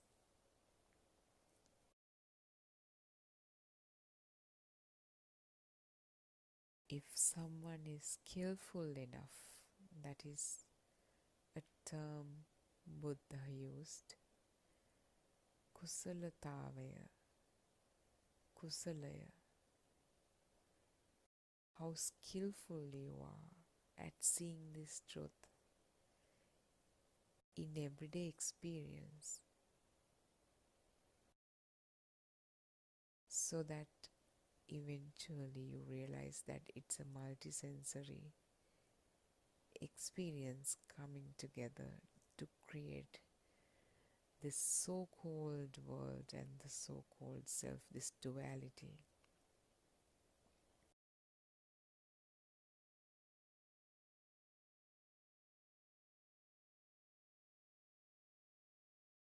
I like certain smells. I like my house to feel this way. I don't like that smell. I don't like that fragrance. Sometimes you don't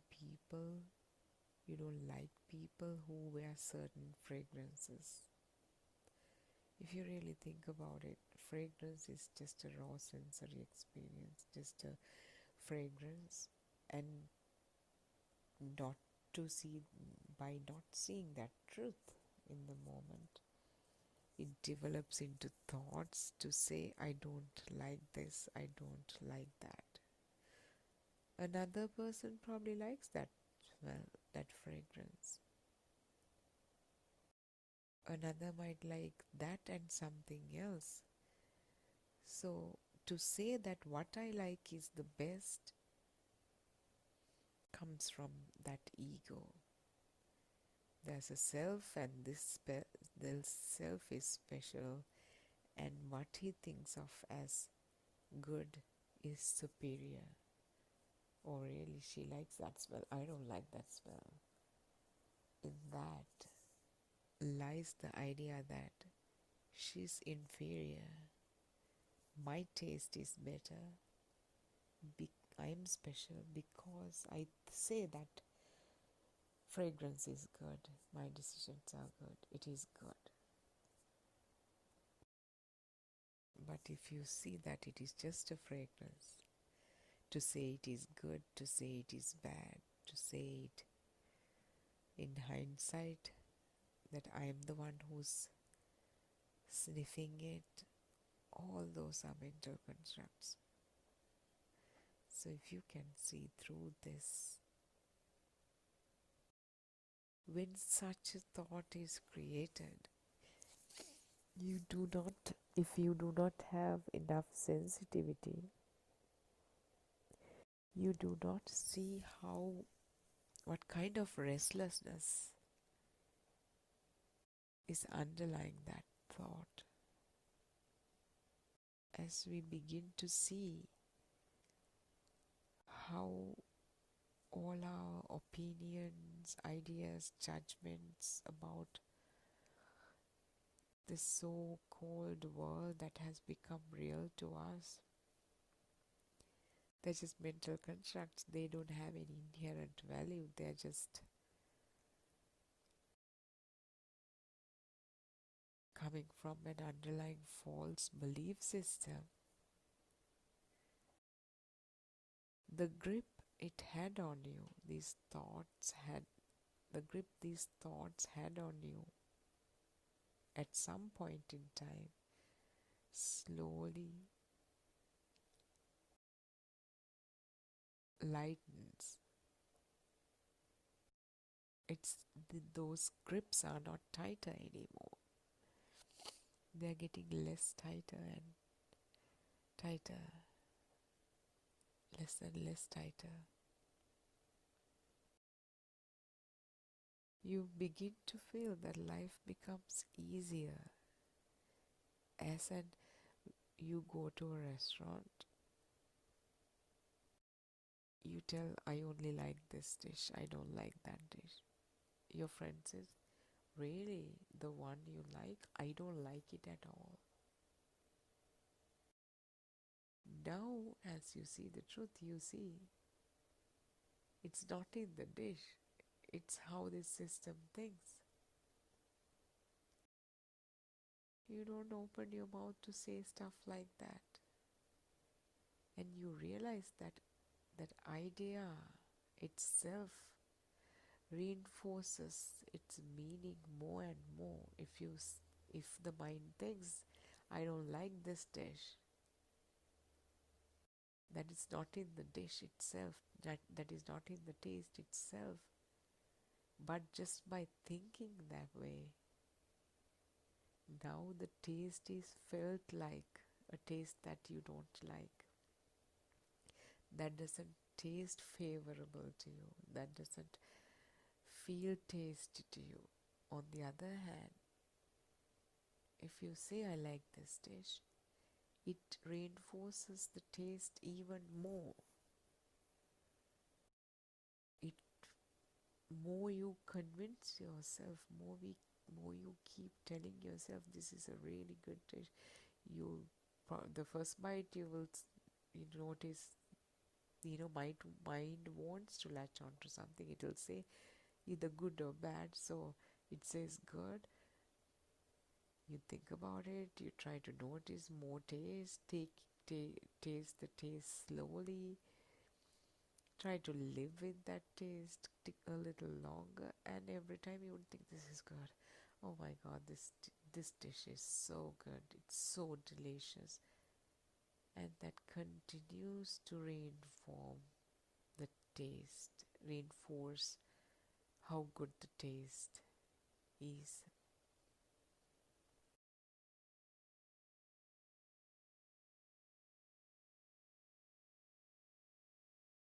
So it is already recognized as a tasty dish. Oh, this is my favorite dish. What is an acquired taste? We say, oh, that has an acquired taste. What does it mean? Somebody says, I don't like it. You say, I don't like this. And your friend says, really? You don't like it? This is like the best food on earth. Oh my God, you don't know what you're missing. Really? Now this person is a little convinced. And the other person says, you should try it. Give it a chance. Just try it. It has an acquired taste. Oh really? I'll try it. And then while trying, the mind is at work. Only the raw taste is felt, but the mind It's not bad as I thought it was.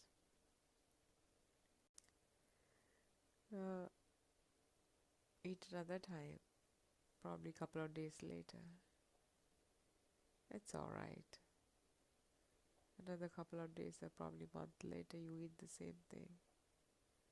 It's not bad at all actually. I don't know what I was thinking.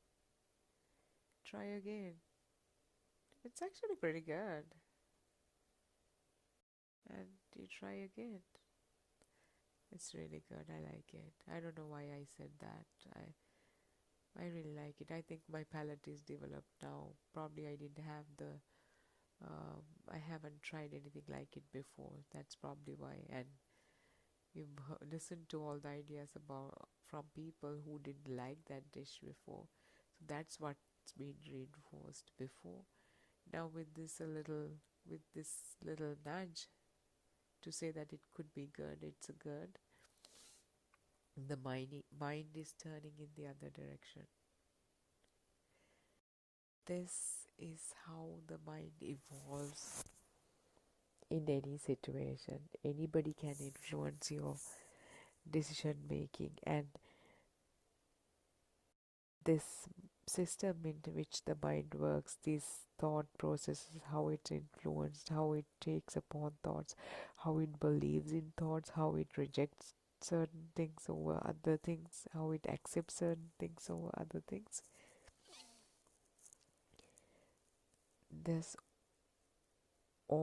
It's always influenced by what's seen, what's heard, what are the ideas it means. So we are what we have come across, what we have experienced, what we have consumed, because every thought is shaped that way. If you can, these couple of examples we are giving, but if you are able to extend this penetrative insight to all aspects of life, probably it could be your husband, probably it was a person that, it was probably initially your least favorite person, and probably a common friend of you all told that he's a really great guy, and probably that idea changed how you looked at this person altogether and started getting attracted to this person.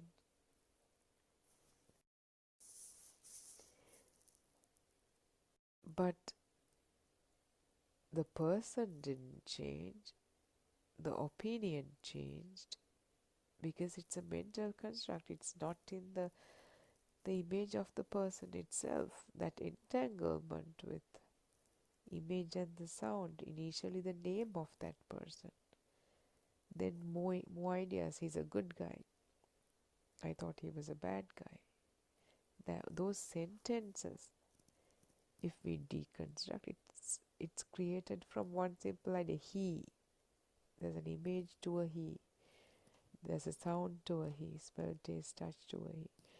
Good person, good, there's an image to good, sound to good, smell, taste, touch to good.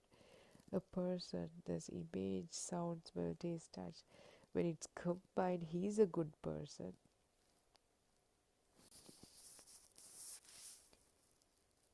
The whole idea cumulatively gives the idea that he's a good person. This is how the mind is created. And more thoughts about your husband, all the times you spent together, all the good things that you guys went through together, all the bad things you guys went through together. The first day your baby was born, the day on which your first baby was born, the challenges, everything is accumulated as me and my story and my marriage life and all that, with images, smells, sounds, tastes, touches, creating one single thought at a time. and that all those ideas, they do not exist in the raw experience. The raw experience, sensory experience itself, is a manifestation of vibration. If we are able to see this truth daily in our routines, as and when life becomes uncomfortable, and as and when there's some sort of an internal burning that's felt, our lives become easier and easier, more relaxed, more based on the truth. I think can stop for the day, and we'll catch up tomorrow. Thank you for joining in. Theron Sanrai, everyone.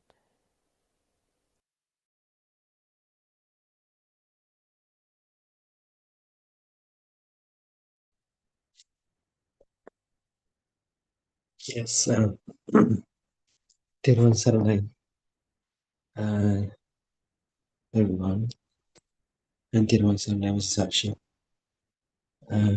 Before I start, as usual, I'd like to pay my humble worship to our noble friend Buddothpada Wahanse for giving this opportunity to speak in this kind of a Dhamma forum.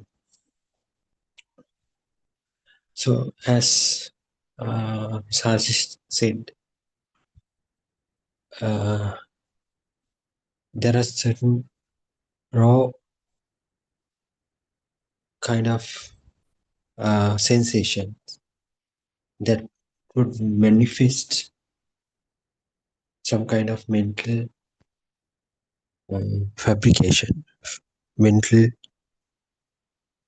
illusion or manifestation. So why are we telling those things again and again? For you to look at, for you to think. Just because the most important thing that you have to understand here is that what is this life means? That means how do we feel that we are a living being? So if you as you feel that you are a live thing or the living being, so just because of that you feel that you have been born here, and also you will tend to think that some other day I have to die. So if you are not feeling alive, so there would be no kind of a story like this. So since you are feeling like that you are being born and you are living,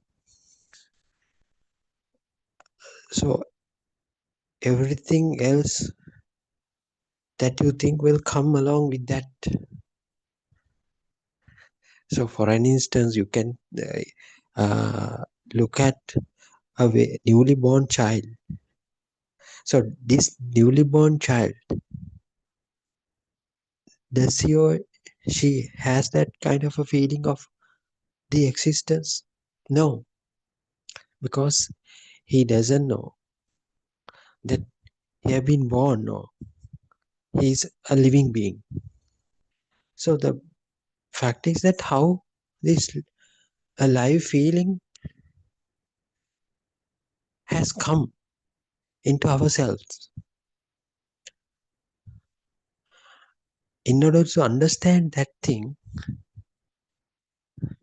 we have to understand how this raw sensation would come into ourselves, are coming into ourselves. The way that the raw sensations are being formed. Or that is the reason why that we feel some kind of a changing perceptions. So, for an instance, you can just imagine a situation like this, right? So, just after being born, if you have thrown away to the space as beyond this atmosphere of the earth, right? So in that space, just imagine if there are no any sound perceptions, if there are no any light perceptions, if there are no any other tactile or touch perceptions, because it does not have an atmosphere. So there won't be any kind of a windy perception there. And also, you don't feel like you are standing on somewhere. So you are just in this thrown away to the space. So no perception in that particular space. There would be no kind of any perception. And you are newly born baby. So you do not have the ability to think by yourself even at that particular stage. So imagine, would it be possible to think that particular baby would develop a self feeling there, a life feeling there? There's no way of happening like that thing, because no inputs are being generated. There's no chance of generating any kind of perception in that particular space. So it is quite different from a instance that you've been pushed towards this into this space after some time of being born. We'll say when you are 15-year-old kid, and if you have been pushed towards this space, so similar to the earlier stages, no perceptions will receive from the outside. That means from your senses, because there are no kind of stimulations for that, for those senses. But your mind sensor had already developed when compared to the newborn. So your mind sensor is capable of generating you new thoughts, even though it does not that kid does not receive any kind of perceptions from the other sensors, but it tends to create new thoughts for him. So that thoughts per se, they are able to create some kind of a self-feeling for that particular child. But the case is different with that newly born baby. There are no way of creating a self within him or herself, because at that point, no mind, the mind has not been created. So there is no way of giving rise to new thoughts, because mind has not been developed in that particular moment. So that would be the difference. So these are the things, but imaginary two different scenarios, but you can keep on thinking on these particular instances, about these things, as how this a self identity builds in those two different instances. So these are the some kind of trigger points for you to think, right? So those things would clarify you the way that this self identity is formed. So that will give some kind of these things will give you some kind of direction to think along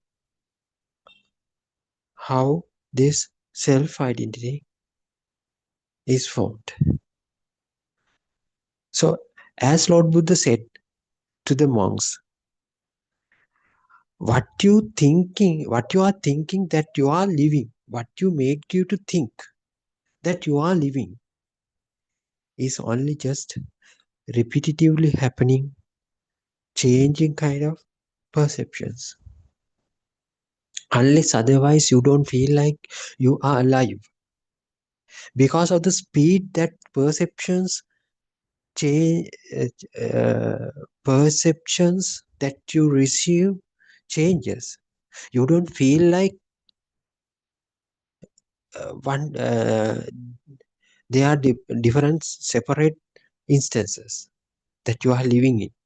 But due to the speed, you don't feel like you receive different perceptions in different time intervals. But due to the speed of the occurrence, you tend to feel like continuous kind of a existing feel. That's why Lord Buddha said, for the fact that we feel that we are living is just because of this mental formations. This rapidly occurring mental formations gives you a feeling like that you are living being. So each and every mental formation will give you some kind of a perception. So maybe a light, maybe a changing color of light, maybe light to sound to tactile perceptions. So this is happening very rapidly. For a millisecond, it would be changing. There would be millions of changing perceptions. But, so we can't figure it out, this each and every perception separately, because it is that much, it is happening in that much speed. So that will give you a feeling of an existence. So that existent feel gives you some kind of another kind of feeling that you have been born and you are a living creature. But if you actually look into that closely, that feeling has come from a rapidly changing perceptions. That's why Lord Buddha said, the meaning of our life is, or the way that we feel we are living is just because of this sanya abhisankarane. Sanya abhisankarane means one signal comes only once. So the subsequent signal would be slightly different from the previous one, and the other one will be slightly different from the earlier one. So this goes like that way. So it happens in a greater speed. So because of this changing nature of your perceptions, you tend to feel that existence.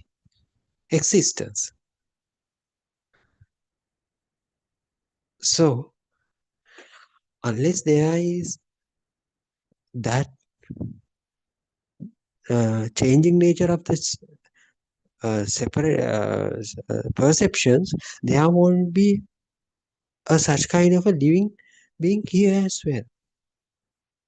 So even you listen at this moment, you are keep listening to this sermon. You are the one who is thinking that I have been listening to this sermon for this particular period. During this past 5 minutes, I have been listening to this this sermon. So it is a thinking. So how does this happen? Because your mind sensor, your mind was creating you new thoughts or new perceptions in a very greater speed. Then you it's like a movie. So how these movies are produced? So different snapshots are connected to each other. So it is played in a very rapid speed. So we say 30 frames per second. So once these frames are played at that particular speed, you just feel like a moving or a living kind of play. Otherwise, if you stop at one frame or if you reduce the speed to one certain level, you will tend to see the movie as different frames. One frames you start to raise your hand, the other frame you have raised your hand a little to a little extent, then to another extent, then you raise your hand in that the other frame, you can see your hand is raised fully. So if all the frames are start to move in a greater speed, you just feel like you are raising the hand from down to up. But if you split this into different time periods, so there are only snapshots. So this is the same way that you tend to think.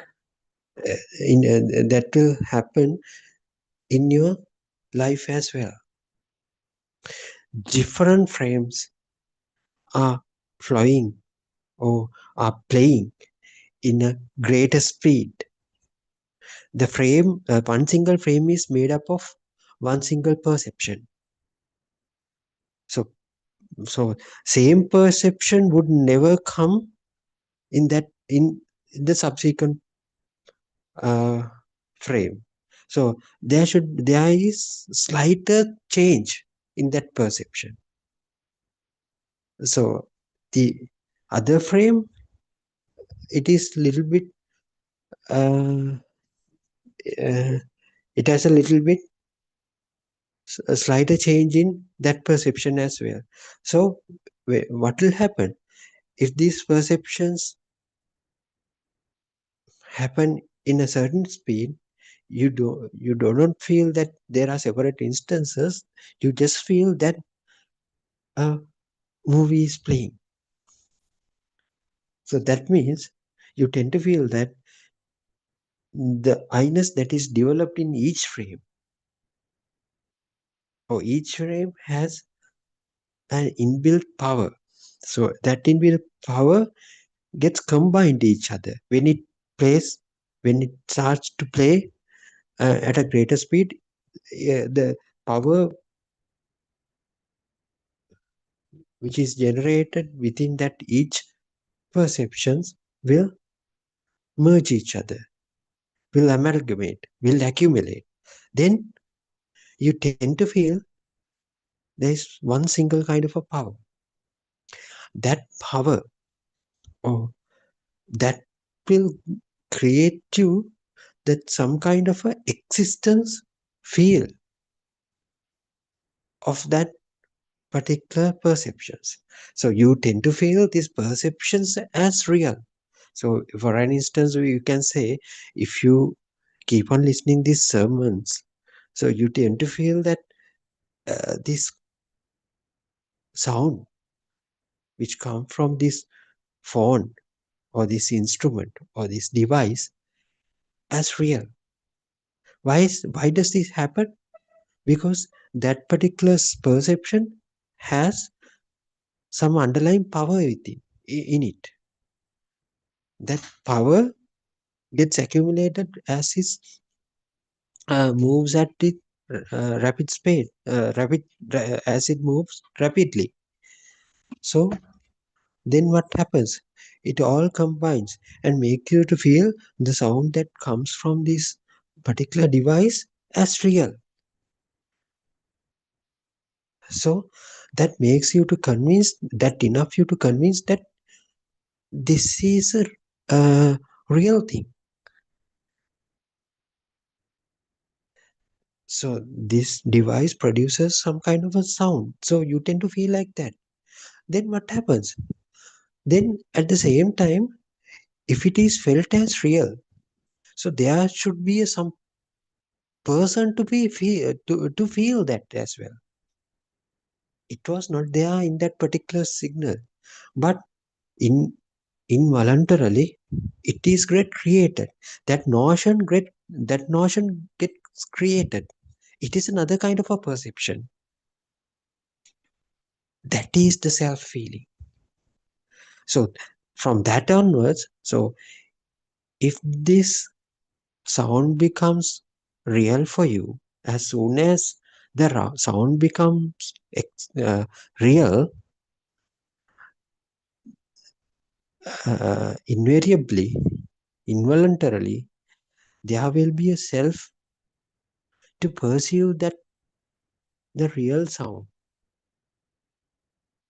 So that perception also gets created unknowingly. No one did it, even not done by you either. It has happened spontaneously. The creation of a self who perceive that particular sound.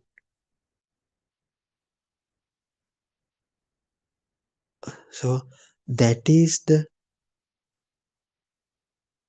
ether or existence field.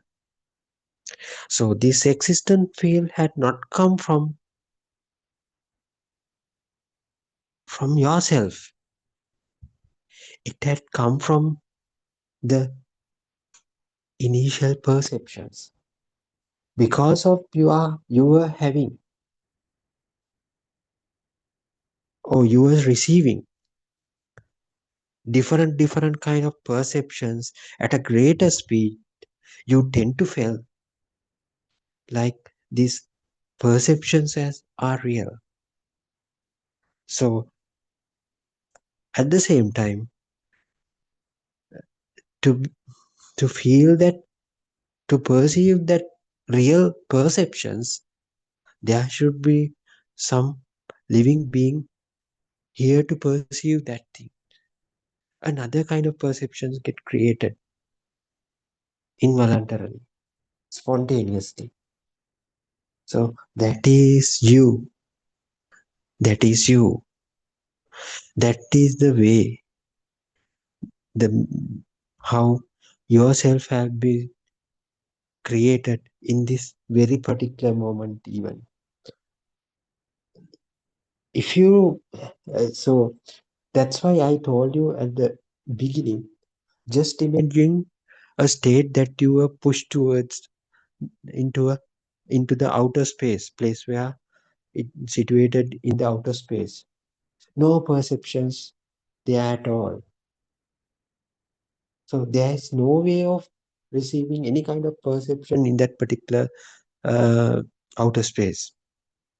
So in that place, there is no possibility for you to feel that you are existing, because no perceptions at all in that space. So if the perceptions are not there, there's no way of building up a feeling of the existence of anything. So that means there will be no chance for creating a self in that particular moment.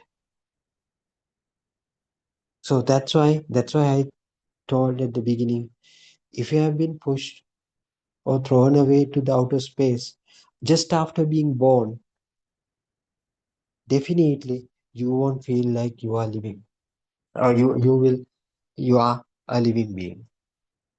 Even though you grow older, you don't feel like that you are a living being, because you have never uh, you have never deal with any kind of perceptions.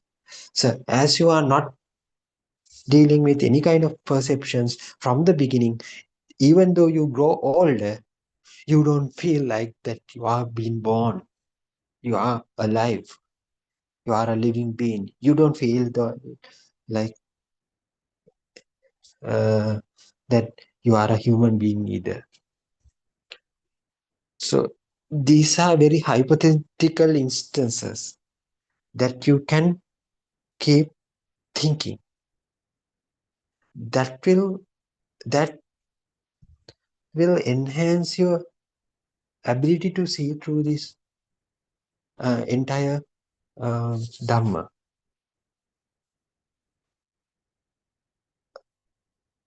So it will build your own skill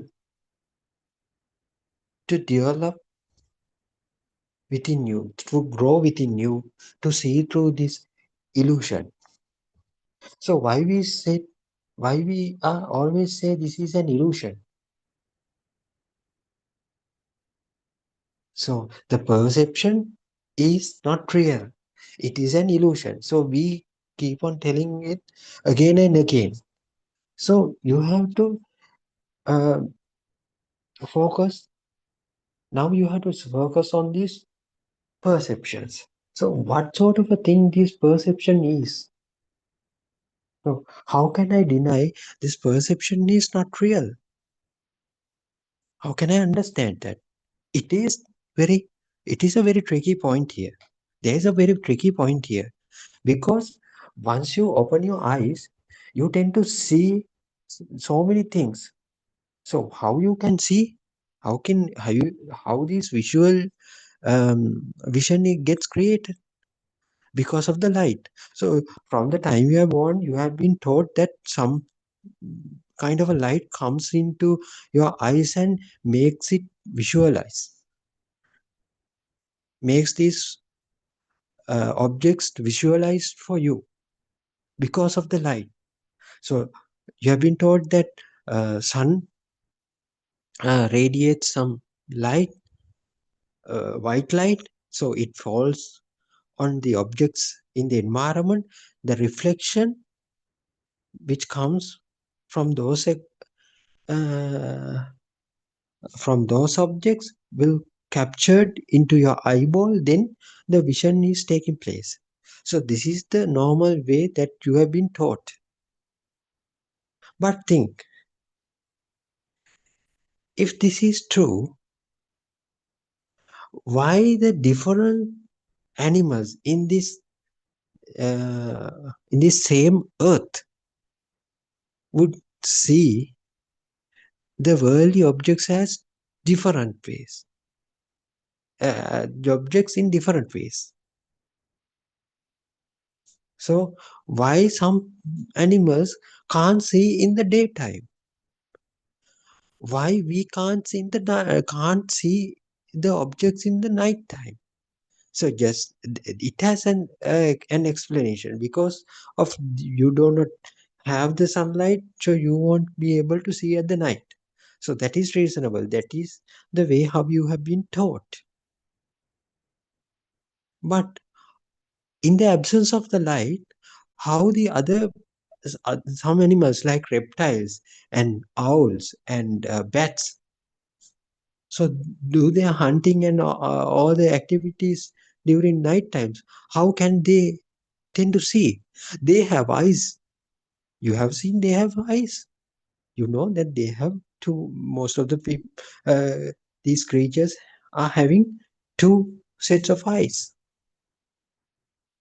So like us, but they get the vision at night. How this happens?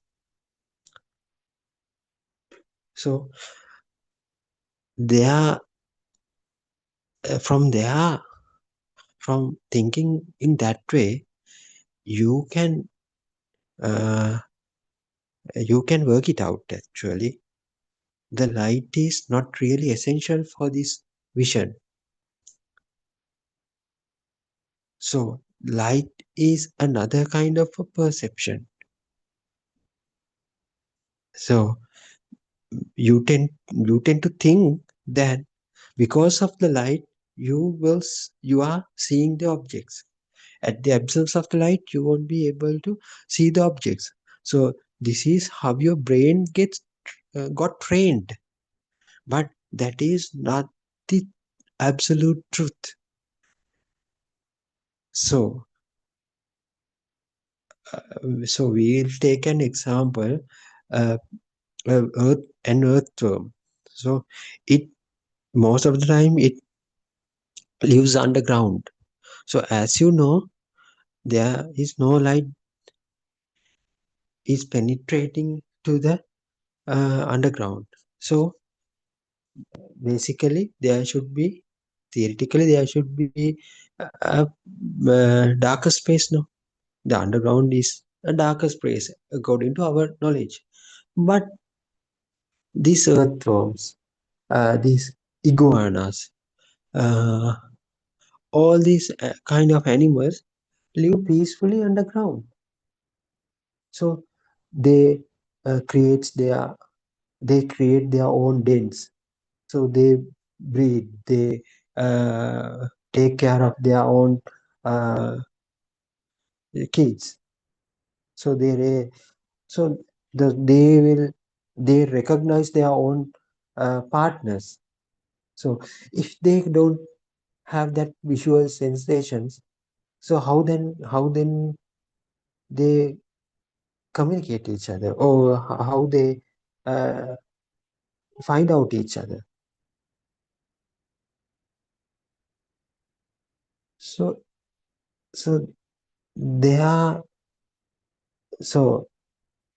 absence of a light is not a problem for them. Well, how can you say that they are not seeing each other? So we are the one who are telling that they have some kind of other kind of a sensor. So they will sense the other partner. They have a special sensors. Yes, they have special sensors. But how do you say that they don't see each other through that sensor? But there is no light. We definitely know there is no light underground, according to our sensors. But we say, again, at the same time, we say they have special sensors. They can recognize each other at even there is no light. underground. So these sensors may be capable of, the thing that we don't know is these sensors might be capable of creating themselves an image for them of their partner. So same thing happens here as well, in your eye sensor as well. So this sensor, eye sensor, is capable of creating a visual projection. For that particular thing, we are telling, I can see you. I can see the outside. But only thing, the basic level, if you go to the basic level, only a perception. That perception is the light. So that perception had not been there, has not come from the outside. Because of the abilities that are there in your own faculties to create the light, you tend to see, you tend to perceive that particular perception. So Lord Buddha clearly explained to the world how these perceptions are taking place because of the vibrations. So if the internal vibration of your sensor tallies with some other vibration, so it gets resonate each other. They get resonate each other. They're telepathized. So what happens is, if it starts to telepathize each other, this sensor would create some kind of a energy because of this vibration. So it happens within the sensor. So it is capable, then it is capable of producing some kind of projection which has not been there before. If this projection happens to be the light, for that we call the vision. So everything happens within your senses. Nothing has come from outside. Only thing what happened here was the telepathization. So frequency of this own sensor, when it becomes equal, the frequencies becomes equal, it gets telepathized to each other. So when it is get telepathized, the production of energy within this sensor would create some kind of a perception. If this perception happens to be the sound, then of course you will say this is the ear sensor. This is the ear faculty. It is the sensors are, we can define as another kind of a factory, So it can generate its own energy and also can produce some kind of a perception. So bring about some kind of a perception. That is the production of that faculty. If it faculty happens to be the skin, the production would be the pain. The product would be the pain. You tend to feel pain. If the sensor, if the production of your faculty happens to be the taste, so this factory would be your tongue. So we call this thing a sensor, your tongue sensor. Actually speaking, it is kind of a factory. So nothing has come from outside. It gets generated within that particular sensor itself. So the perception would be limited to the ability of creating the perception of your own sensor. So that's why you don't see, you don't taste, you are not able to taste certain tastes where exist in the world. Or some colors you might not see, because this production ability is not there within your faculty, within your eye, because your eye faculty does not get telepathized with that particular frequency. So because of that, it is not able to produce some kind of that kind of particular perception for you. So it is solely depends on the ability or capability of your senses to create the perception. So colorblind people are not capable of creating that particular color within their own senses. So they do not get resonate for that particular frequency of the color. So we'll say if there is a colorblind person, we'll say colorblind in the sense particularly red. The people are there who can't see particular colors. So just because the color is not existing in the outside, it's not just because the color is not existing outside, he himself can't produce that certain vibration of that color.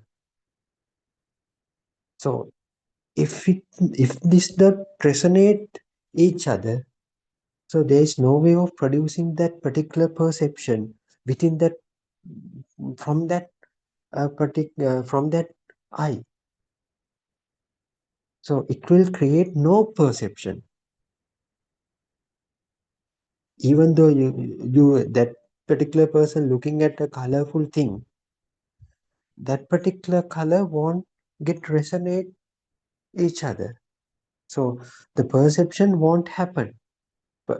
Creation of the perception won't happen within that within his own faculty or the eye. The rest of the things would resonate as usual. So that's why they see the other colors, but not that particular color. So the perception is not get created within that faculty. It is the defect of this faculty. It is the defect. So this defect, if that defect is not there with another person, he might see all the colors. But how can you say that even though you see the whole spectrum of the colors, these are the only colors that are existing in the world? You can't say so, because some animals are there who can see more colors than humans in the same world. How does this happen? Because their eye faculty, their production factory is very efficient. It gets resonate with different other colors. So the perceptions would be different. The products would be different from humans. So that's why they perceive more colors than us. Similarly, what happens to the iguana who lives underground? The resonation, the telepathization in the eye will occur as humans. But irrespective of the daytime, irrespective of the daylight that they produce another kind of a perception. That's why we can't say that these animals do not see at the dark. They see each other. They can avoid the obstacles in their path very easily. How can you say that they don't see, even when they are in the underground? These perceptions also will create them some kind of a visual feeling. So if you think back about yourself, your eye faculty, the perception, the think like this, whether the notion that you have, that you are seeing the world, is it a correct interpretation? Do you see the world actually? Is there something called a vision actually?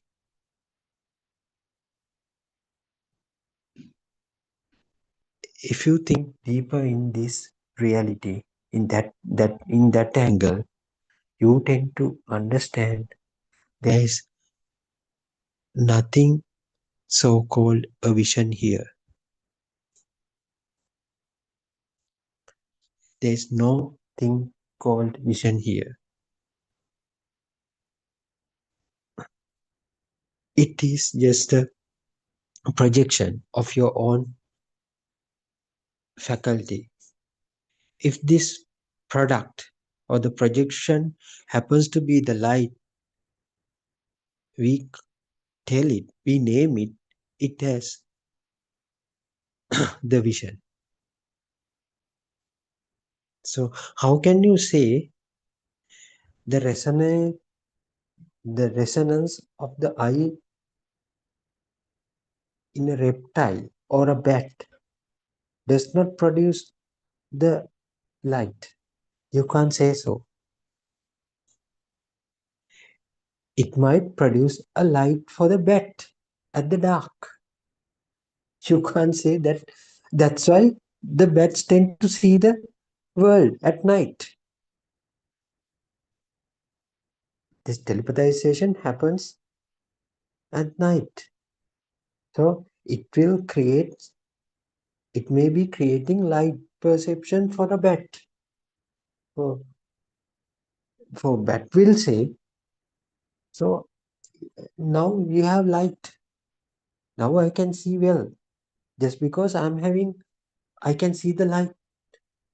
So if you go to the bat's world, you might see, it might say like that.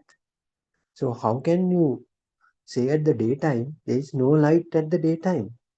It will ask us. So this day and night even solely depends on the perceptions that are created within our own faculties. So same thing happened for the ear faculty as well. If your ear faculty is capable of resonating with similar frequencies only, you will be able to hear that particular sound. You are saying, so I'm hearing a sound. Just because your faculty is resonating at this moment with some other kind of a frequency. When these frequencies are when these frequencies become similar in their frequencies only, they tend to feel that particular feeling. If that particular feeling starts to produce a perception of the sound, we tell in that moment, my ear faculty has been born now. That is the way. This is the very moment your ear faculty gets generated, gets created. As you keep on listening this sermon, even you think that you hear this sound because of you are having the ear. No, this is not true. Just because your sensory frequencies getting tallied up with this particular frequency, you tend to hear this sound. So you call this as a sound. For other, so we'll say there is a cockroach in your room at this moment. So most probably is sensory faculties do not resonate with this sound that you hear right now. So it might not respond to this sound. Even if you make this sound more and more louder, they don't bother, because his or its sensory faculties do not capture this particular frequency, does not resonate with this particular frequency. So that's why they just keep calm and quiet and roaming here and there in your room in this very moment. So they don't hear the sound because their faculty, none of their sensory faculties would resonate with this particular sound.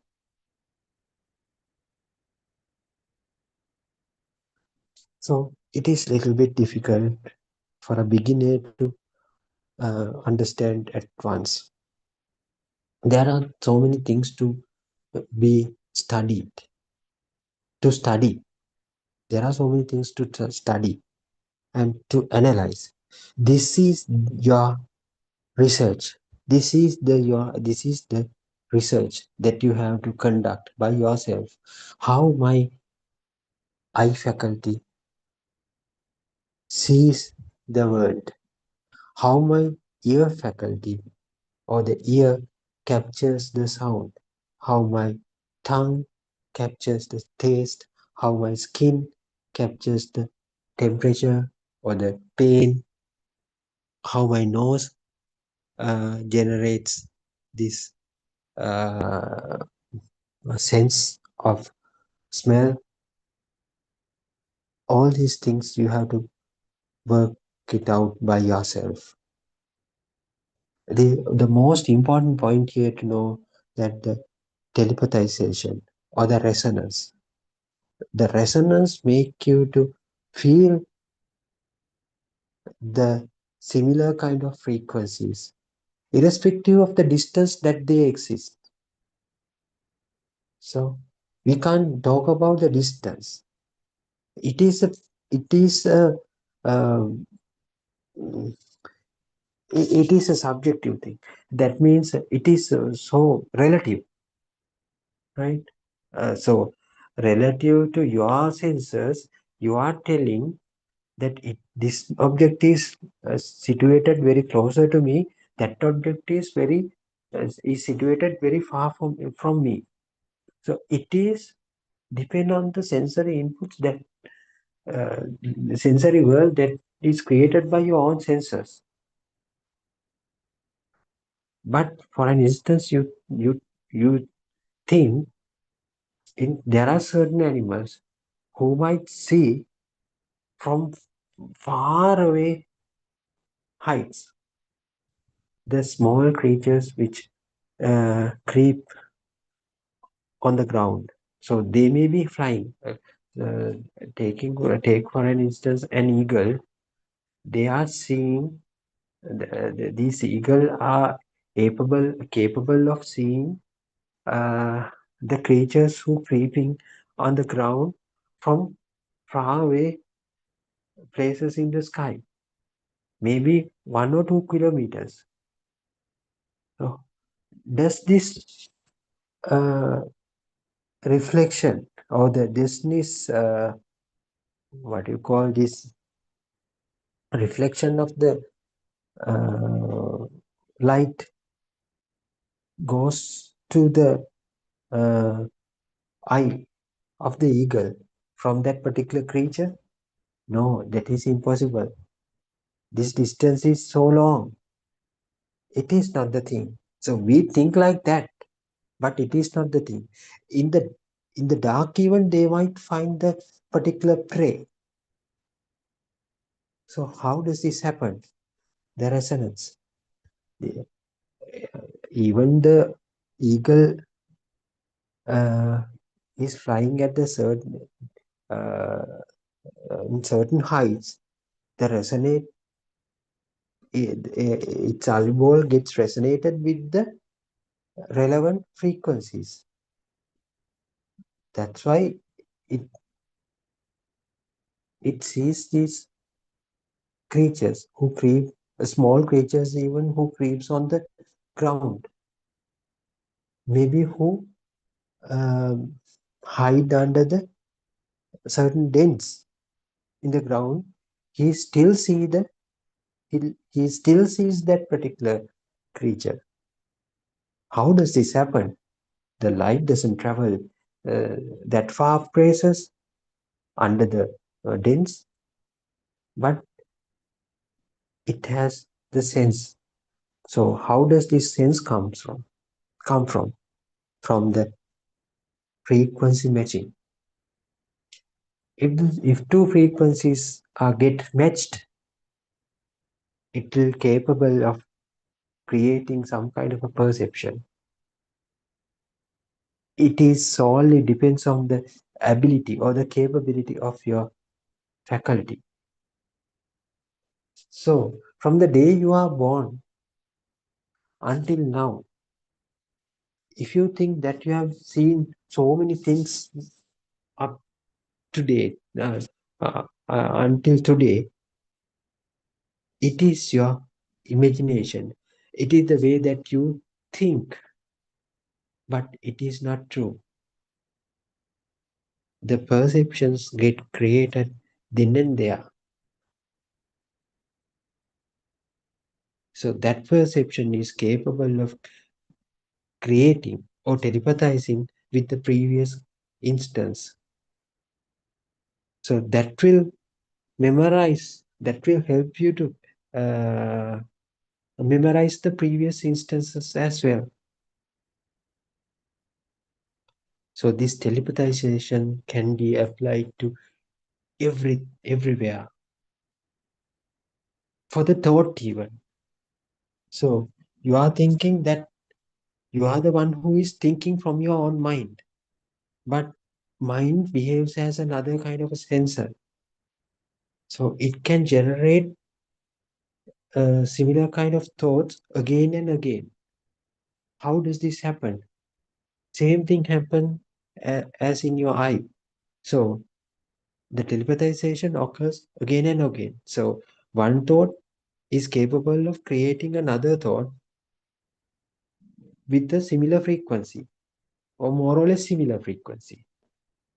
So that will remind you another kind of an instance. So the next coming thought also has another kind of a relationship between these frequencies. So that frequency enables you to think that I am the one who previously perceived that particular perception. So likewise, it was like a river.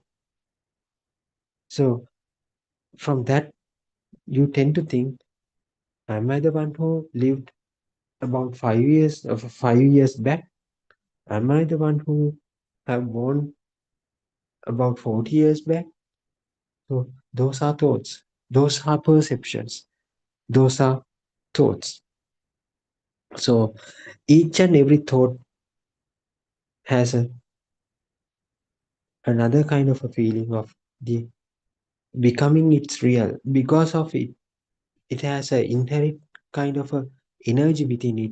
It gives like a perception of reality as it has a real thing. So am I the one who lived 5 years back? So it has some kind of an existing feeling within it. So at this moment also, when your mind creates another thought, it has a hidden kind of a self-existent feel as well. So this will bring about a self, a living kind of a self. That is your self-existence feel. But all this get created from the perceptions. So due to the rapidity of the occurrence of these perceptions, you don't feel like they are separate instances. They are coming as separate instances, like different movie frames, because 30 frames per second. So if your movie is running at 30 frames per second, you don't feel like you don't see them as separate frames. You just see as a streaming movie. Same thing happens in your life as well. Different perceptions, one slight different from the previous perception. So they keep coming again and again in a very rapid speed. So you don't feel them as different perceptions. So that will make you to feel that you are the one who lived about 5 minutes back, and you are the one who's still living.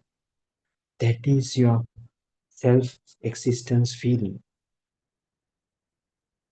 It has come through this basically from the perceptions. Now you know how these perceptions have come from your senses. To the senses, how these senses create your perception from the resonance, from the telepathization. That is the starting point.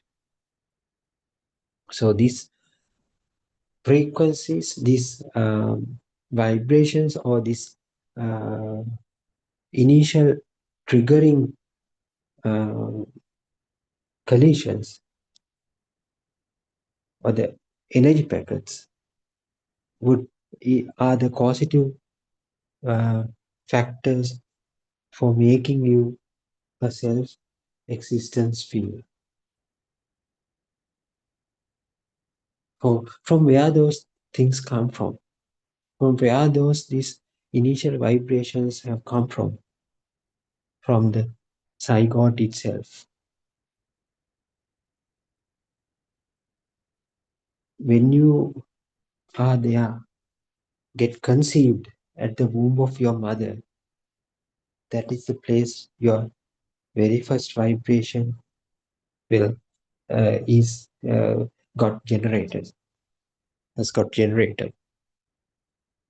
This has some kind of a ability to creating some kind of a perception. That is not the color, that is not the hearing, that is not it. Because of the vibration of this particular zygote, it tends to multiply to 4 cellular state, 8 cellular state, 16 cellular state, and also it tends to separate into certain body parts. So it is capable of creating you external kind of sensors as well, because of the initial vibration that it had. So it is very difficult to understand at once. But if you start examining, if you start exploring, if you start investigating about all your faculties, you will come to certain realization about those things gradually. So let it happen. So make yourself to convince that there is no kind of a self here. Let it happen. Let it grow within yourself, that notions. So you have been thinking that you are a living being up to now, but after analyzing this particular in this particular way, you tend to realize that there is no kind of a existing self here. So that realization would make you internal kind of a change. So it will at first glance, it will change your notion of existing self. So I have been thinking that there is a self here, but now I can say definitely there should be no kind of a self here. It has been created due to the action of these faculties. That is true, but I can't figure it out. How does this happen? But that is okay. Understand. So, as long as you understand the depth of this science, you tend to realize this truth. So let it happen within you. Don't try to forcefully think that there is no self. Lord Buddha said there is no self, so I must take it as it is, and I must start thinking there is no self from today onwards. So it won't help. It won't help. The realization has to be done by yourself. That if you do it in that way only, it will become self-evident for you. So let it grow within yourself. Let it happen to yourself. This realization would take you towards the total understanding of there is no self here. So I think we can stop for the day, and we can talk further tomorrow as well. So until then, Teruvan Saranai to all of you. We'll meet tomorrow again. Teruvan Saranai.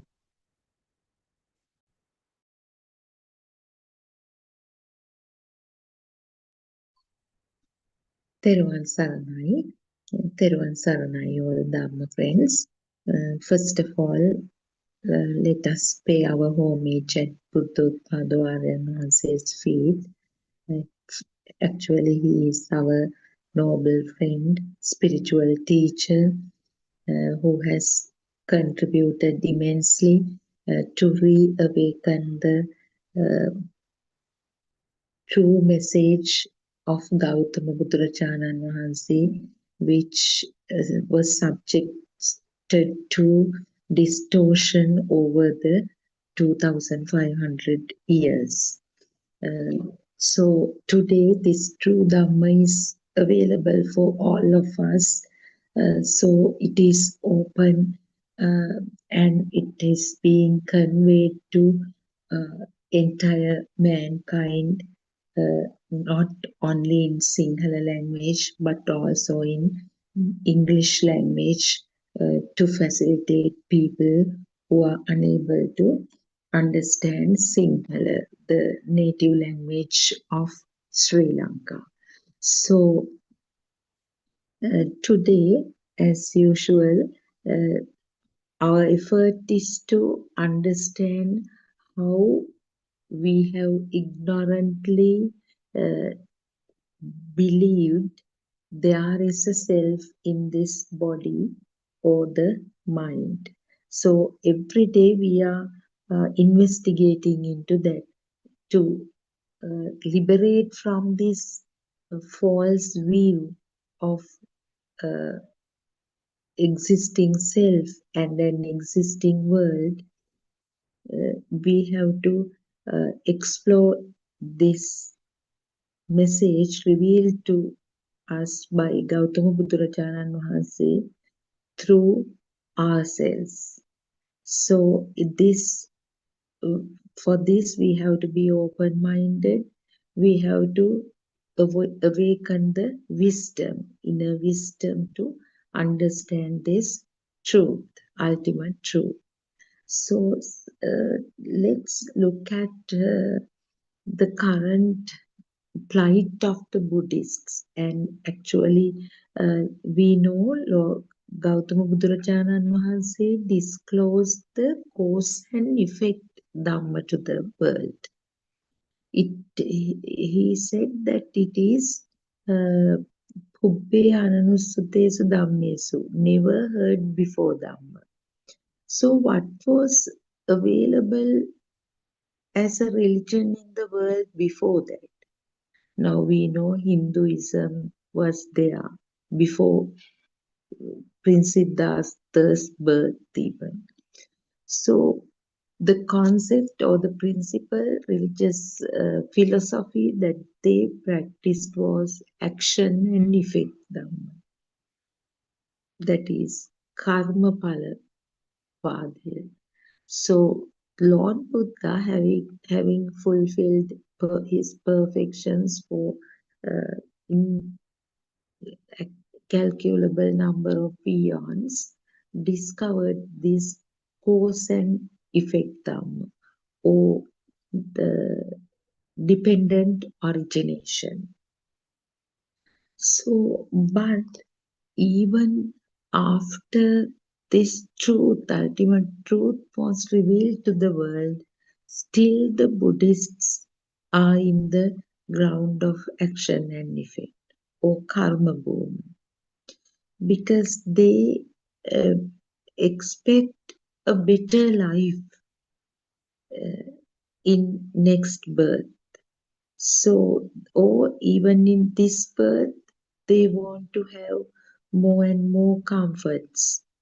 They always live with the hope of experiencing a better life.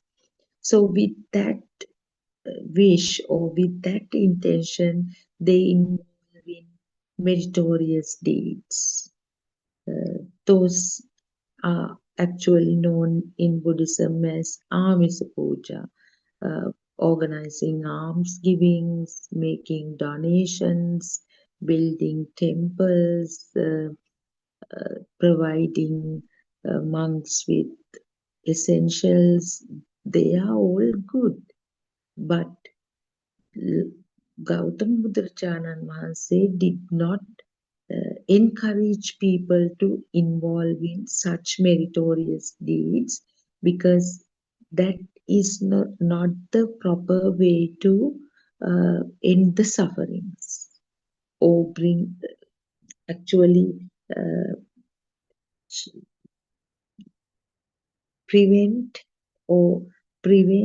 the continuation of life in the cycle of life and death, or this sasaroga. So he never encouraged people to believe in action and effect dhamma, which was prevalent in the world even before his birth. What he revealed to the world is the nothingness of the world, that there is no self and no external reality. Actually, if there is nothing externally, or there isn't a self, can someone get involved in these meritorious activities? Is there anything called merits and demerits, or merits and sins? Or is there a person to experience the consequences of merits or sins?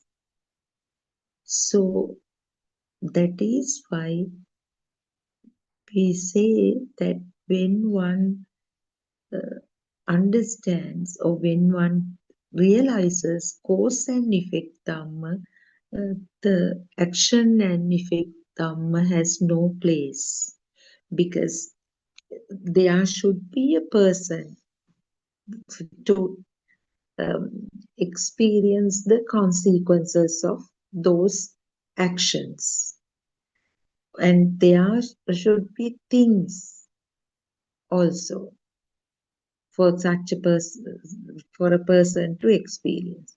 But when this cause and effect dhamma reveals the ultimate truth, we experience the perfect nothingness, that there is no self, there is no existence. All are misconceptions. So with the cause and effect Dhamma, there is no place at all for action and effect. So if actually someone believes in action and effect, in other words, such a person is still in the ground of wrong view, because they practice this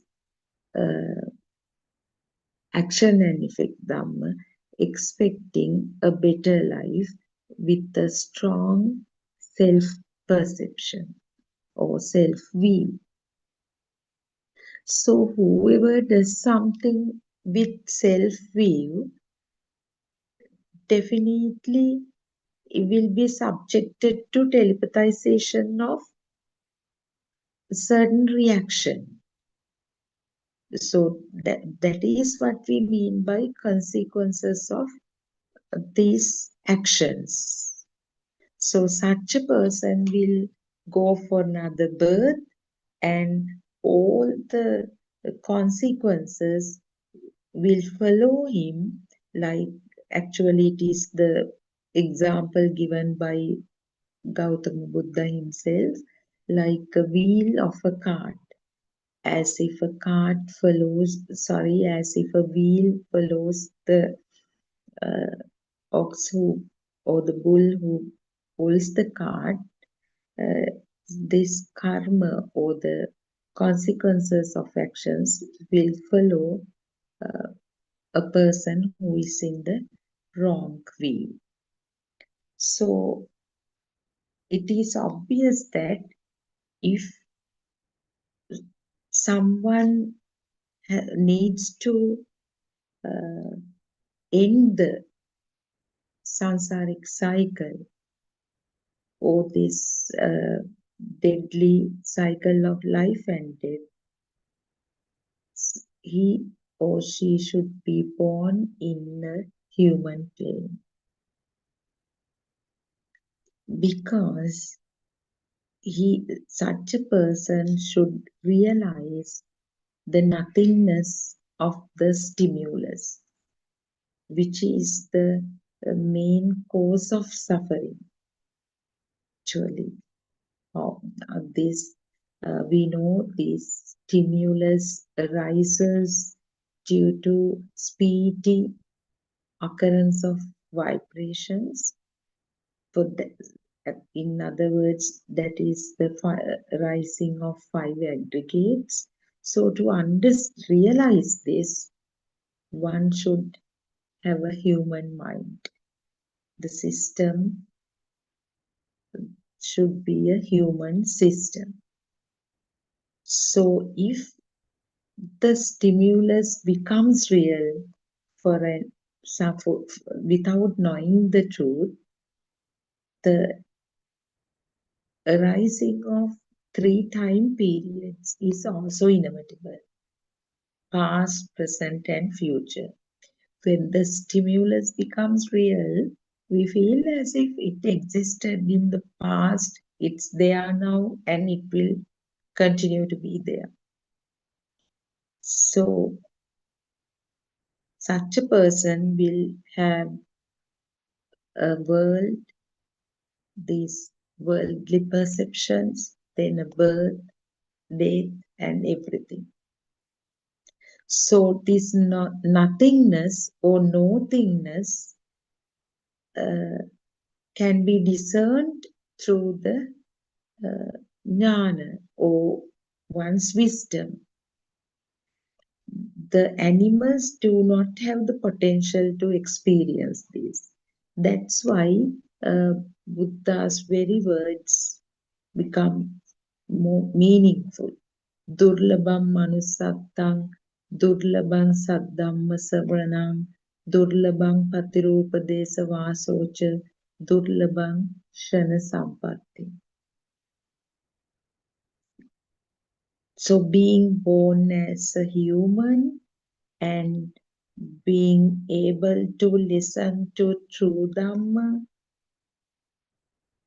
and being able to see this see the present moment where the world becomes real due to the rising of a stimulus are very, very rare. Such a thing cannot be discerned by an animal or someone in any other plane, lower realm. So now we can see how fortunate we today are. So we have been born as we are born as humans, and we have got this very rare opportunity of listening to the true Dhamma, and at the same time we practice this true Dhamma and we see how the world arises in a single stimulus and how it ceases then and there. So since we are going to understand this action and effect Dhamma also, because to get rid of those notions, those misconceptions, we need to analyze them also without just rejecting, without reasoning out. It's important to understand. So all these extremes, such as there is, there isn't, good, bad, here, there, external, internal, all these extreme ends are part and parcel of action and effect ground. In cause and effect Dhamma, there are no extremes as such, or there is no duality. So for a reason to be there, there should be a thing. So that is why in action and effect ground, one meets up all 31 realms, because this action and effect or karma bhumya is, in other words, the ground of the wrong will. So as long as someone is in the wrong view with the strong belief of the self and the external world as if existing, definitely he will go on and on in the samsara, or the cycle of life and death. It's inevitable, because we know now, in many sermons we address it, that self vibration of the final thought, final stimulus, when the body weakens and weakens, body shuts down. So that final vibration of that stimulus will definitely telepathize into another system which has the same frequency. So that is how we believe that someone goes on and on in samsara. So that telepathization may happen at any place, any realm, lower realms like hells, or then this hungry ghost realms, preta, or animal realms, even in higher realms like heavens or Brahma realms, even formless realms, form realm, whatever. But the thing is, unless this power becomes zero, even if you are born in the highest, I mean, the best heaven, there is such a risk. Next time, the final vibration will telepathize into a lower realm, maybe the lowest realm. So that is the danger. That is the truth explained in Buddhist philosophy. So if you listen to this carefully, it will be self-evident to you that everything, all 31 realms are in a single thought, single stimulus, because that is decided by the level of the power of that thought. So that is why being in the human realm, one can experience all 31 realms. It is nothing but the level of power generated in stimulus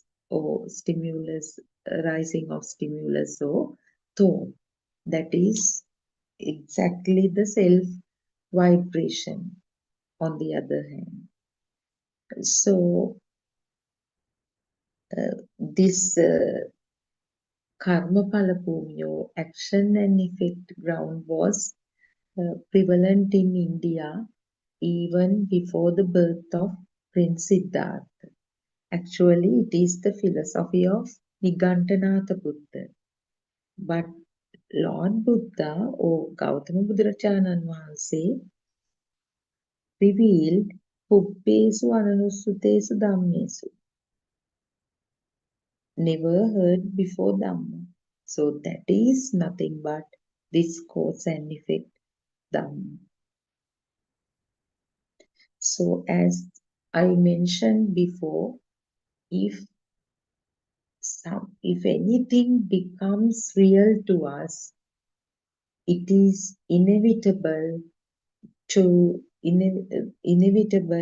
that the 3 time periods, existence of time periods arise with that. Now, for example, if when a certain visual formation is perceived by the eye, the identification happens with the collective interplay of sensory faculties, and the thought arises as tree. So this thought, arising of thought for an ignorant person and a person with the wisdom have 2 different effects. That's the beauty of it. So someone ignorant may not have any idea about how this visual formation becomes real, and the fact that there is no substance in this mental construct, it is just the false entanglement of the name and the form. Such a person may not know that. It becomes so real to such a person, and the moment the tree becomes real, we cannot prevent, or no one can prevent. It is the law of mind, law of nature, in other words. The thought flow happens, that the knowing that this tree is existing there and it existed yesterday, it will exist to be there, it will continue to be there. Those subtle feelings actually creates the self vibration on the other side. The effect is, so the cause is tree becoming real, the effect is self-vibration. But someone who has a thorough kind of understanding of the philosophy and someone who practices penetrative insight may liberate from it. Still, the tree will be there because ghee will never be converted to milk again once ghee is made from milk. So the tree will come. The person may not see a sound and a color or vibration or anything actually. The tree will arise, but with that wisdom, with that discernment, awareness that this is just a construct, mental construct or a concept on. So that the thinness of that stimulus will not be there. So in the ground of the action and effect, when these 3 time periods arise, it beautifully tallies with the belief of action and effect ground. So in the last previous birth, I have done bad deeds. So in this life, I am experiencing the consequences or the repercussions of them. So in future, next birth, if I perform good deeds in this life, the next birth will be better. So definitely, ignorantly, the person lives with the notion of 3 time periods and suffer. That itself is a cause of suffering because as long as the self exists, this suffering is inevitable. But when one realizes this cause and effect Dhamma, liberates from these 3 time periods because it is akalic. This Dhamma, Lord Buddha himself emphasizes, it is a timeless Dhamma. So a certain time cannot be assigned to this Dhamma. One can experience only this Shana Sampatti, this present moment, the period of 17 Chittakshana, or we call it actually Buddhakshana also. That Buddhakshana means the moment one liberates from the stimulus. So that is why this cause and effect Dhamma revealed to the world by Gautama Buddhacharya Maharaj is known as Akalika or timeless.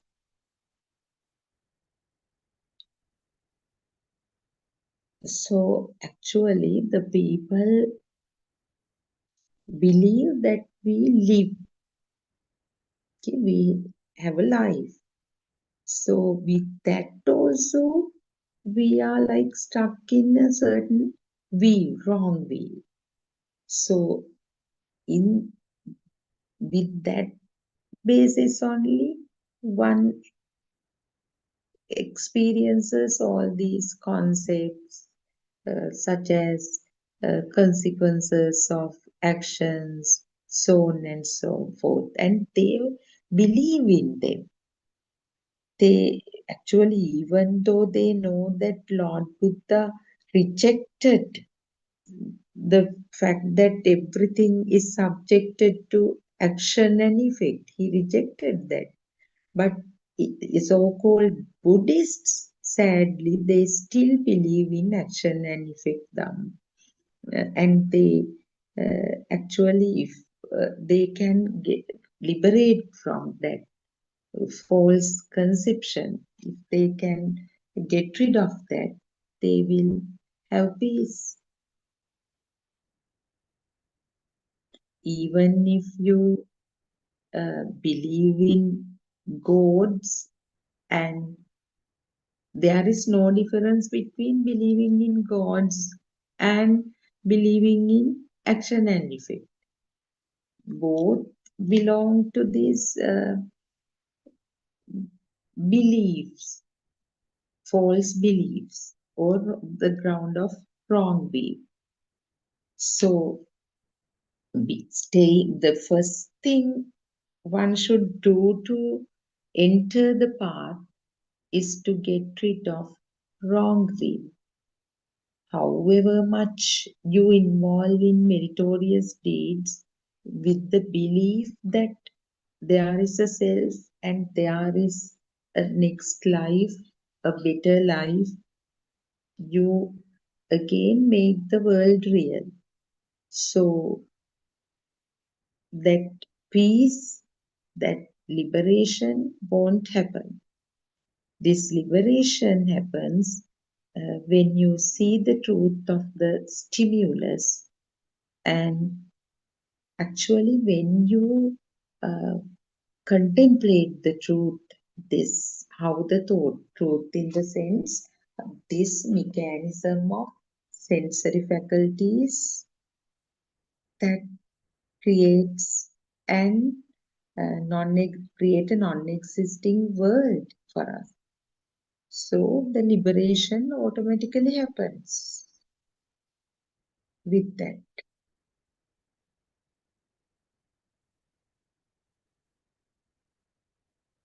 So in Buddhist philosophy, Buddhacharya once talks about certain laws like law of action and effect, law of mind, law of seasons,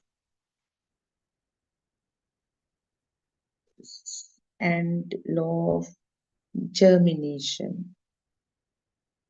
So here in cause and effect Dhamma, the focus is on law of mind, how the mind gets created as a natural phenomenon.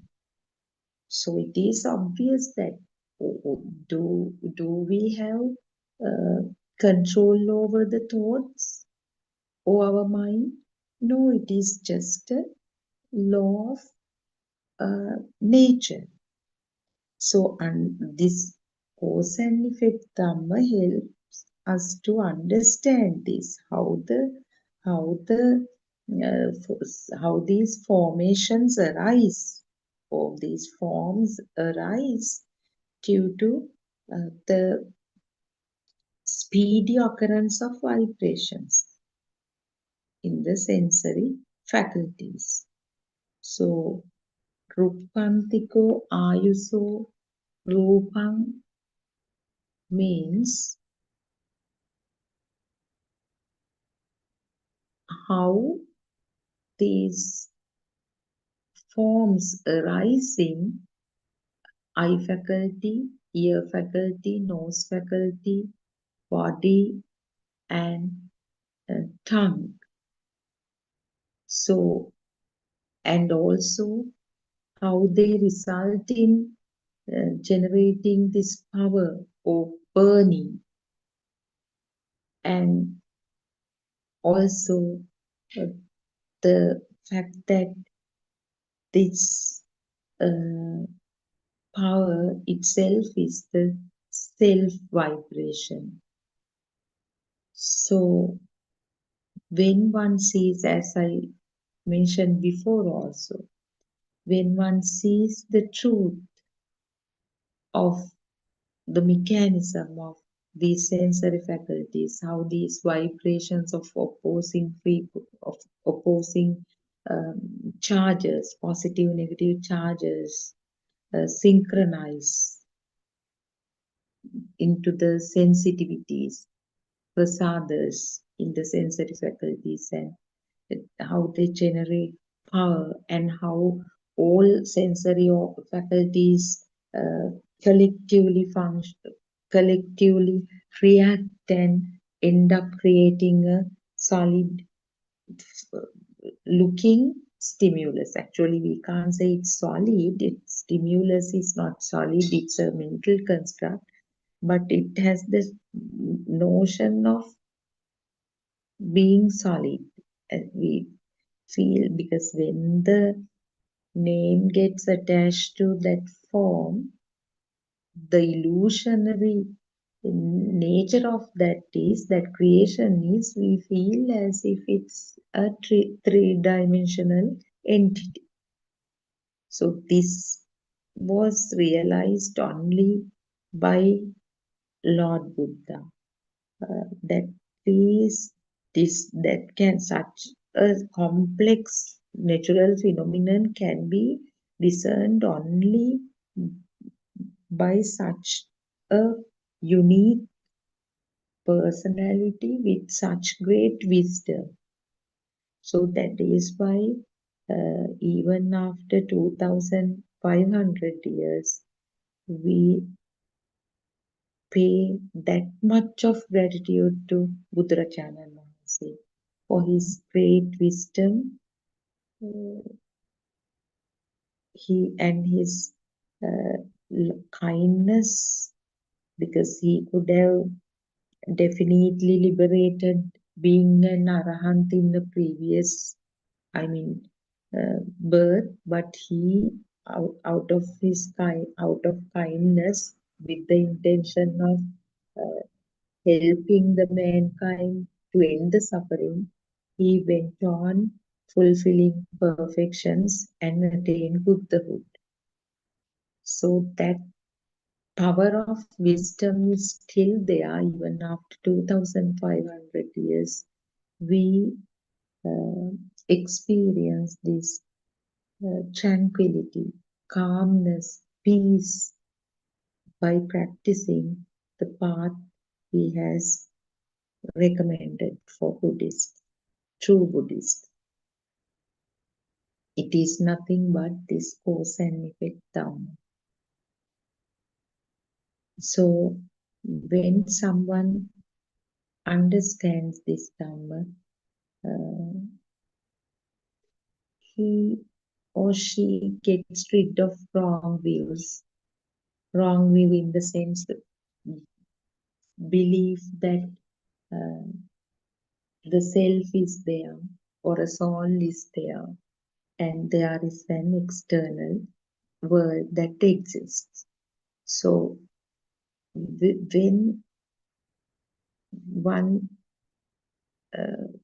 is convinced that there is no self as such, no external reality, such a person stepped into the ground of right viewers or right view. So what we should understand is we should act according to this self-evident Dhamma, but not according to the myth called karma or action and effect. We have to follow the advice of Buddhacharya Maharaj. This cause and effect Dhamma is so pure and self-evident.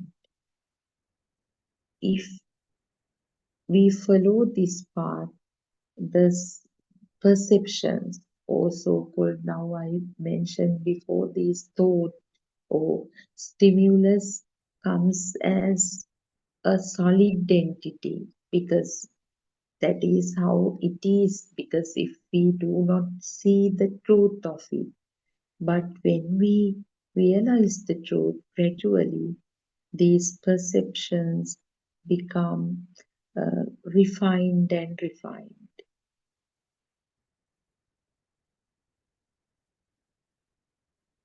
So now the pure truth is available for us. We can, because when we realize it gradually, we feel we only live for one moment, and that one moment is also not true. It just arises and ceases. So ultimately, what we experience are mere thoughts or mere stimuli, stimuli after stimuli. So this is very beautiful when you understand this truth and see it through yourself.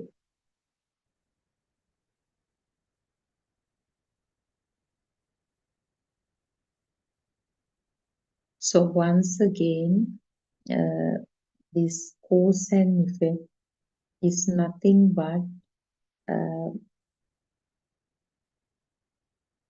how the forms arise due to this vibration. So whether it happens in relation to eye, ear, nose, mouth, body, mind, all are forms. So as a law of mind, the name gets entangled with that form, and ultimately certain power is arising. That power is actually the same power, same vibration that telepathizes into the zygote. It is in, and although we talk about eye sensitivity, ear sensitivity, and thought, this power at that very moment, that power uh, is present in each and every cell of the body.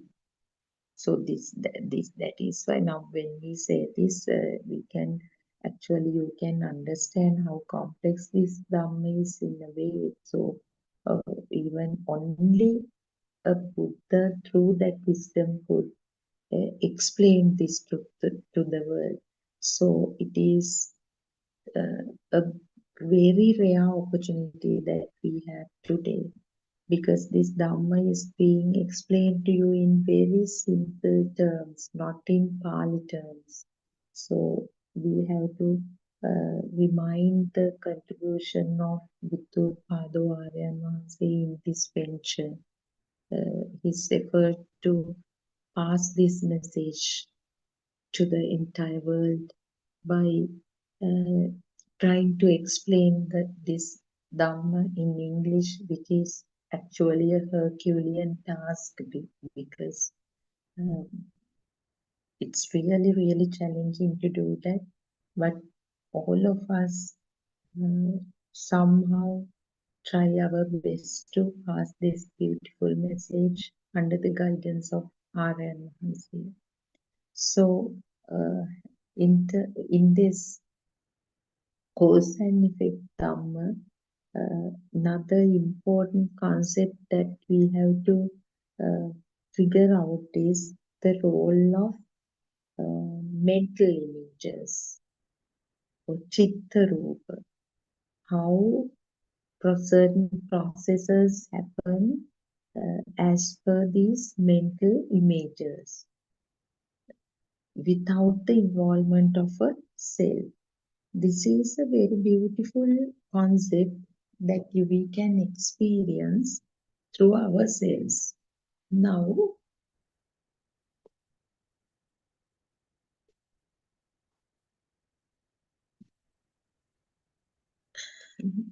just think about the common stimuli that arise in the system, like mother, father, tree, leaf, sun. All these are nothing but thoughts. So chittena niyati loku. That those words are Gautama Buddharajanan Mahase's very words. So all these Sammuti Prajnapti, or names and form, are mere thoughts. They are just concepts. Now imagine a sound occurs in the ear. So the eardrum vibrates. So the vibrations of eardrum, the frequencies of the vibrations that occur in the eardrum matches with the external sound vibrations. That's why the hearing sensation occurs. It is the same phenomenon when there is a thunderclap in the sky, the windows shake because that the frequencies of vibrations of the thunderclap tallies with the frequencies of vibrations in the window, but not with the frequencies of vibration